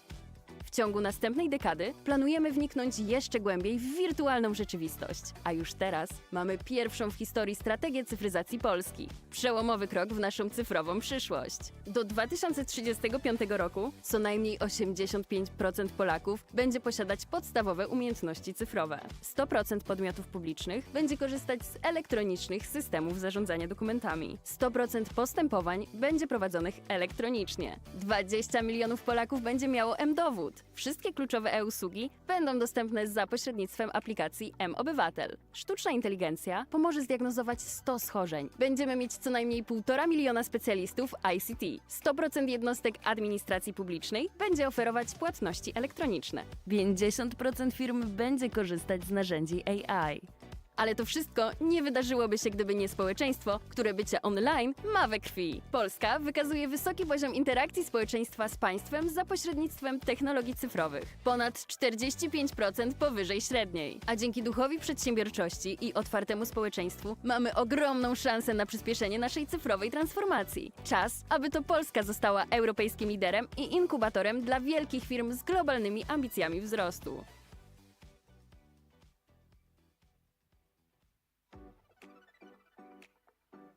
Poland is an emerging tech hub of Why Europe. Poland is leading The Central tiger Europe's of digital Europe. transformation. Europe's new growth engine. Want to know why? Let's take a closer look. Closer. Come on, zoom in. Yes, on the smartphone. This is where more than 10 million Poles run important errands. We don't like waiting in line, so most of our official business happens online. Insurance applications and social benefits? We've got it online. Filing taxes? Online, in 5 minutes. Business documents? We keep them online too. Well, you can even start a new business online. Paper prescriptions? We're not fans. We prefer to get them by text message. More than 8 million Poles keep their essential documents in a single app. ID? We've got it. Driving license? We've got that too. Prefer taking the train? No problem. In Poland, you can buy your ticket, you guessed it, online. More and more Poles prefer shopping online. Packages on the way? We track those online too. How we pay for them? 9 in 10 Poles actively use mobile banking. Yes, it's totally safe. How do we know that? Well, fintech in Poland is thriving. We're leading the charge here. What's more, Poles can feel secure doing things online. Cyber attacks and unsafe content? We report them online. Safety alerts? We've got them online. We like to be aware. That's why we prefer education in digital form too. Free access to digital collections from the largest museums and libraries. We've got it. High-speed internet in schools? We've got it too. Digital education for seniors? We're on it as well. And guess what? We're not going to stop. Over the next decade, we plan to move even more into the online world. Poland's first ever digitalization strategy is here, a groundbreaking step in our digital future. By 2035, at least 85% of Poles will have basic digital skills. 100% of public entities will operate using electronic document management systems. 100% of their proceedings will be handled electronically. 20 million Poles will have a digital identity wallet. All key e-services will be available through the mObywatel app. AI will help diagnose 100 medical conditions. We'll have at least 1.5 million ICT specialists. 100% of public administration units will offer e-payments. 50% of companies will be using AI tools. But all this wouldn't have happened if it weren't for a society of whom being online is simply in its blood. Poland shows a high level of public interaction with the state through digital technologies, more than 45% above average. With an entrepreneurial spirit and an open society, we have a huge opportunity to speed up our digital transformation. Szanowni Państwo, lada moment rozpoczniemy naszą kolejną sesję. Prosimy powoli o zajmowanie miejsc, ponieważ za chwil kilka rozpoczynamy naszą kolejną sesję zgodnie z harmonogramem.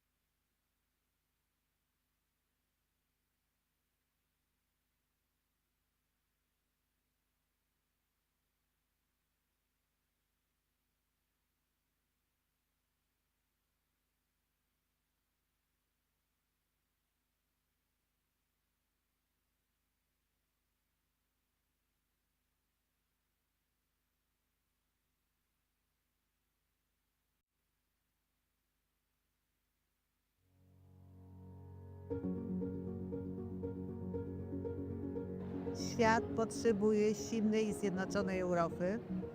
Stanie się to tylko wtedy, kiedy tą naszą jedność będziemy budowali na wartościach, tak jak to było w przeszłości.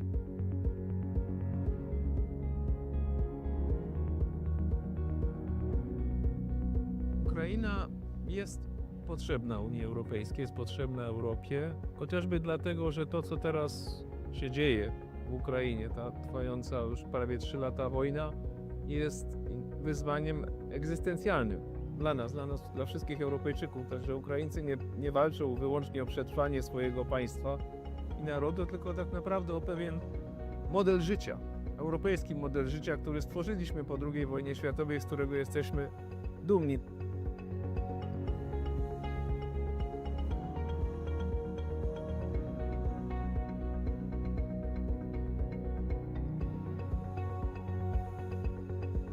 Współcześnie człowiek doszedł do takiego poziomu rozwoju, że to, co narodowe, wymaga tego, co ponadnarodowe, aby rzeczywiście mogło się urzeczywistnić. Taką wspólnotą ponadnarodową, która jest dla nas geograficznie, historycznie i kulturowo właściwa, jest wspólnota europejska.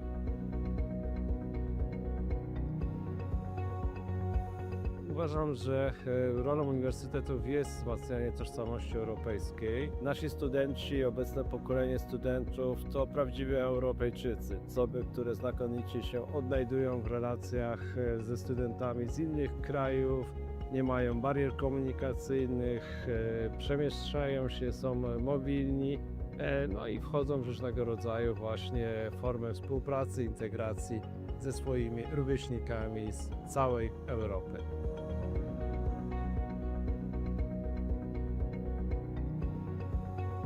Tutaj przyjeżdża też bardzo dużo osób z całej Europy. Oni tutaj pracują i my się od nich uczymy. My się uczymy od nich ich wrażliwości, ich kultury, ich potencjału i wykorzystujemy ich potencjał społeczny, więc to jest taka obustronna wymiana, zarówno kulturowa, społeczna, jak i ekonomiczna. Ja myślę, że tak będziemy czerpać przez najbliższe lata. Im Kraków bardziej będzie otwarty, tym więcej tej wymiany będziemy tutaj na miejscu mieli.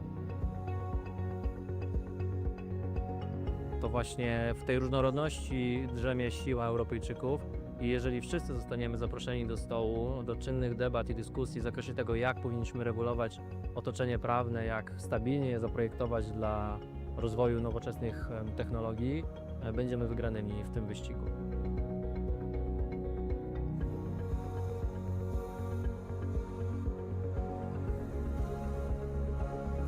Dla Europy jest ważna różnorodność, ale nie możemy mówić o różnorodności, kiedy do końca sami siebie nie poznamy.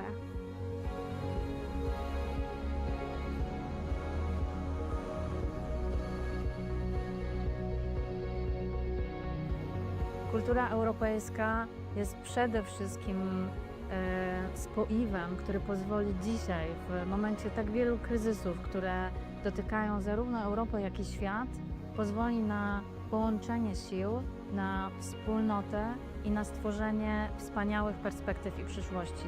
Moim zdaniem bez kultury europejskiej nie ma Europy.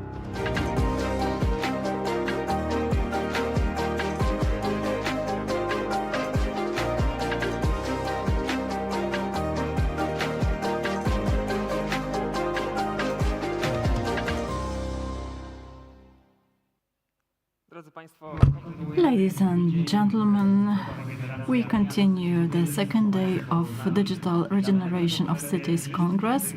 Would like to welcome those of you who follow us online.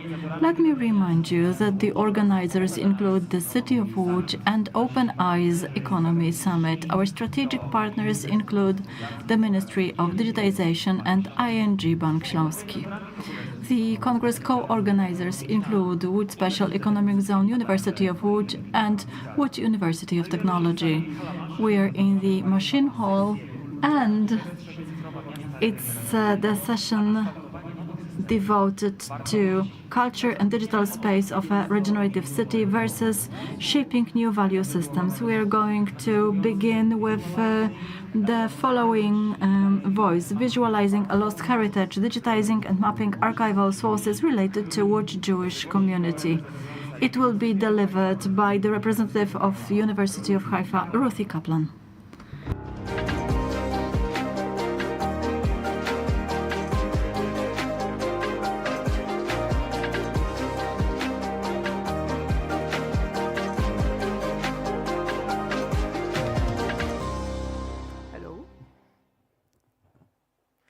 I'm very excited to be here. I think I should say bardzo dziękuję za zaproszenie. Okay.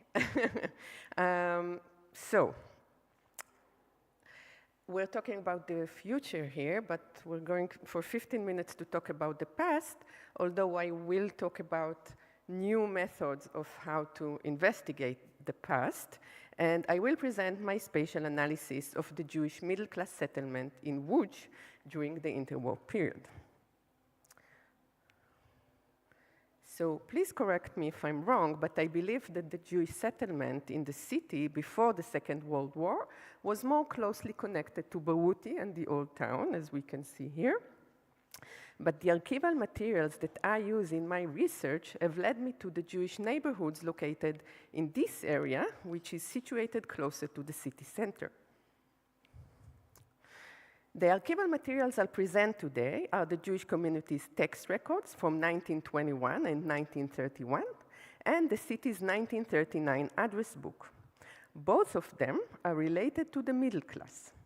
Since the German occupation of Łódź in the First World War, the Jewish community's authorities had the power to levy compulsory taxes on local Jews. Committees comprised of businessmen, artisans, and workers estimated the individual's ability to pay the tax, which ranged from 5 to 5,000 złotych. According to Robert Moses Shapiro, who researched these lists, in the 1930s, a majority of Łódź Jewry was unable to deliver even 5 złotych yearly. So we know that the middle and upper class pay this tax to support the lower class. Regarding the city directory or address book, the literature review shows that in these years, it was mainly the middle class that was registered in directories. And I would like to linger on this address book, which I thought people from Łódź know, but I'm not sure now. A thorough investigation of this book, published in 1939, enables us to reconstruct this critical year in the lives of Łódź's residents, particularly its Jewish inhabitants. It is a treasure trove of macro and micro data containing almost 100,000 records, including personal, institutional, and commercial entries, and providing a comprehensive perspective on social and economic life in the late 1930s. It contains information regarding every aspect of urban life in Łódź, from the price of a newspaper to the tax reductions to which inhabitants were eligible, from details on the costs of installing a telephone apparatus and line, to information on all the tramway lines existing, including their length and duration. The information was intended mostly for the local population. However, we should consider that Łódź was a city of immigrants. Between 1921 and 1939, the population increased by 50%, indicating that the permanent citizens of Łódź were relatively new to the city. The directory's pages seem to be blind to ethnicity, as Christians, Jews, and others share the same columns. And although representing the middle and upper class only, because of its alphabetical order, one can find the magnate Karol Scheibler between Ruchla, the midwife, and Josek the tailor. Moreover, a cross-reference of the book with the Jewish community's tax records reveals that the Jewish inhabitants listed in the address book come from diverse social strata, including the lower section of tax-paying individuals. So until now, I said the materials are important, but what can we do with them? Both sources are found online. However, with new methods from the emerging field of digital humanities and historical GIS, I was able to extract and digitize spatial information. And this allowed me to view in new light materials that were not studied as spatial sources, like the Jewish community text records, or were not studied at all, like Wood's address book. So this is the process by which the scanned materials were imported into ArcGIS Pro, the program I use for mapping. I will not elaborate on all the points along the way here. As you can see, it has been a long journey. And this was an iterative process, and of course, a lot of trial and error was involved. Also, different sources require different processing. For example, the address book is divided into 3 main parts. Each one of them had a different layout, and thus the book itself needed different processing, and I'll show you this right now. So this is the first page of the personal part of the address book. In this case, Abby FineReader. This is a program that reads, that transforms letters to computer-readable letters. So in this case, we were able to convert the scanned letters to computer-readable text, and it appears as follows. With considerable manual work for corrections and cross-referencing, I've compiled a table of approximately 76,500 individuals. I added some information related to my research, such as the relation of the table to the initial material, translation of occupations, translations of old street names to current names. You know that the names of the streets of Łódź were changed 7 times between its being an industrial town until today. I also added gender and religion, and this is a crucial point. In contrast to the text records that provide information about the Jewish community alone, there was a need for me, for my research, to determine who was Jewish in the address book. Since the city had a large German population, I could not rely on last names that sound Jewish, and I had to build a hierarchy to learn who was Jewish. This is the hierarchy. Relying on this hierarchy, I found that more than 40% of the registries in the book were Jewish, when the Jewish community at that time comprised only a third of the city's population. There's another interesting phenomenon that is opposite to the situation at the end of the 1930s. Jews registered in the tax lists under their Polish names are listed in the address book with their Jewish names. A prominent example is Mieczysław Pinkus, written as Mendel Pinkus in the book. But of course, there were more examples of the opposite. Another example, this time, of the commercial part of the address book, and I wanted just to show you how it looked, how the computer read it. So you see, we needed a lot of manual work on that. This part had 15,000 entries, and there is another part, institutional part, with 3,000 entries. Moving on to the Jewish community text records, Abby Finereader could not read them well, and we used another program named Transcribus to convert the text. And this is how the program read the text. We had to add manually, we had to add tables, and still the computer did not read the text well. And this is the interesting part. We trained the computer to read the text. I kind of translated 30 pages, and then the computer did the rest of the work. So now, here we come to the interesting part. After converting the scanned material into Excel tables and identifying those who were Jewish, I can map all the information. And this allows not only data visualization, but also the possibility of investigating urban processes. On a large scale, as we can see, a map extracted from the address book shows where the Jewish middle class lived among the general middle class in 1939. We can see the Jews lived in the center, and non-Jews lived both in the center and the outskirts of town. We can utilize the spatial data from the records, from the text records, to observe the development of the Jewish settlement over time. This is 1921, 1931, and back to the address book in 1939. Except for spatial change, we can also observe the economic situation based on the text records. Most importantly here, there were no segregated class spots. Over the years, people of different social strata lived in the same neighborhoods and even the same buildings. We can observe the expansion of settlement between 1921 and 1931, as well as the global economic situation following the Great Depression, as most residents paid lower taxes in 1931.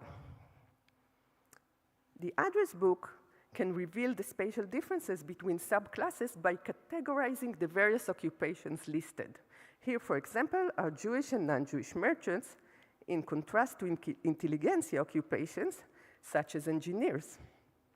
We can see the clear cut in Plac Wolności, except for we see some blue points. These are not Jewish, and you see, oops, never mind. Okay.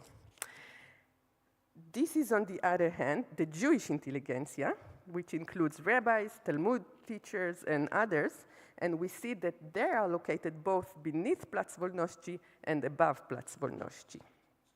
We can also see on the bottom, next to Plac Reimonta, we see Hasidic community. To the information gathered, we can add heat maps. Heat maps do not display specific addresses, but rather show concentrations. Here we can see that although Jewish settlement expanded over the years, it was mainly concentrated in the city center and the Old Town, and we can see in light blue the initial Jewish district that they were confined to until 1862. If we enlarge the 1939 heat map, we can see two dense areas, and this brings us back to the beginning of this presentation. I said I was going to talk about Jewish neighborhoods in the city center, and the two yellow spots are the two neighborhoods. To understand the nature of these neighborhoods, I searched for the exact addresses of the most densely populated areas, and I found that the density of 500 families per 100-meter radius covers these two yellow spots. To illustrate the general density in the city, Jewish concentrations rose to more than 600, almost 700 families per 100-meter radius. In contrast, non-Jewish concentrations reached only 300 or 400 families per 100-meter radius, and this was only in 3 housing estates. In this neighborhood, for example, in the city center, there were approximately 75 non-Jewish families per 100-meter radius, and I'm talking about information from the address book, so this is the middle class. If we take a closer look at these concentrations, we see that one location was around Zawadzka, today Pruchnika Adama Street, where in the 1930s one could find Karol Poznański's palace. At that time he was not living there. I think he bankrupt before. Still, it is connected with this family. Right next to it, the Ararat Theater and Ezra's Israel or Wawinska Synagogue. Its initiators, the synagogue's initiators, lived on the other densely populated area around Kamienna, Włókienicza Street. In this area, one can find the Reicher Synagogue, Lina Sacholim, Theater Polski, and even a hotel, the Klukas Hotel.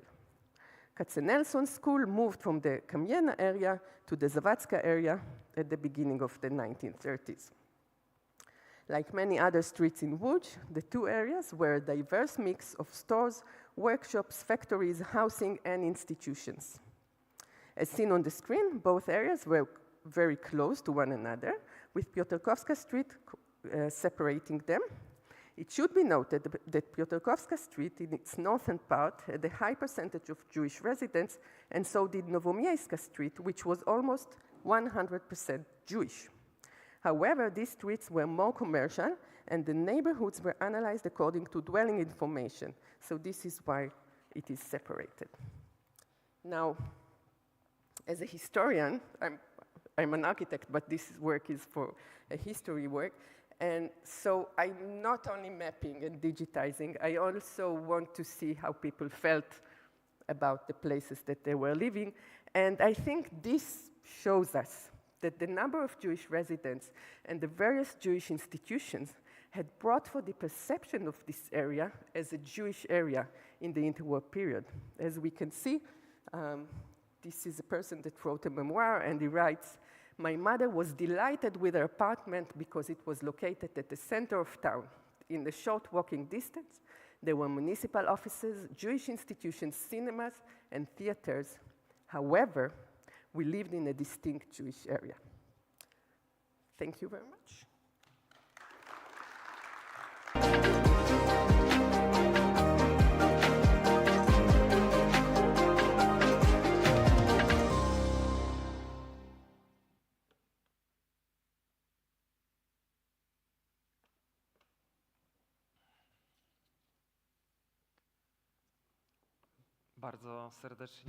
Thank you very much indeed for the speech. And now we are going to have a project presentation, University of Łódź presentation of the digital education project Face Up for Kids. It will be presented by Patrycja Grzyś and Paulina Tobiasz-Lis, representing the University of Łódź. So let's learn more about the project.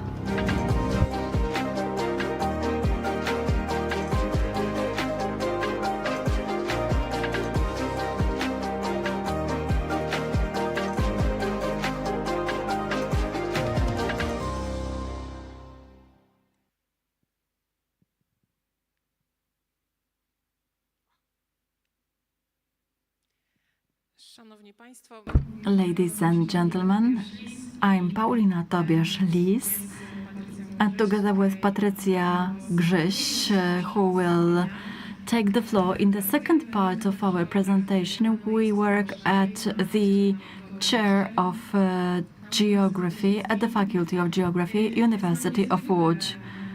We are delighted to have the opportunity to present our project in this excellent place, which is a symbol of contemporary regeneration. We are happy to share our story. You're all the users of the city. We are very happy to tell you about the outcomes of the project undertaken in our department. We need to emphasize that our project was not meant for digital education as such, but we used ICT technologies so that the educational solutions aimed to enhance the heritage of the post-industrial city such as Łódź was more open for children and the youth who were the target audience of our activities. So our presentation today will supplement the topics discussed in the Congress. It will share the perspective of the youngest users of urban spaces, despite negative demographic trends observed all over Europe and in Poland. Aging society, a lot was said in the Congress about the needs of seniors. But children and the youth are an important group of urban space users. As far as our presentation is concerned, from our perspective, is extremely long. We didn't have the time to share so much of our experience, but we do hope we'll successfully manage to do it within the due time, and we'll be able to mention all these points on our agenda. A few words about the inspiration for our Face Up OK project, because it directly results from another measure implemented simultaneously last year. I will tell you about games and game competition and gamification in education, because we use them in our project. And special attention in the presentation would be paid to the educational solution we proposed. It was called Let's Discover Łódź. We'll tell you about the assumptions, our partners, pilot project, evaluation, and dissemination. Actually, we completed the project in December 2024, but now it has been revived, which is typical for such projects. Dissemination is important because that was our objective, to make it as accessible as possible. Let me move on to discussing two projects. Face Up. We've been a part of it starting 2023. This project spurred some inspiration to what we suggested last year, targeting at youth and children. Its project differed from all previous activities that we realized at university in our team. It was a part of European Commission's third project, Citizens in Qualities, Rights and Values. with the objective to create a network of cities, post-industrial cities.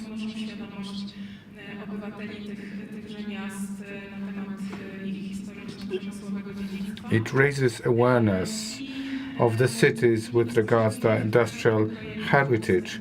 Direct results available in the media, social media of FaceUp. This is the internet, the series, this kind of mock documentary, a short series we've been engaged in.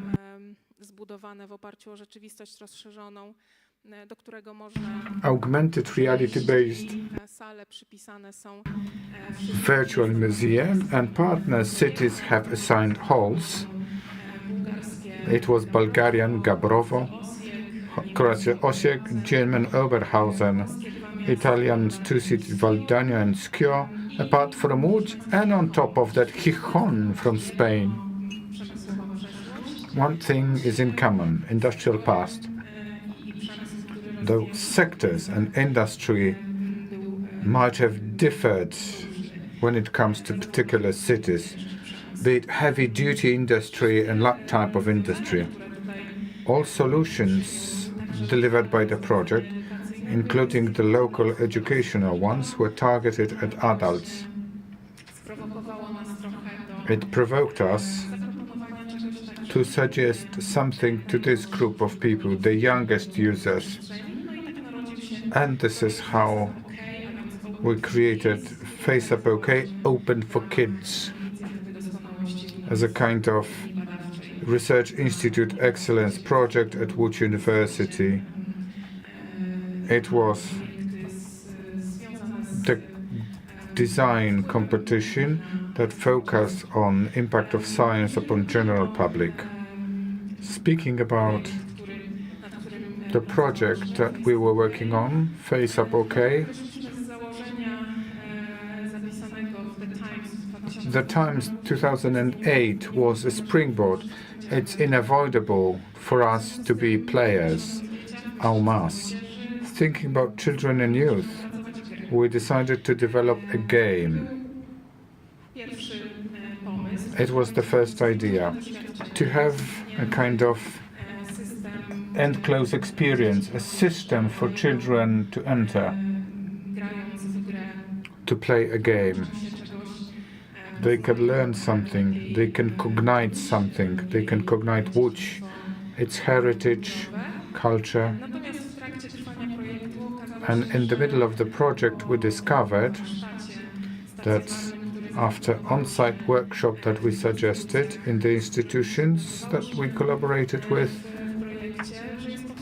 there was a need to go outside, to hit the road, to continue in a living tissue of the city was very much in demand. And as a matter of fact, there were other faces.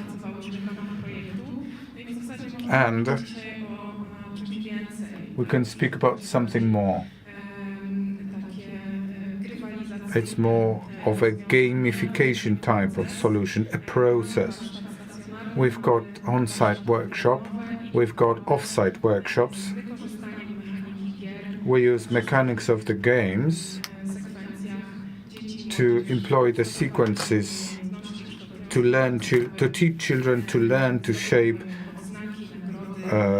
capabilities, to give tokens, to mark achievements. It's involving and engulfing. We discover Łódź. That's the name of the game in its initial phase. It's a game based on 3 pillars. The riddle platform, the game that is composed of a few mini-games based on sequencing, grouping, solving all kinds of riddles and puzzles within narrative or a plot Participants turn into discoverers who discover this kind of landscape elements that show its industrial past. It needs to be an adventure. You go from one screen to another by solving riddles, doing tasks. The game has been planned on a Genially platform. It's pretty intuitive, bearing in mind that this is omnipresent in education. As a matter of fact, it guarantees the possibility of developing an interesting and involving solutions. Presentations, quizzes, escape rooms. This is the format of the game. The partners in this adventure. The project is distributed over a year.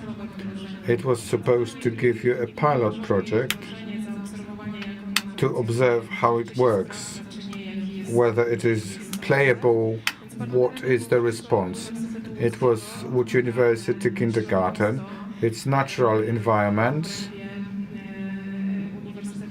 at Łódź University, and City Kindergarten 106. We have selected them because they use the same method.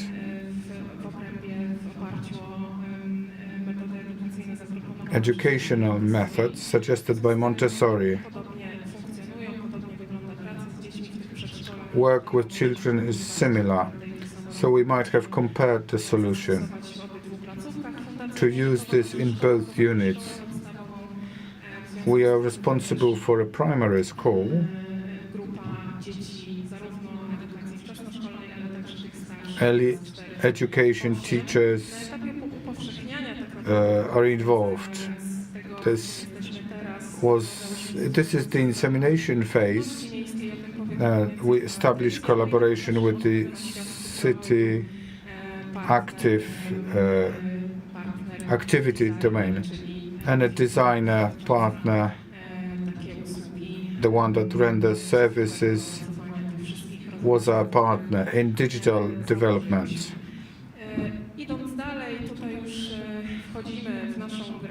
And this is the game, that's Genially platform, the start of the discovery of Łódź game. It is supposed to be a part of on-site shop, workshop. This platform is used for moderating the game that children enter. All the children cope with this platform pretty well. It's sufficient. Younger ones need something of analog nature. So we consulted teachers and experts of upbringing and education. In addition to the digital platform, we have developed the book map, as we call it. A book map is exactly the same as the platform, but the same tasks are in a little booklet that children use to solve riddles. All the game comprises 4 missions. Stary Rynek to Rynek Nowego Miasta Piotrkowska, The Backbone, Posiadła Wodno-Fabryczna, Kingdom of Cotton and our Kings. This is where we can discuss revitalization processes and the latest changes of our city. 4 missions are present in the booklet. Younger children see the displayed drawers that riddles are taken from. They discover the heritage this way, but there is this kind of analog form where the riddles are solved. Children take the booklet home Once they solve problems, they open it up. There is a magic notch, which makes it an origami effect. We combined inspiration. This is not map only, but also other solutions that make it possible for families to discover cities in Poland, Polish regions, thematic areas. It's not only the map that inspired us, but also zine format. The booklet that is folded and unfolded this way. When we open this booklet map, there is a regular map and there are empty fields to put stickers on. They indicate the places that were discovered in the mission. Old Market, Jasień River, 3 settlements related to factories. It's the last mission. There's a QR code with this platform.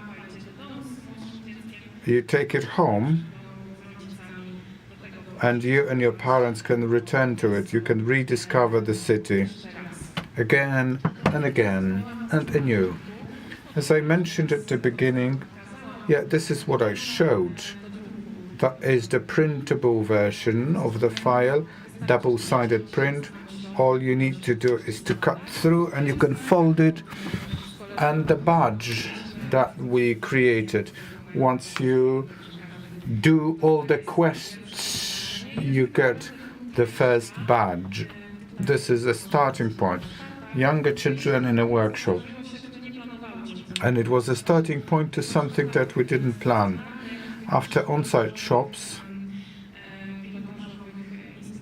in pilot institutions, we discovered that we need to go outside. Geography department is what we represented, everybody knew. There was a question, can we go outside with the children for a walk to show them all the places? Escape room was our inspiration. We created City Escape that is played out in municipal space. Quests, as they call it. But they were created as app. We used Argis Online Survey 1, 2, 3.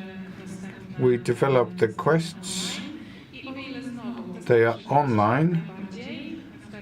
They have tablets, computers. When they are outside, they navigate very well. Younger children need a sheet of paper, something in a hard copy. The quest and escape city rooms have been developed to make a natural consequence of the first, second, third and fourth mission, but they are transferred into municipal space.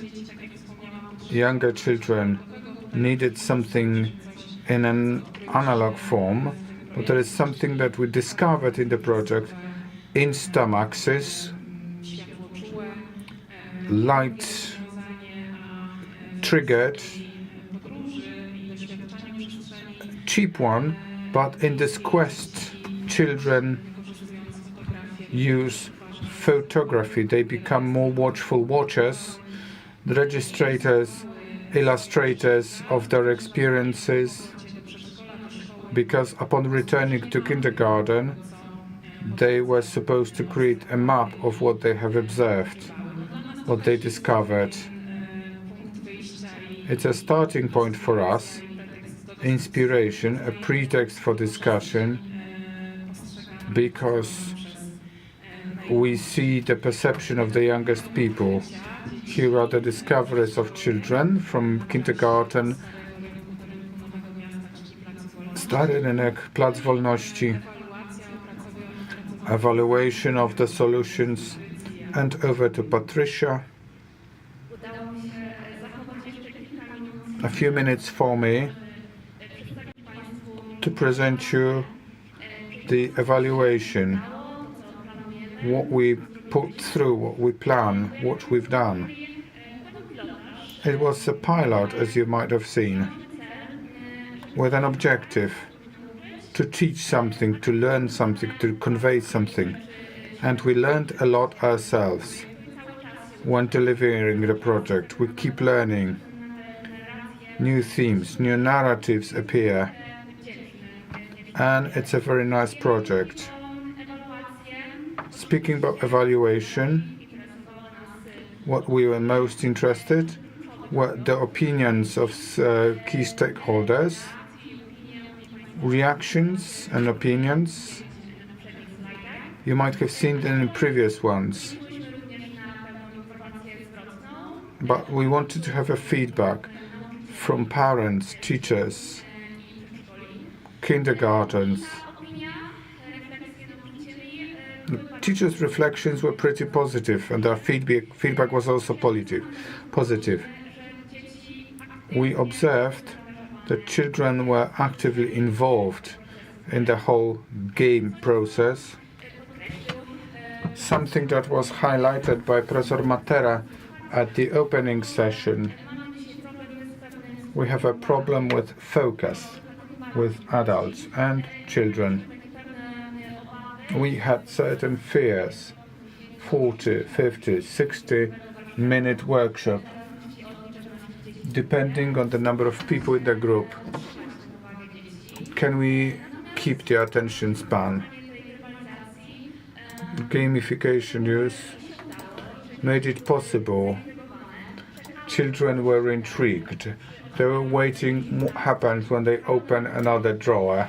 They're waiting for stickers to fill in the map. They were ready to respond to quests, solve tasks easier or more difficult. The game is for kindergarten children and early schoolers, first and second graders. What parents paid attention to, they confirmed our reflections. Children were involved, and digital elements and analog elements combination stood the test of time, especially with the youngest children. All teachers, this is something that makes us really proud, are interested in process and project continuation. We've got a list of kindergartens and schools to implement the project with them. We keep trying despite limited resources. So we came up with an idea to have another solution that will be highlighted soon, to bridge the gulf. This is something in demand, very much needed and wanted. What parents pay attention to, what we didn't think about. The project is a living project. It enjoys life after life. Not only do children participate in the workshop to know Łódź and its heritage, but they acted as local tour guides. They were proud to learn information, new facts, to share them with their parents, nearest and dearest, and siblings when walking around the city. They returned to us to have badges of discoverers of Łódź, because it was a brother or a sister that enjoyed a stroll to discover, and they learned about the information and they wanted to share the prize. That is very important in gamification processes. The book and emotions. The target group were not only children, but also parents who wanted to learn more about Łódź and to verify whether what the children were saying was true. And for children, it was more than education, it was an adventure, and transferring the information they got owing to the digital platform into the urban space, the real urban space, which is also very important because that was another concern of ours. The children will have a problem remembering the information and relating it to the space when we went outside. Sometimes there were several days or even weeks between the workshop and the quest, but it turned out that the children remembered the information very well and they could transfer the information into real space. We were positively surprised because it facilitated our field work. What we have done so far and what our future plans are. As Paulina noticed, it was only or as much as a pilot study, meaning how we can use what we managed to do as the pilot study owing to consultations with teachers and owing to the support of the educational department of the City Hall. We decided to prepare the following scenario. It was on-site workshop where there was the organizational and content layer in order to help teachers and parents implement it in practice. This way, the scenario will be shared or distributed to schools and kindergartens through Librus portal and shared in the local activity centers in the urban space. That was on-site workshop. When it comes to quests, which turned out to be so important, they'll be a part of the urban activities.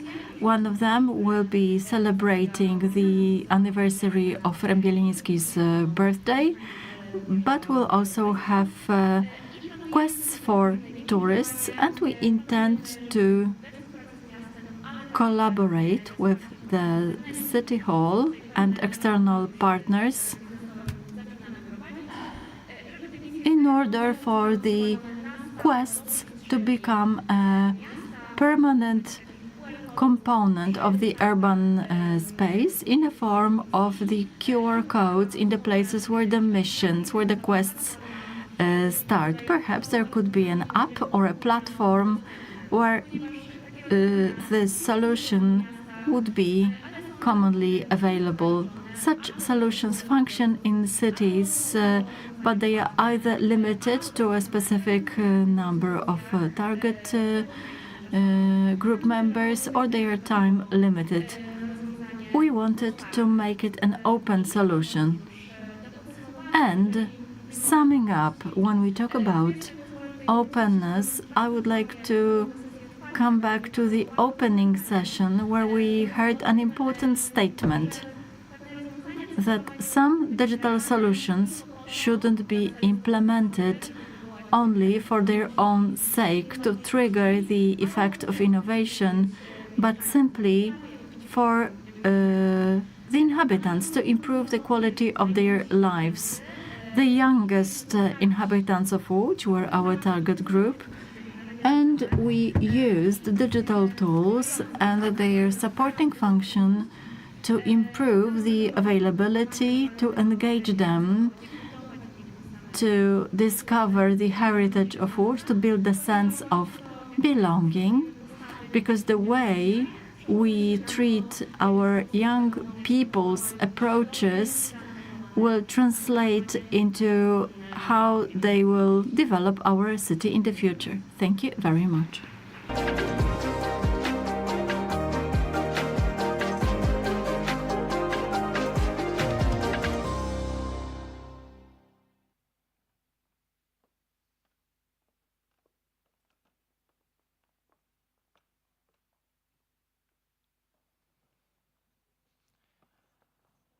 Bardzo serdecznie dziękujemy. Thank you very much for the detailed presentation and a resume of the vital project. If something is dedicated for the youngest generation, you can build strong foundation for the future based on it. Long-term cultural differences in approaches can also be implemented. So, digital education is a relevant topic from the point of view of the youngest generation. We also need to remember that in the fast changing environment, there is never enough of innovation, regardless of where we live. We are lucky to be in EC1, in the city of Łódź, in a place which is perfect to discuss the digital regeneration of cities.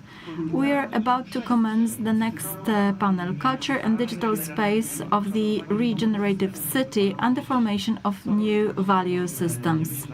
This is what we are going to discuss, and I will give the floor to two moderators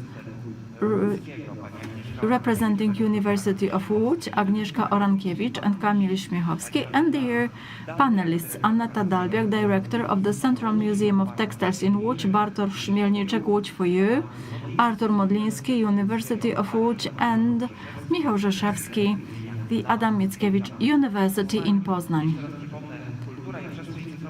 Let me remind you the title, Culture and Digital Space of the Regenerative City and the Formation of New Value Systems. The next 45 minutes will be devoted to this content. The floor is yours.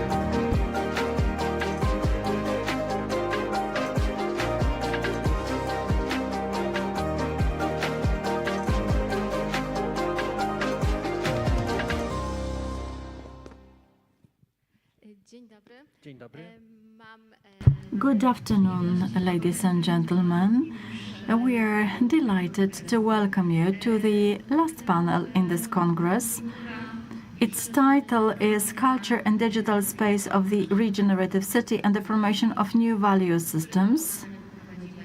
I'm going to moderate this panel together with Kamil Śmiechowski.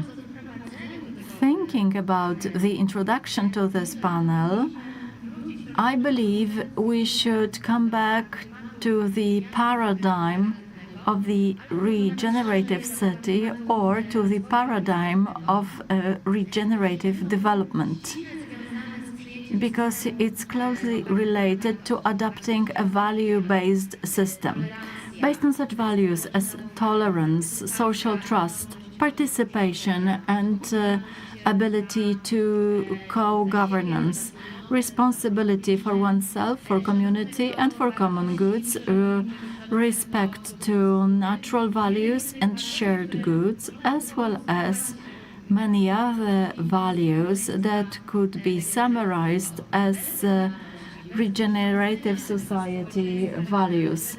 Without proper education of such a society, we can't talk about regenerative city. That's why the culture plays an important role, as it affects development of the values which lie at the foundation of social transformations. Finally, the culture will develop social and economic processes. Culture is a driving force of innovation on one hand, but on the other hand, it is subject to complex evolution mechanisms. The non-tangible aspects of culture, such as traditions, standards, predictions, and convictions, will change much slower than the tangible aspects of our reality.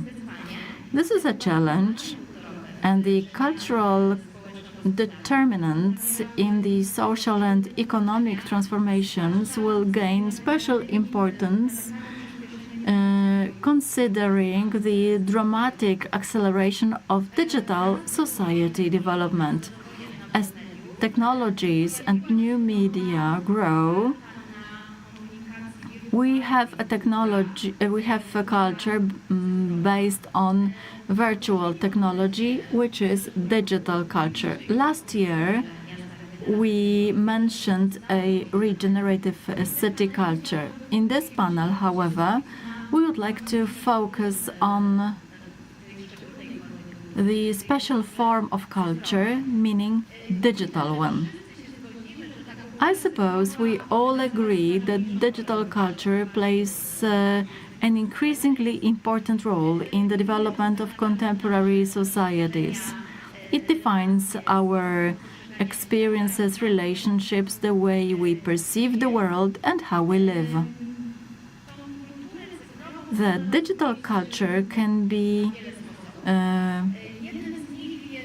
understood or perceived in different ways. One of them is perceiving it as a collection of phenomena, values, and processes that will emerge at the border of human activity and digital technology, namely everything that happens when we use new technologies and how it affects our further behavior and human life in all its dimensions.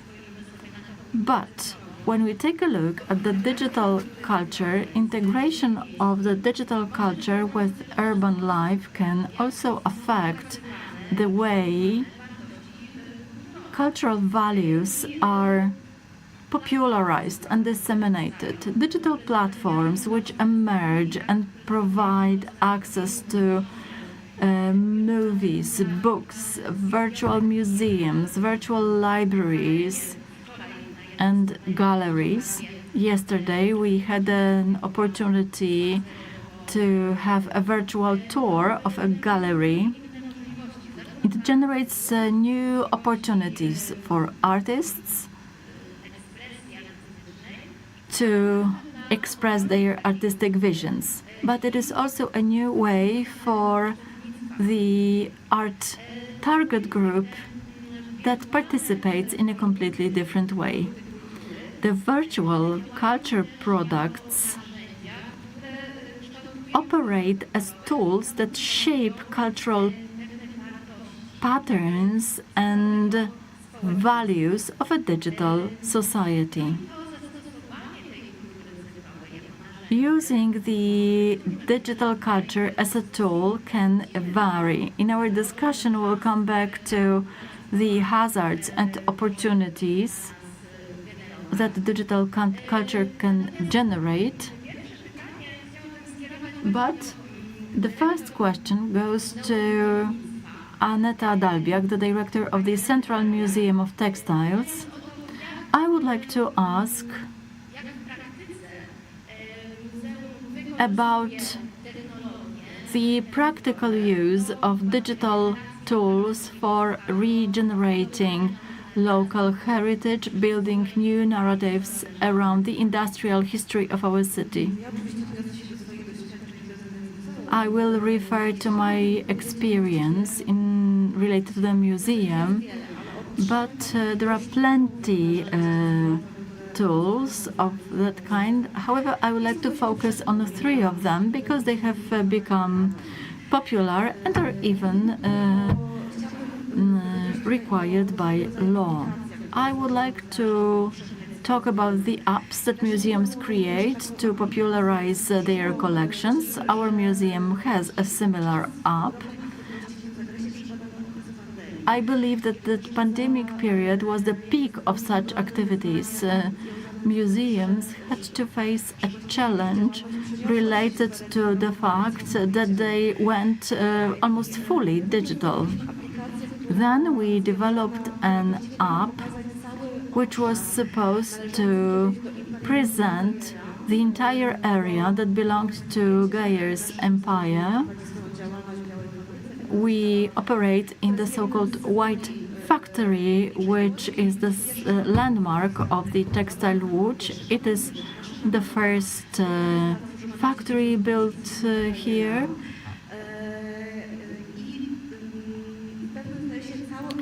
In a sense, the part of the city around the factory belonged to Gaia's family, and there were buildings that the family owned. Nowadays, not only few people know that all these buildings belonged to one family. I also want to emphasize that we've got two narrative threads in our museum. One is related to our indoor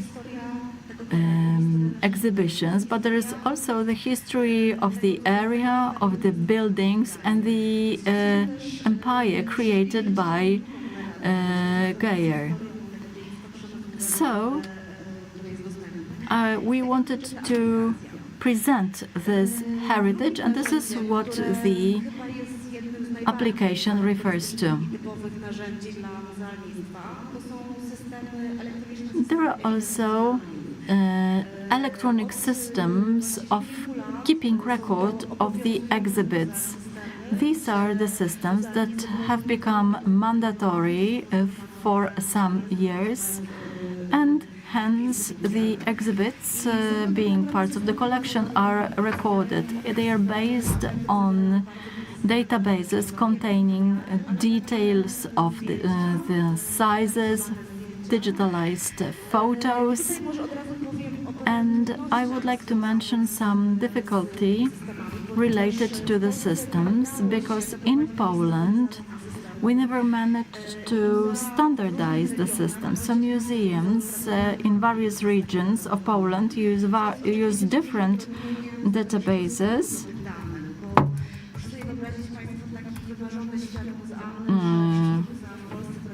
You should imagine that all museums work based on the same system. Imagine what the museum queries could look like.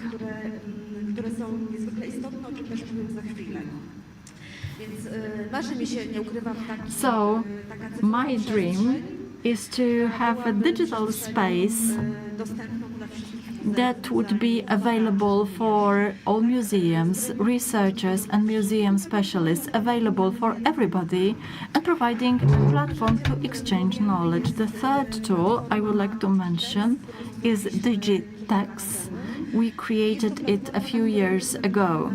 It is a platform where we share our digitalized collections, but also create digital exhibitions.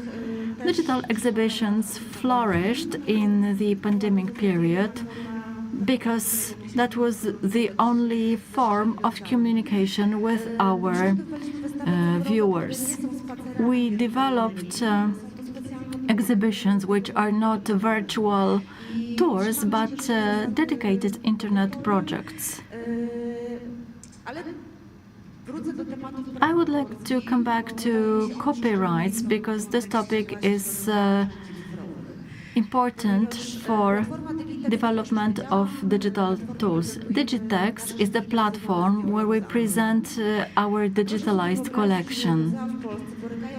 Museums in Poland struggle with lots of issues related to the copyright to their collections. Almost 40% of all museum collections are those that the museums do not hold copyright to, meaning they cannot present it on a digital platform so that it's available to anybody. I'm a member of the museum's board at the ministry, and this is the topic that is broadly discussed because this is the issue which prevents development of such tools and presenting museum collections online. So these are the aspects which prevent development of museum processes. I also mentioned some tools which are quite common and obvious in museums, but let me first mention two projects that are not so common, and we implemented them in our museum. They raise interesting questions on how the new technologies will function in the museums in the future. First of all, in the open-air museum, we've got an old villa from the Ruda Pabianicka district. It was a summer. It was an area where factory owners used to spend summers, and now we have an exhibition called The Last Summer. And it is a reconstruction of interiors of 1939. As a matter of fact, it presents kind of typical interior design.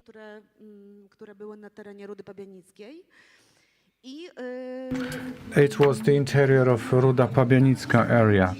We'll tell you a story of a family. It's a concrete family through a storytelling technique. We used AI to create an image of this family. We revealed this information to the visitors.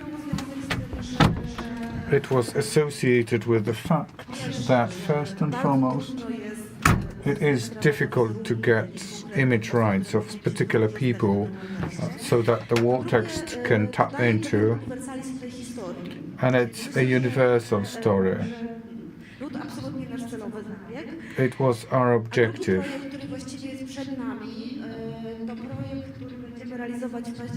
And the other project, October, Trinale, 18th edition. Agnieszka Piłat, the artist. She's from Łódź, who works in Silicon Valley. She trains robots to be creative. And these robots will be harnessed for weaving. You can see the weaving process in the museum. It's a factory where there were first automation processes of production. You can see how robots can cope with this. And the robots will be creative in their activity. And two projects that I told you about open lots of interesting discussion for museums. You know that museums need to show original things. This is the belief. So the question of original product, how to understand it. Is this original? Who's the author? What are the challenges in the future in the context of copyrights? Who's going to be the owner of copyrights with these artifacts? Lots of interesting questions we may not know the answer to, but the future that lies ahead of us will bring the answers. That's it from me. Thank you. Thank you very much. Sounds fantastic. My reflection. I'm myself interested with gayers, weavers, or robots would win.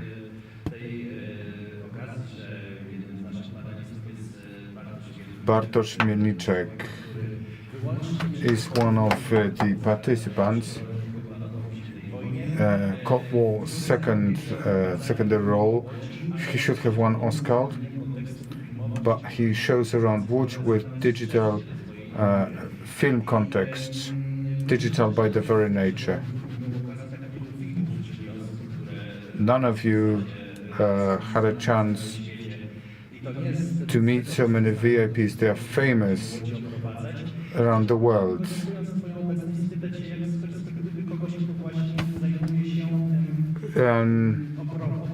Somebody who tells stories about Łódź, this digital revolution, how it impacts the guide's work.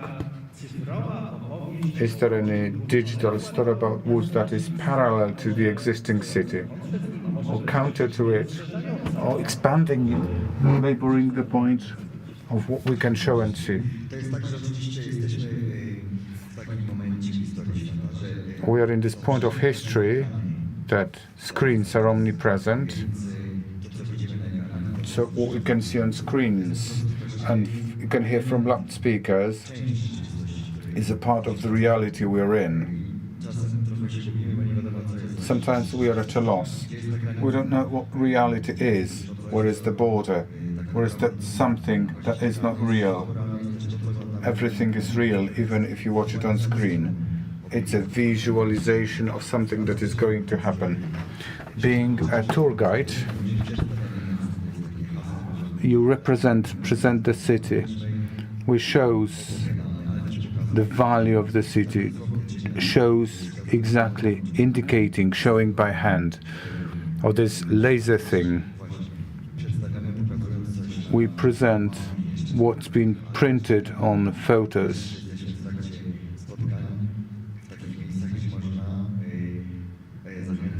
We can encourage people to watch things later. So we use the technologies, and it's great. I'm a heroic optimist, and I hope life will be good. We extend capabilities, we've got new tools, and it's important to learn how to utilize the tools. Only recently I have been an instructor of tour guiding, so we teach digital competences. So switching on audio-video equipment of any kind and how to use it in a particular place. So we can tell the story of the past using video materials, photos. Tour guides think about future sometimes, telling what they'll be. It's a new center of Łódź, so you can relate a story about the future and you can watch visualization of what is going to be presented. There's a plan to develop this space between EC1 and railway station. Digital visualizations are ready. Still images, but different. It's different when you draw it with rapidograph or with pencil. Architects don't use it any longer. You can have a visual rendering that looks like EC1 and the rail station building inside. You see it on screen without knowing that these facilities do not exist. You may leave a meeting and you can believe that this place really exists, but it is not there yet. It is important to teach people how to watch this kind of visualization. So guides present the city showing past and the future and today's reality. We are the city of films, so films come in plethora here. And the beautiful challenge is to show things that are hugely interesting. We've got New York and Stockholm, Copenhagen. Girl with the Needle, if you watch it,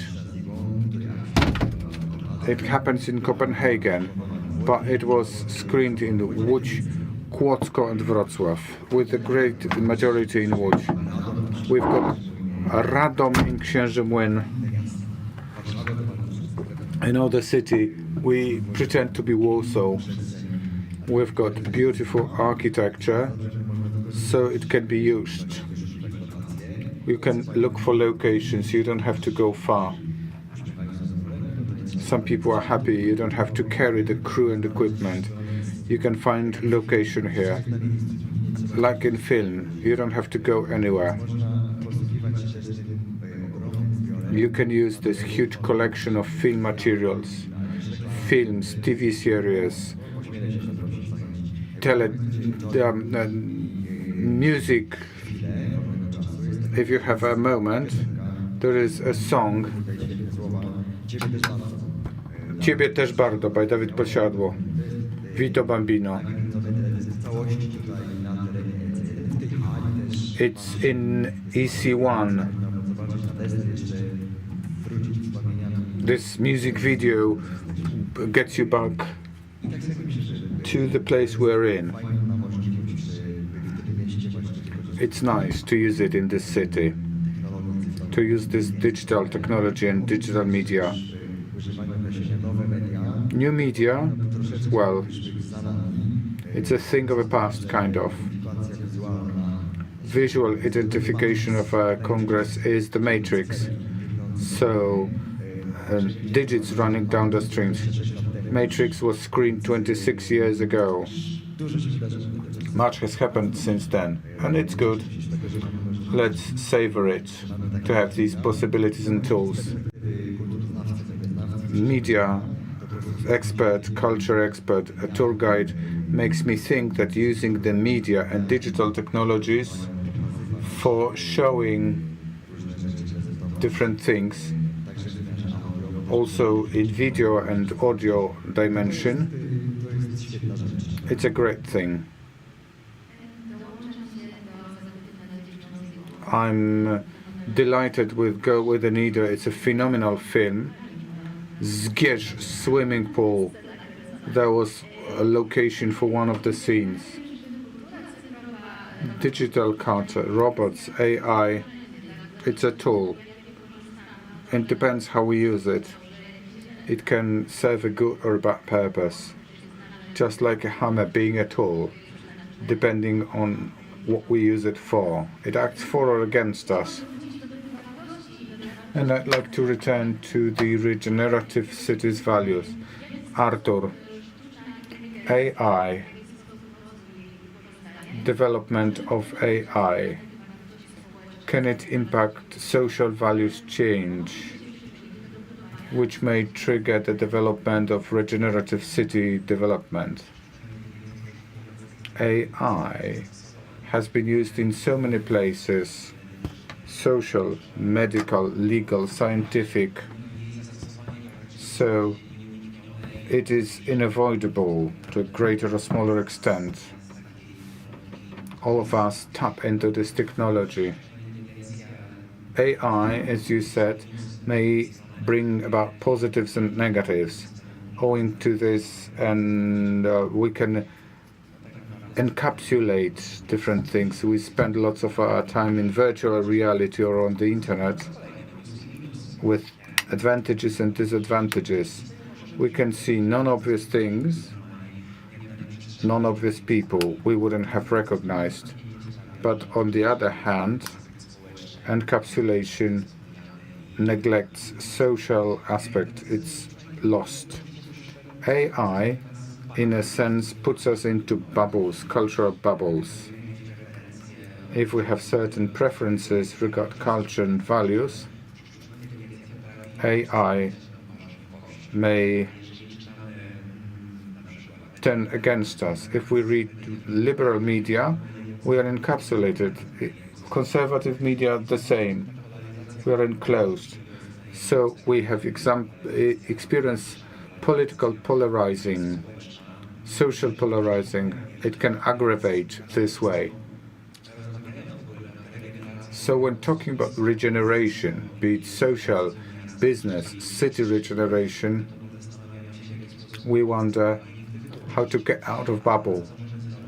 What can we do to reopen to new values, new experiences related to culture and cultural life? We leave comfort zone, but we feel okay when other people are believed to think the same way. So entering the space that is different to what we have in our head might be painful, may trigger important problems. AI.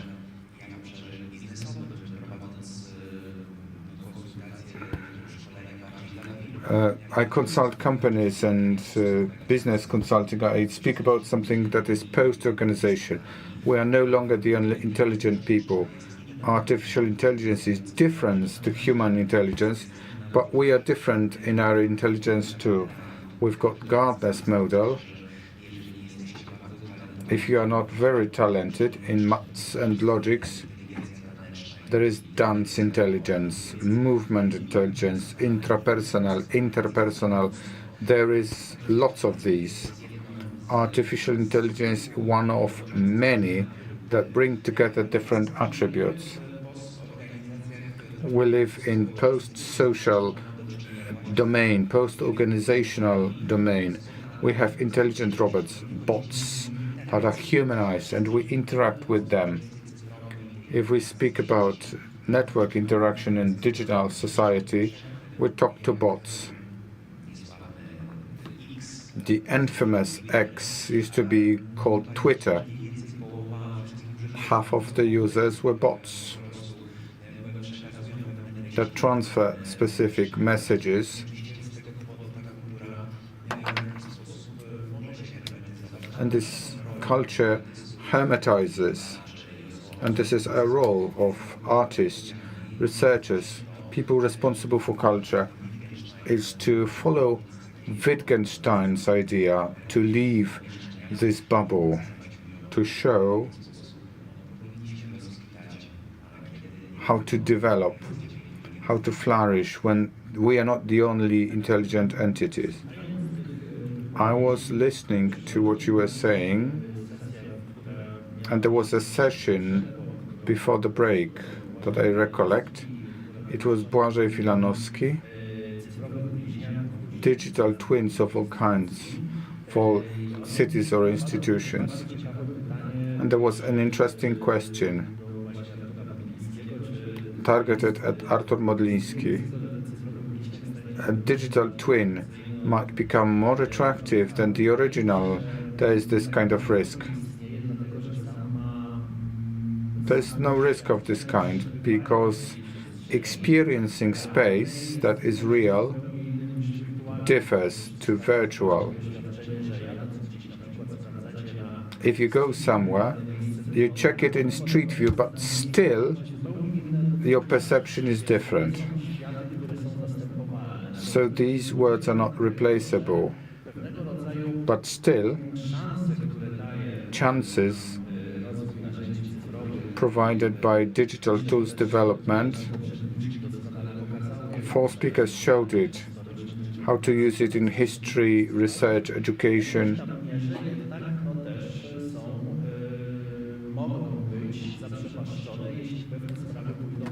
They can be lost if it unveils in the wrong way. We speak about digital oligarchy risk. We can lose control, agency. So let's discuss it. We've got guests in. You are kindly requested to share your diagnosis of what's gonna be the relations from your perspective, from your institution's experience. How are they going to develop? And this script, digital transformation that works out new values, that serve the general purpose good, can we still win it? Or are we heading for a fall, something pessimistic? And we are kind of voice shouting out in the void.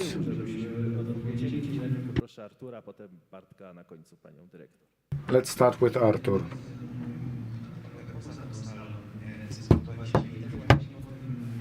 We were discussing it outside this room, Błażej and other panelists. How can we be a fortune teller of the future? And the future is escaping. Błażej has noticed it. Andrzej? We're trying to say what will happen 20 years ago. Now we've got a problem saying what happens in 3 years' time. All the changes happening now and reversal of different values, tendencies, technologies, norms and values results in a great problem to be a fortune teller, forecaster. And I don't want to be a witcherer.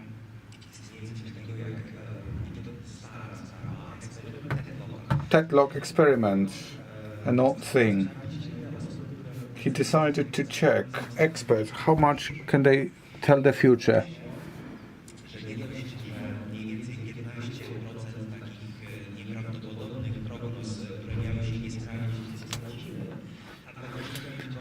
%50 did not pull through. 25% that were not believable turned out to be believable. What was even more pessimistic, the more certain the expert was, the smaller probability that this would really happen. And this is a challenge from the point of view of scientists. I don't want to tell the fortune, but I believe that smart technologies and AI are already there. I feel that the division of values we have, if we compare AI in China and in Europe, we can clearly see the division of how the technologies are used, for instance, to control the Chinese society. And we develop acts like AI Act to prevent it. It's about using the technologies, how they are used, and following the European values, freedom of expressing opinions.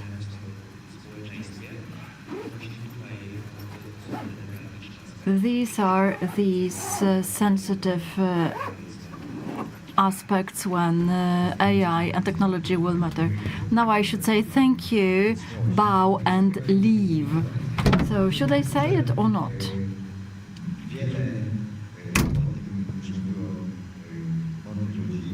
But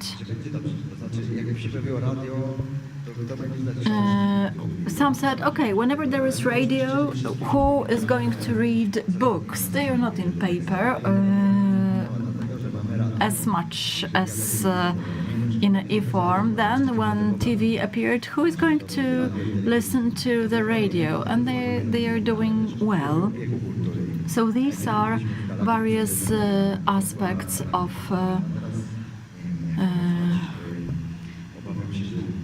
using media. We had several galaxies, as we could say. I'd rather we didn't use names or surnames to name the new galaxy where we function.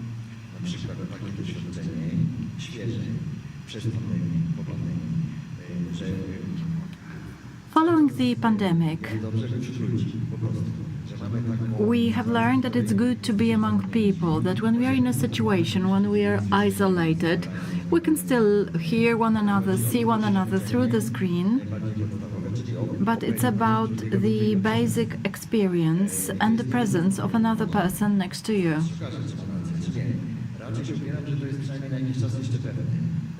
I feel it's still certain that we won't replace the presence of another person with something else. We still go to theaters, to museums, in addition to watching exhibitions, in addition to being in a specific place, we're among people. Sitting in cinema is a different experience than watching videos on your smartphone. The same is about tourism. You can sit at home and sightsee without leaving your sofa or your armchair. But when you are on site, you're among people whom we can see, hear, we can touch them, and we are in it together. This is the irreplaceable experience. The guides and people who show us around various places are taught what to tell, what to skip, and what to pay attention to. Experiencing the world in tourism is about having someone who will show you the way, who will be your guide.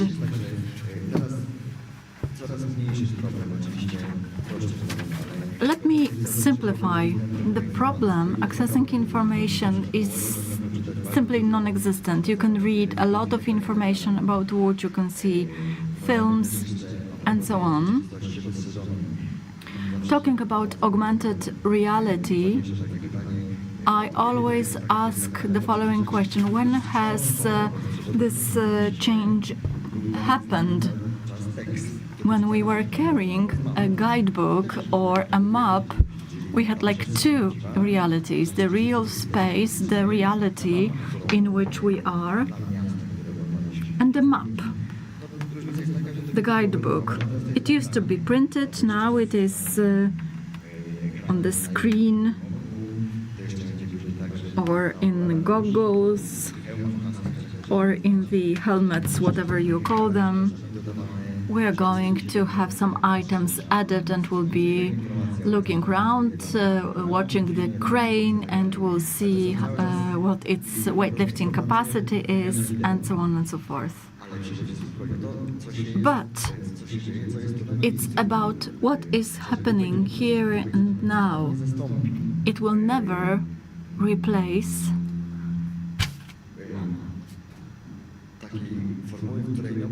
a formula.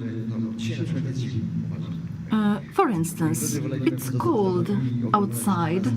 Some could prefer staying at home and watching broadcasts from our meeting, but perhaps some of you believe it's better to be here together. We can look into each other's eyes, talk informally. So this is a completely different experience than watching live streaming.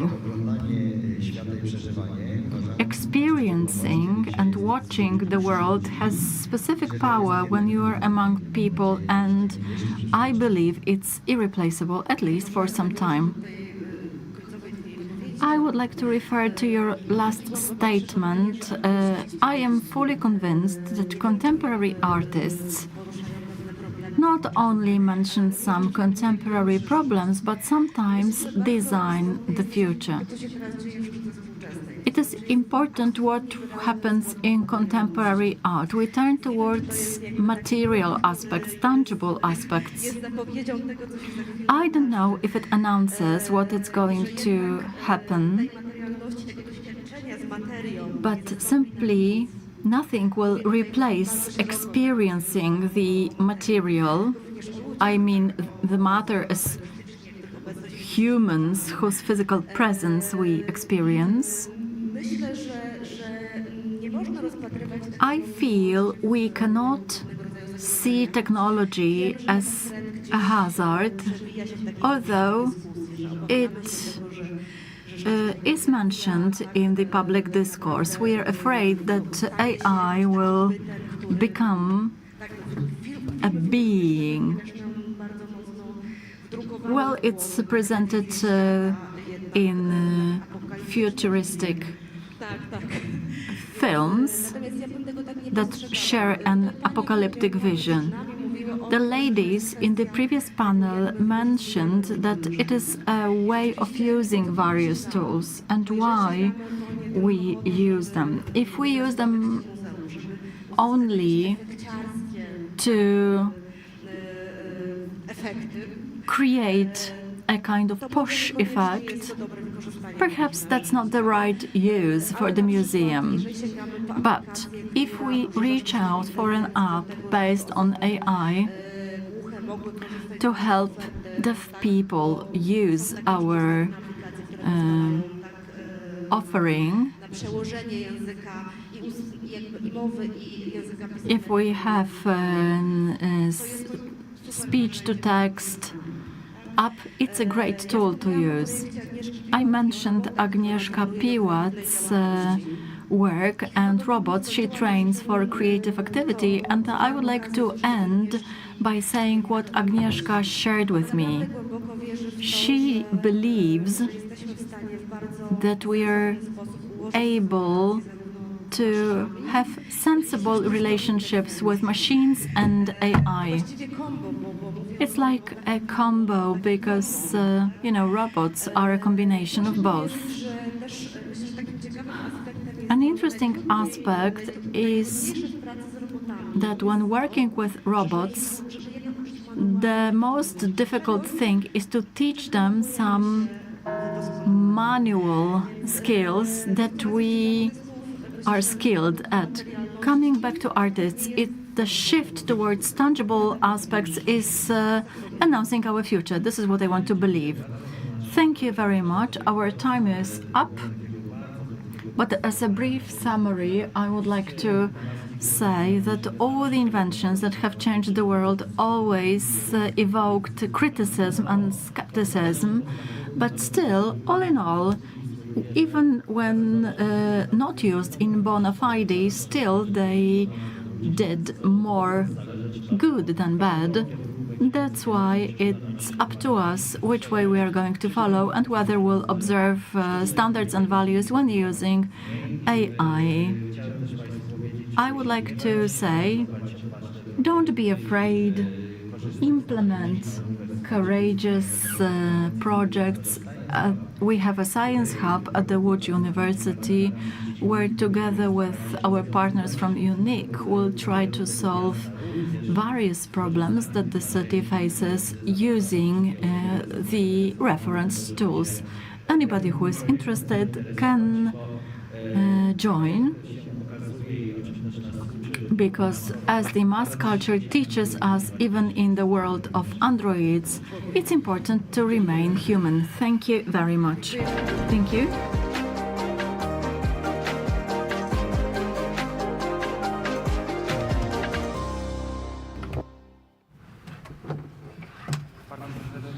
Thank you very much indeed for this panel.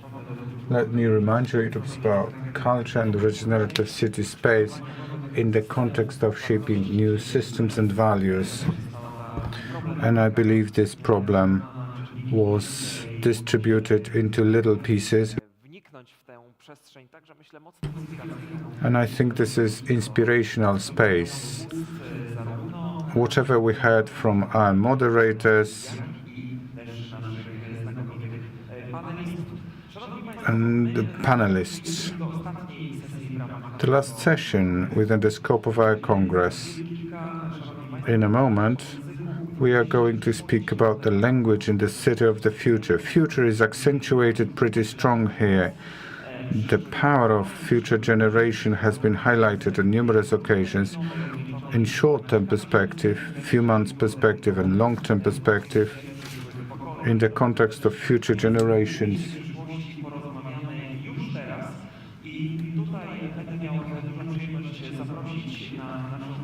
We'll request Wojciech Bononowicz from Tygodnik Powszechny Weekly, accompanied by Professor Jerzy Hausner, and Professor will have communication for you.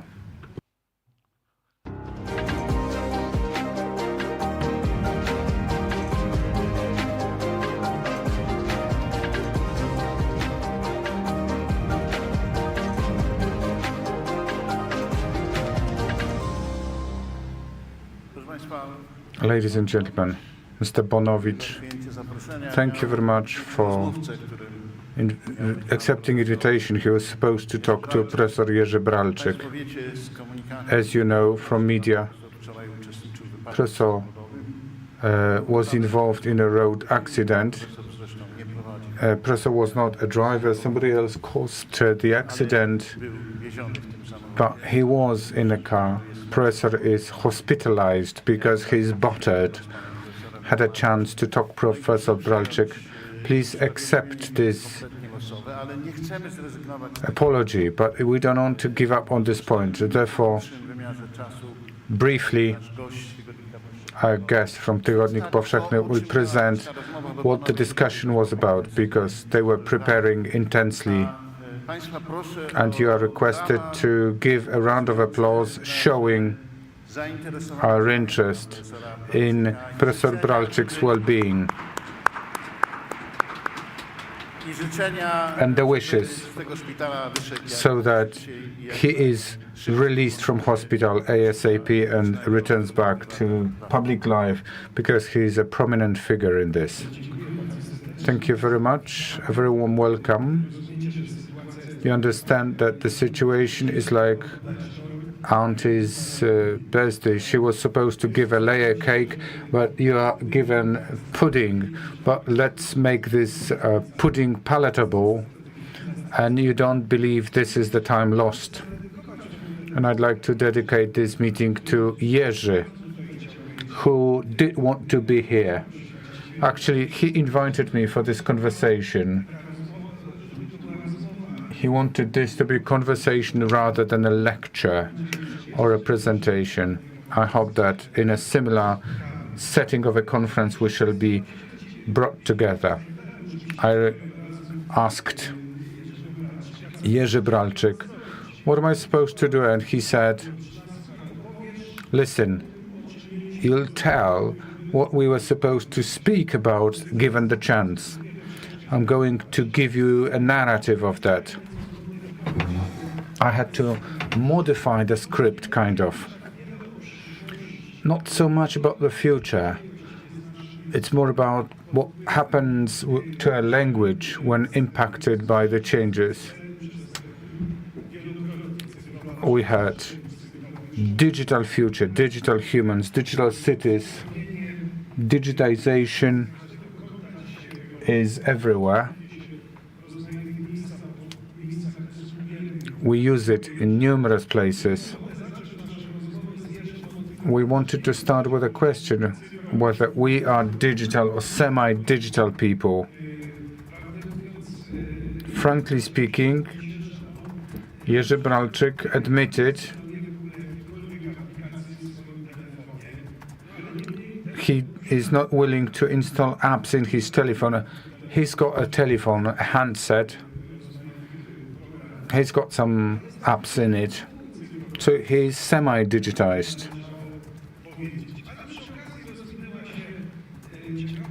An interesting conversation developed. You might be interested.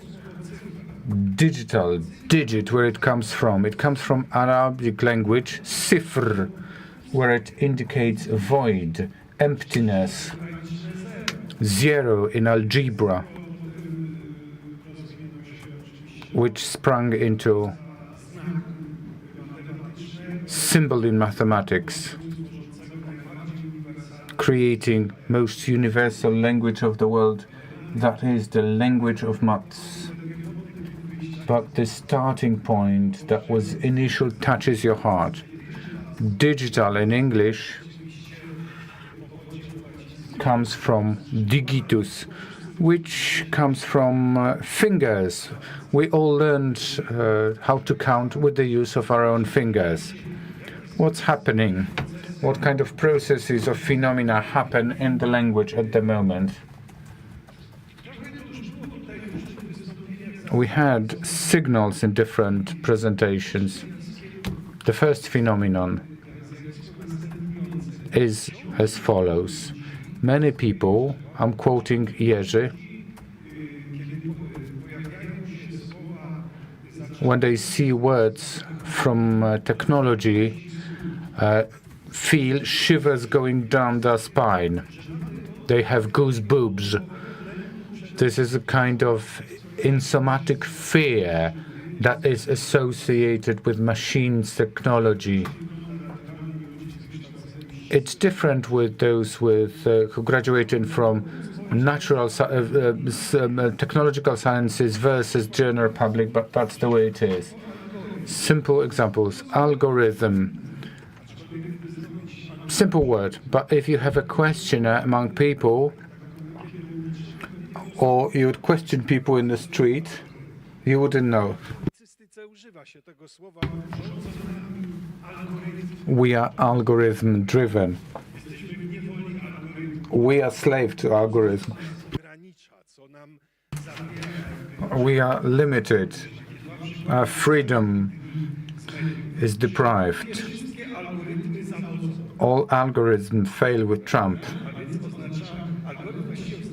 algorithm means the way of proceeding, what the world should be like. Yesterday's Real Madrid lost versus Arsenal 3-0. So real coach should come up with new algorithm for their team.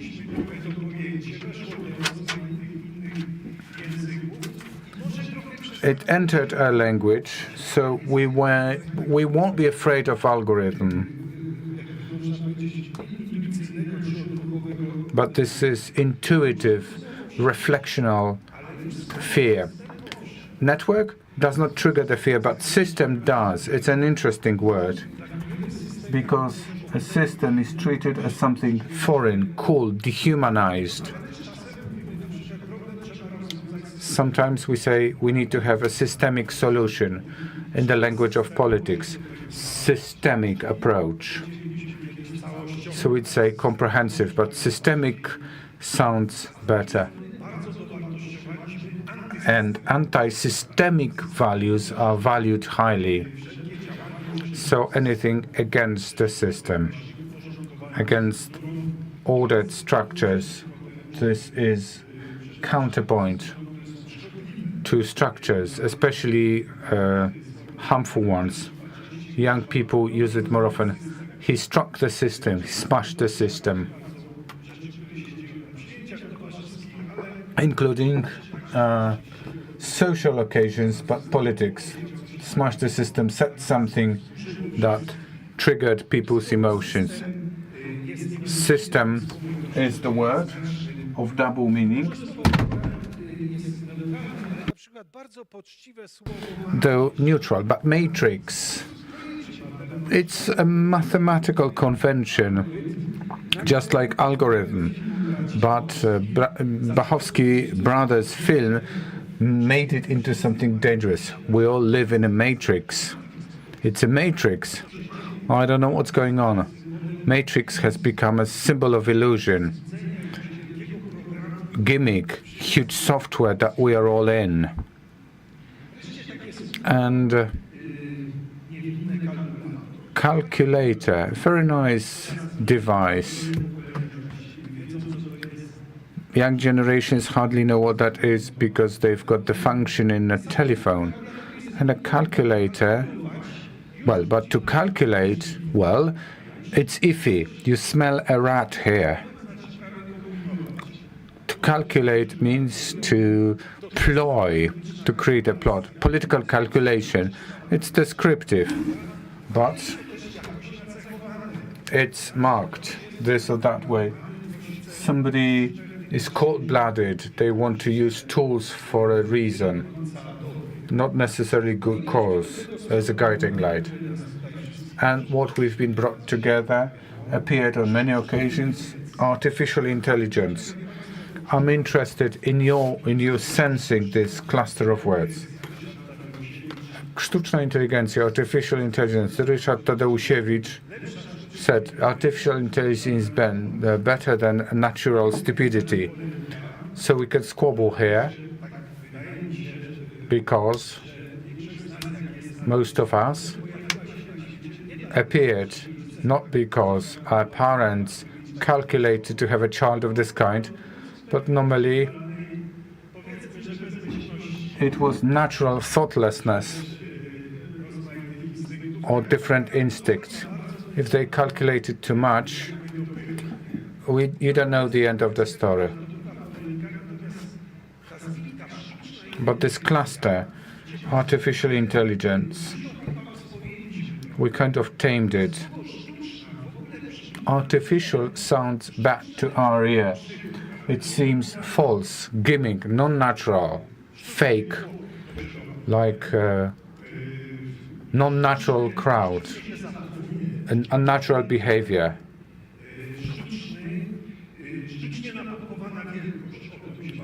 Too much boosted, artificially. It's not enough to say pumped up, artificially pumped up, so double false. So we sense this word as a negative one.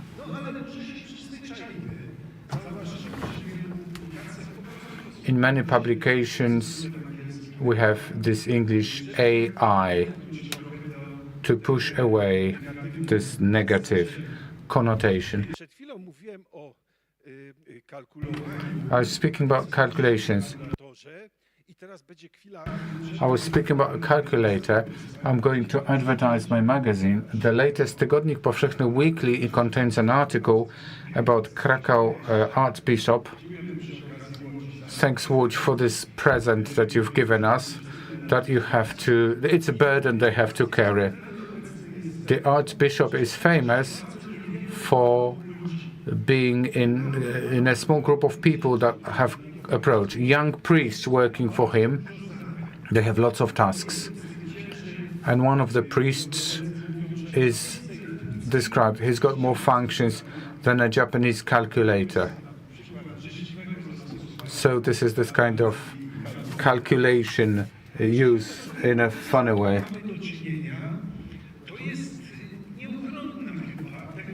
And unavoidable technicization, technologization. Jerzy would correct my vocabulary here, which word is the right one, of human image and the world image. This is unavoidable. Ever since machines came into being, man has been compared to machines. Cartesian idea, the world is like a huge mechanism with smaller mechanisms contained herein. Animals. Lamet here said, what's the difference between humans and animals? They are machines. We are all machines. Industrial revolution has complicated this image, duplicated. We use the comparisons to technology. It can be dangerous, but it's not that dangerous. Sometimes it may be funny. A wife wouldn't say, he was born that way. He's been programmed this way. He is not engulfed in his thoughts. He froze like a computer. You know, computer programs freeze. His circuits have been overheated. I've got it in my hard drive. Showed one of the speakers. Some things enter a language without us seeing it. Somebody has got huge memory capacity. We used to say wonderful. Now we have large capacity in his hard drive, like the hard drive capacity of the appliances that we use. I heard a notion.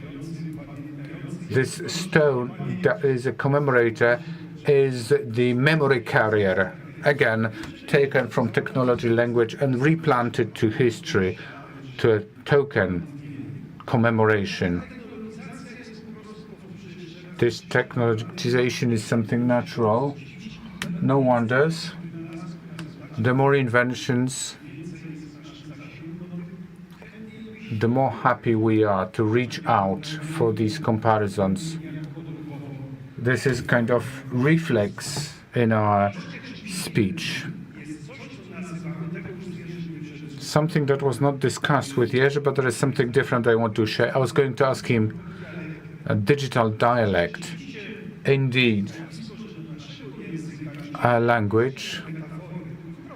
Not necessarily is this a metaphor, but it contains software streaming to like, to bias, to Google out.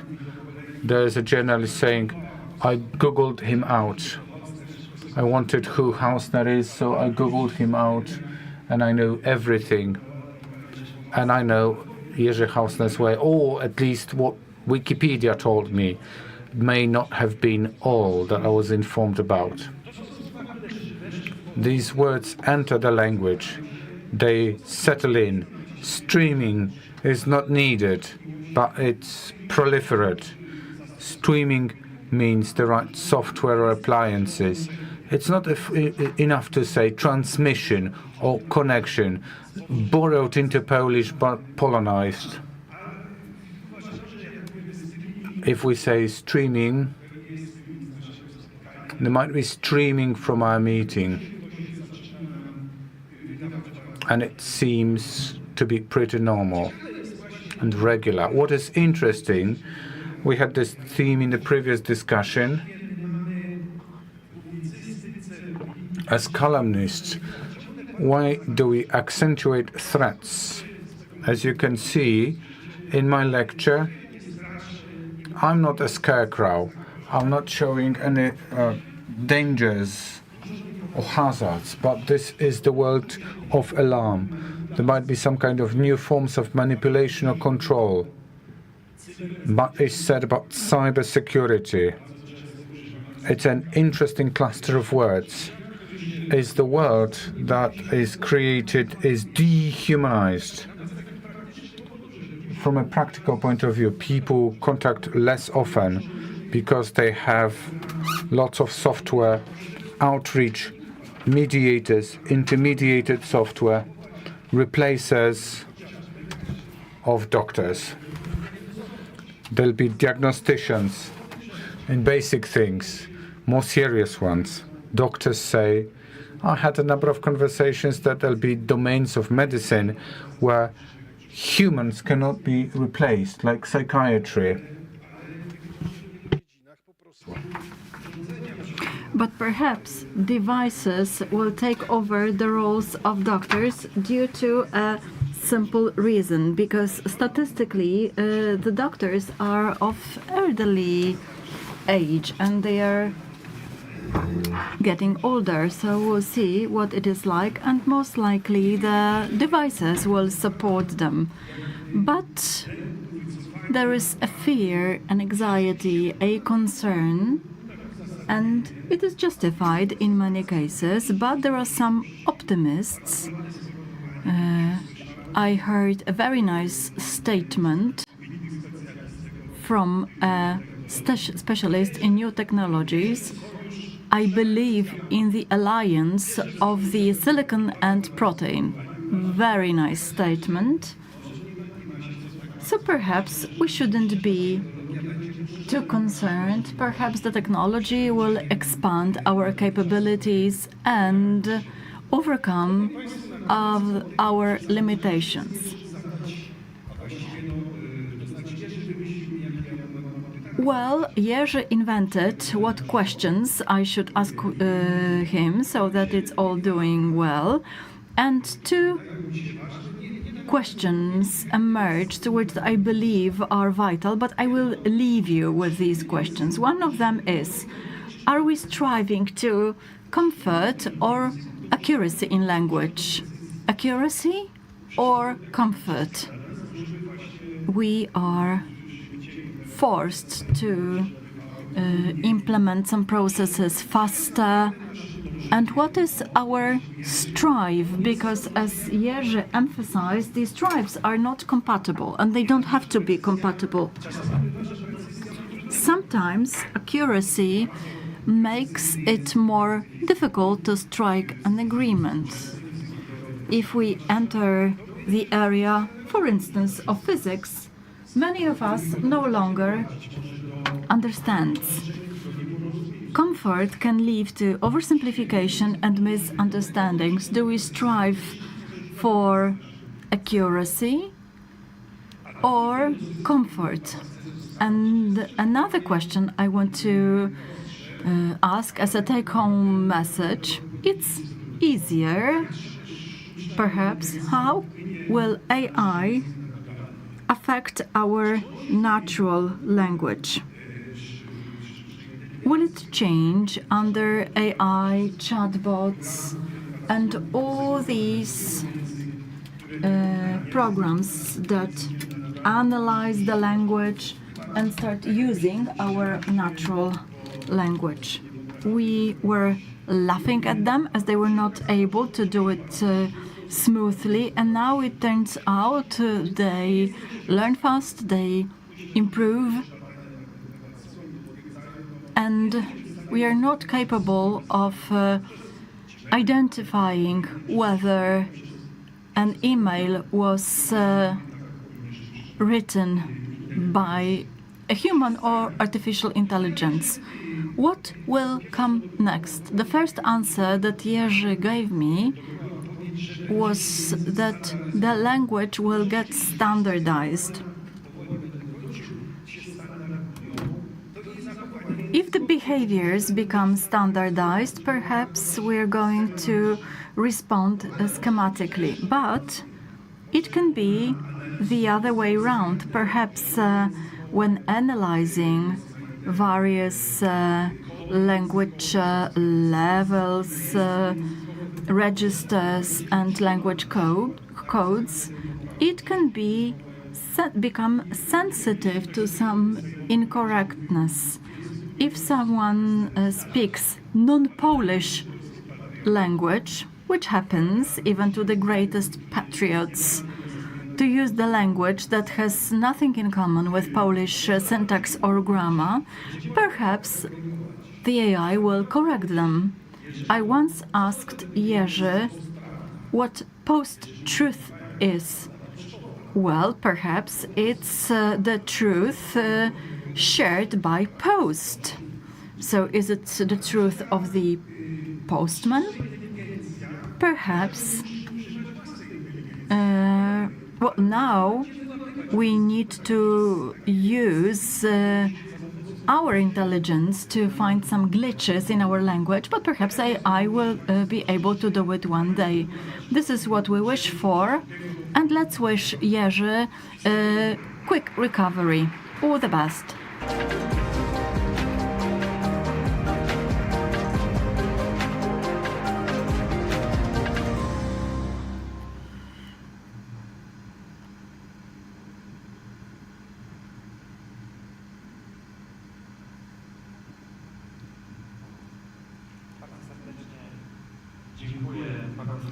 Thank you very much for this opinion on the language in the city of the future. It's time to summarize, and now it's my honor to invite Jerzy Hausner, the president of the Program Council of the Open Eyes Economy Summit, and our Congress devoted to regenerative cities, to summarize our Congress. The floor is yours.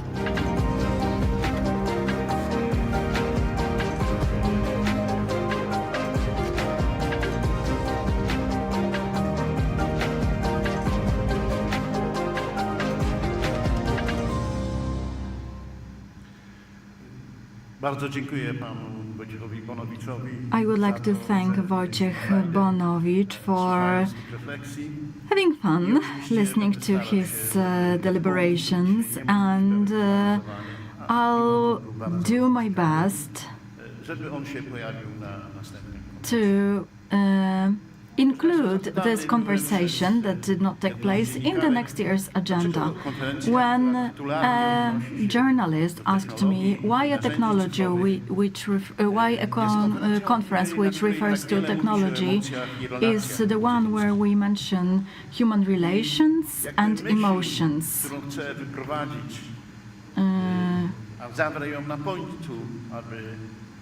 I'm going to share an idea that I will mention at the very beginning, but let me take you to it. When using digital tools and including the digital space in the urban space, we shouldn't adapt the tools because they are here and they are new and innovative, but simply because they can improve the inhabitants' quality of life. That's the most reference criterion, and we should use it. And the Congress mentions so much about it, and that's good. It means it had a good profile. One of our foreign guests, Diego Zoppi, presented a scheme from which we can derive a dictionary of city buildings, infrastructure, streets, road infrastructure, value of real estate, ROI. And the dictionary he proposed as an architect representing the milieu of European architects. His approach is based on a different dictionary: trust, reliability, human relations, infrastructure, social infrastructure, value of services. The session, which preceded the summary, prepared by Kamil Śmiechowski and Agnieszka Orankiewicz, summarized it in a perfect way. Another guest of ours, the Deputy President Aurel Ploszczanu, I modified his statement. He said, not merely is about people, not merely about ICT. To, o czym chcemy rozmawiać, nie jest o technologii. What we want to discuss is not about merely technology, but about how we humans can use it. Dla naszych kongresów, For our congresses, and this is the 5th Congress, it's important to remember what regeneration is and what the regenerative approach involves. It is often referred to as resilience. I would like to quote a reflection which I formulated participating in one of the sessions chaired by Ilona Wagner. It was called Digital Technologies for Water Management, but the reflection is mine. Referring to last year's flood,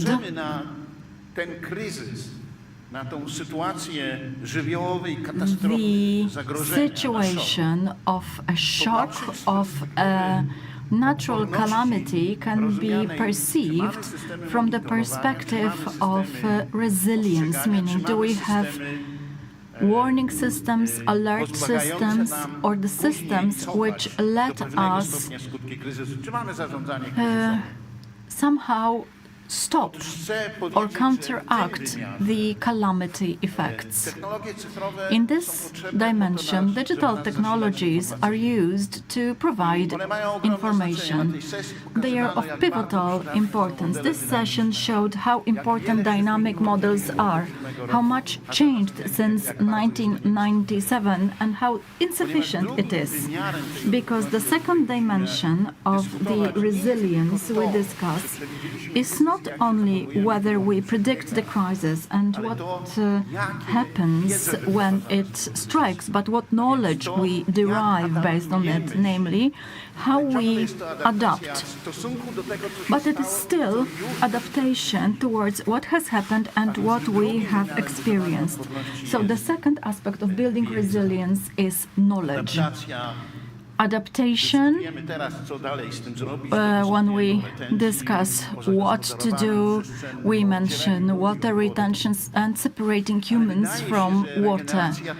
But regeneration is hidden deeper, and it goes further towards imagining things that perhaps we could imagine but we can't predict. That regeneration as such is not based on adapting to what has happened but on transformation.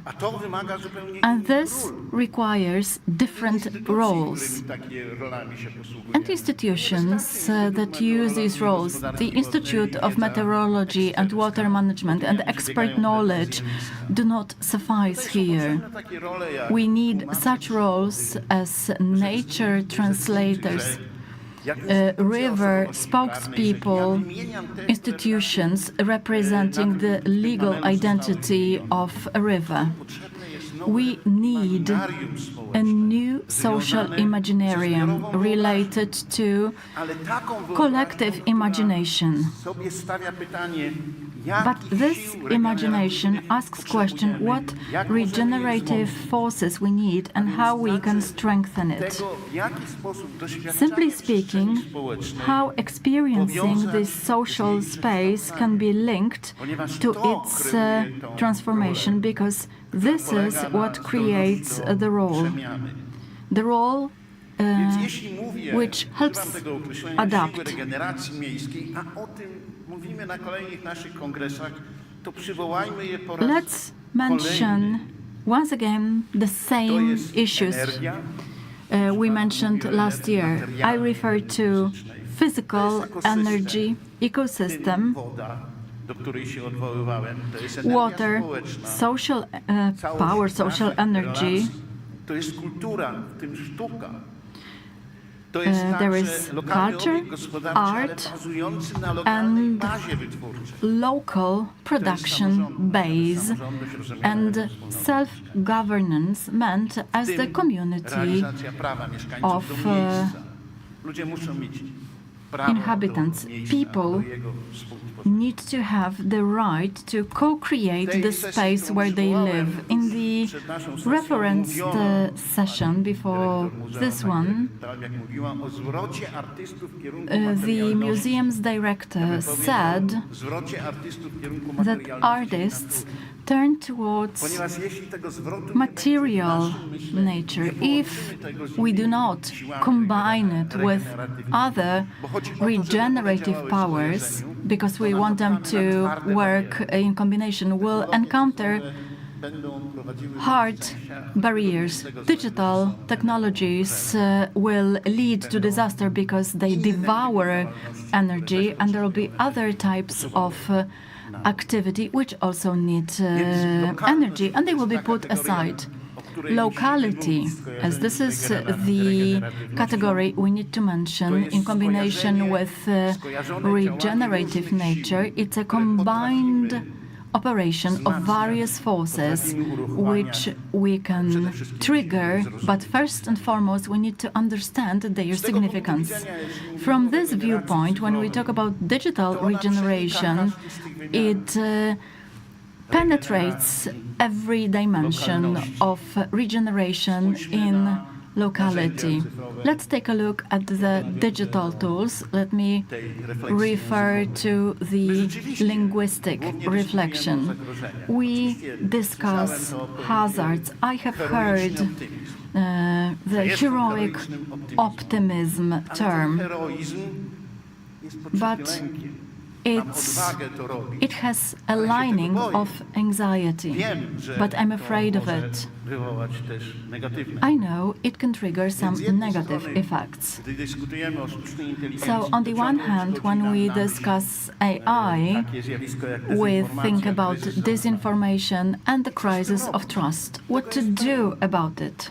There's plenty of it everywhere.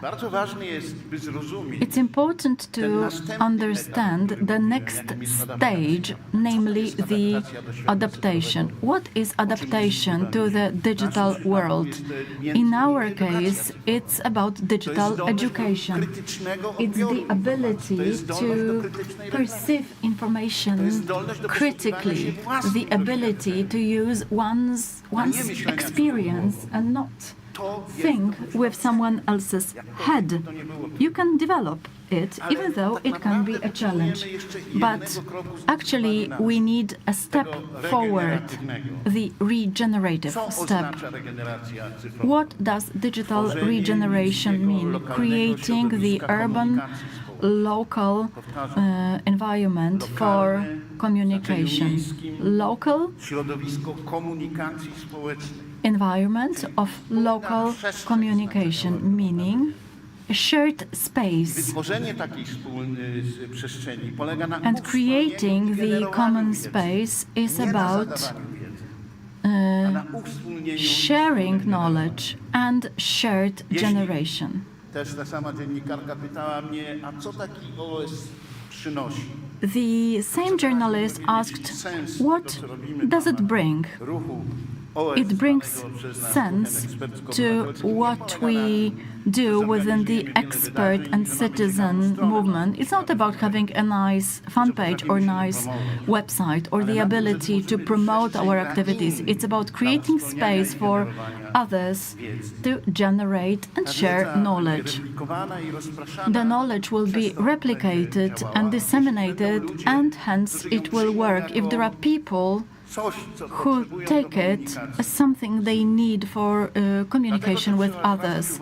That's why we need to pay attention to the active and passive side of digital technologies and digital tools, the digital world. Moim zdaniem bardzo dobrym, nie jestem klakierem.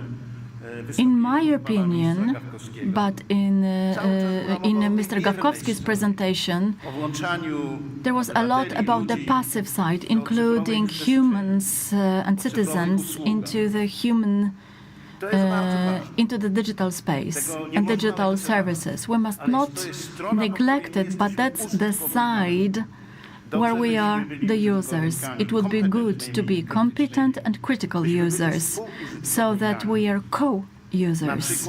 For instance, in order to create local cybersecurity centers as those where certain tools can be used by many.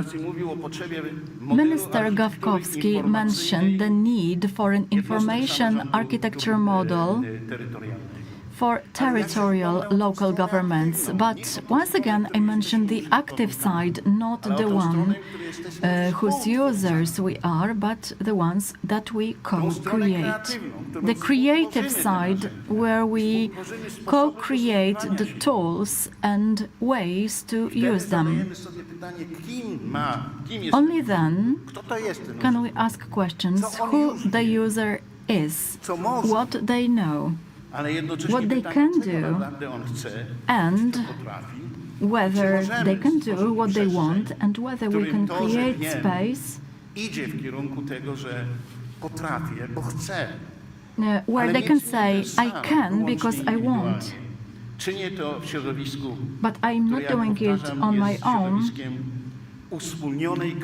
but in an environment where I have critical self-knowledge that takes into consideration the aspect of imagination,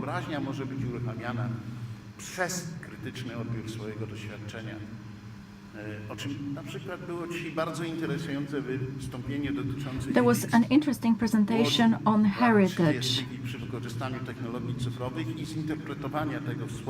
It's about interpreting how important the city center is in a city like Łódź. Łódź fabryczna shouldn't have the surroundings as it is designed. That was what the story was about. It shows how our imagination can be nurtured.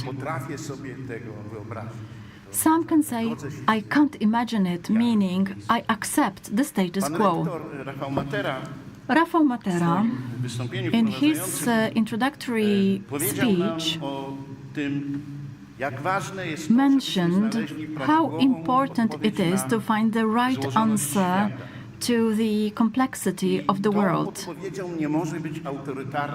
Authoritarian simplification must not be the answer, an imposed operating way, but it's neither the post-modernistic equality of every statement and of every reason. Both come to the same point: authoritarian simplifications and imposing the only right way of thinking and letting people choose their opinion and change it at any time is the same.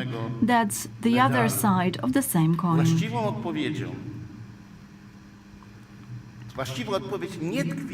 The right answer does not lie in diversity as such.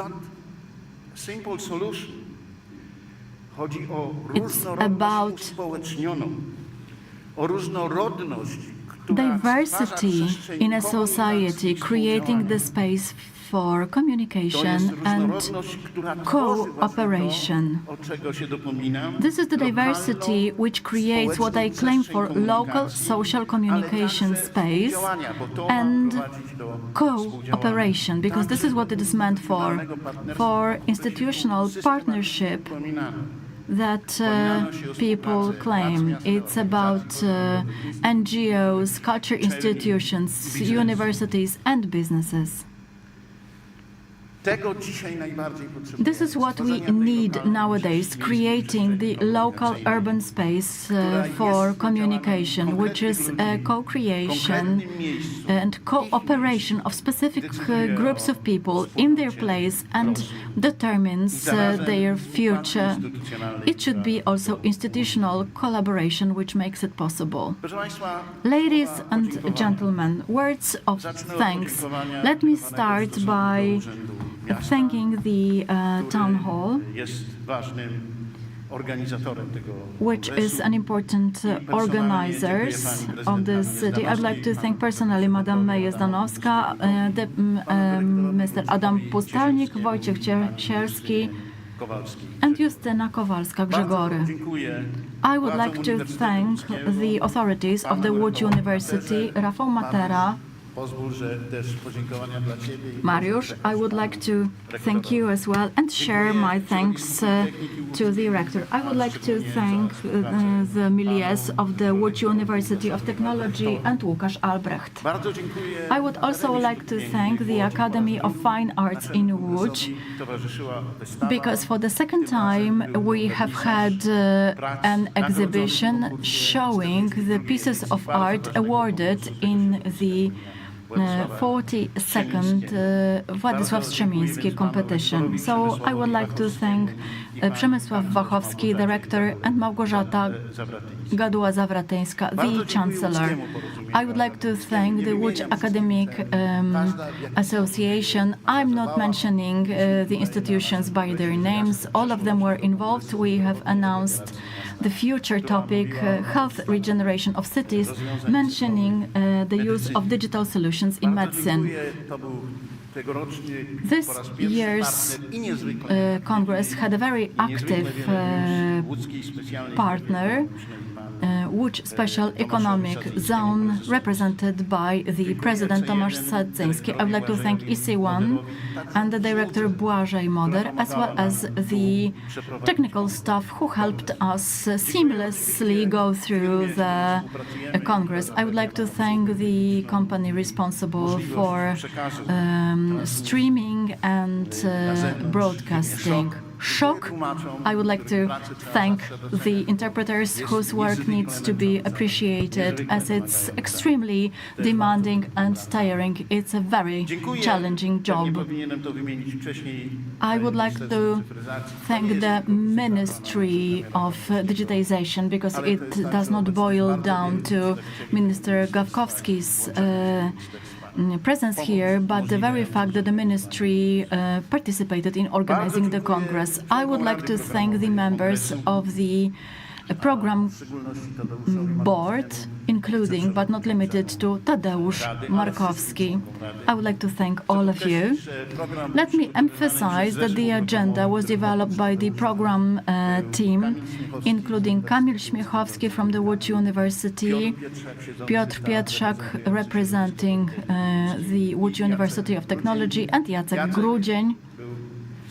Jacek was the director of the Department of Culture last year and an important partner, and now as the head of Radio Łódź, he was responsible for promoting the event on the radio.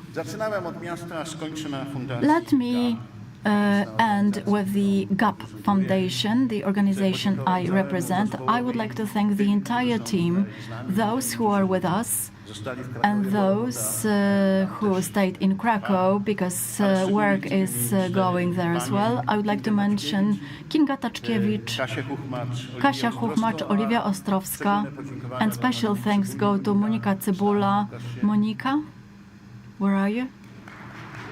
Monika is the person who on a daily basis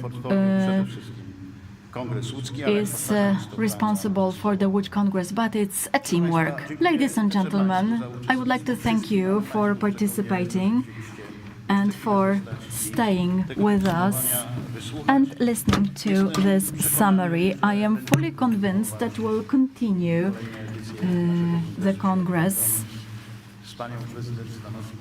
with Mayor Zdanowska, we decided that next year we'll focus on health regeneration of city. I don't know when it's going to happen, depending whether EC1 is going to be available or not, but we're looking forward to seeing you there.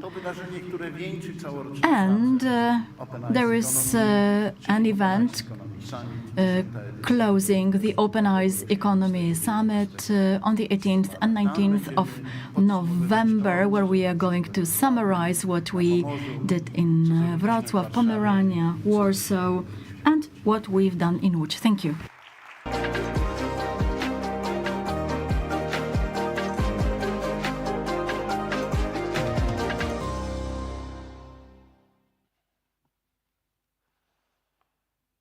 Bardzo dziękuję, panie profesorze, za te słowa podsumowania.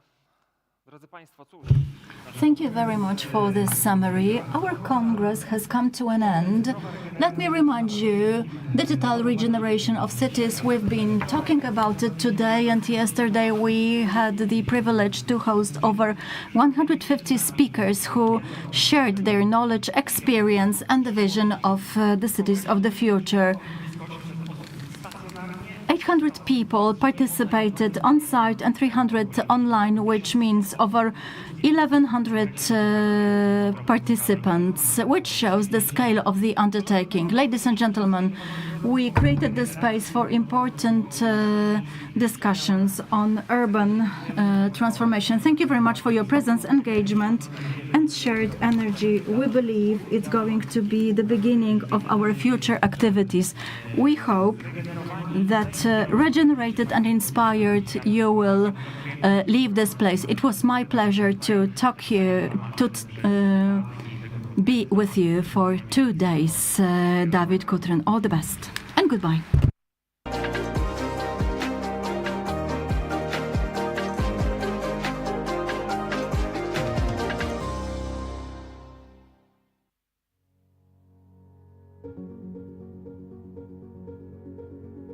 Świat potrzebuje silnej i zjednoczonej Europy. Stanie się to tylko wtedy, kiedy tą naszą jedność będziemy budowali na wartościach, tak jak to było w przeszłości.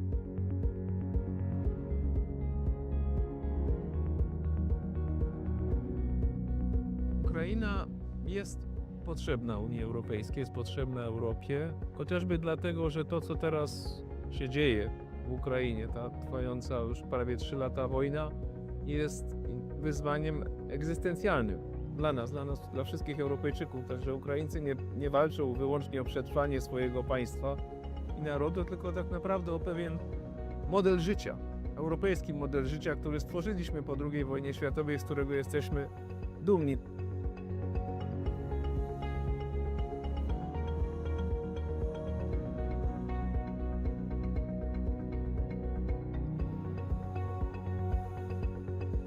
Współcześnie człowiek doszedł do takiego poziomu rozwoju, że to, co narodowe, wymaga tego, co ponadnarodowe, aby rzeczywiście mogło się urzeczywistnić. Taką wspólnotą ponadnarodową, która jest dla nas geograficznie, historycznie i kulturowo właściwa, jest wspólnota europejska.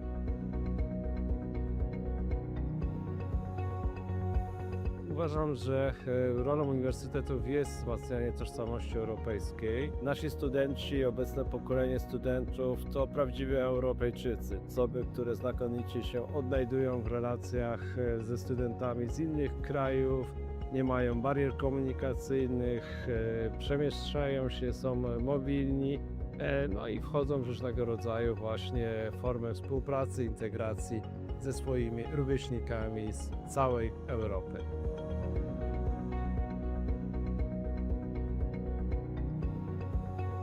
Tutaj przyjeżdża też bardzo dużo osób z całej Europy. Oni tutaj pracują i my się od nich uczymy. My się uczymy od nich ich wrażliwości, ich kultury, ich potencjału i wykorzystujemy ich potencjał społeczny, więc to jest taka obustronna wymiana, zarówno kulturowa, społeczna, jak i ekonomiczna. Ja myślę, że tak będziemy czerpać przez najbliższe lata. Im Kraków bardziej będzie otwarty, tym więcej tej wymiany będziemy tutaj na miejscu mieli. To właśnie w tej różnorodności drzemie siła Europejczyków i jeżeli wszyscy zostaniemy zaproszeni do stołu, do czynnych debat i dyskusji w zakresie tego, jak powinniśmy regulować otoczenie prawne, jak stabilnie je zaprojektować dla rozwoju nowoczesnych technologii, będziemy wygranymi w tym wyścigu.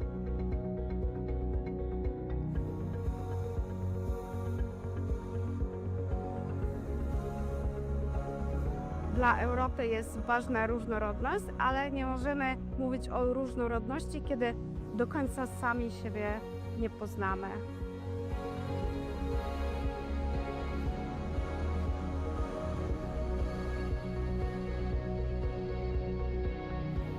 Kultura europejska jest przede wszystkim spoiwem, który pozwoli dzisiaj, w momencie tak wielu kryzysów, które dotykają zarówno Europę, jak i świat, pozwoli na połączenie sił, na wspólnotę i na stworzenie wspaniałych perspektyw i przyszłości. Moim zdaniem bez kultury europejskiej nie ma Europy. Dla mnie dusza Europy to kultura.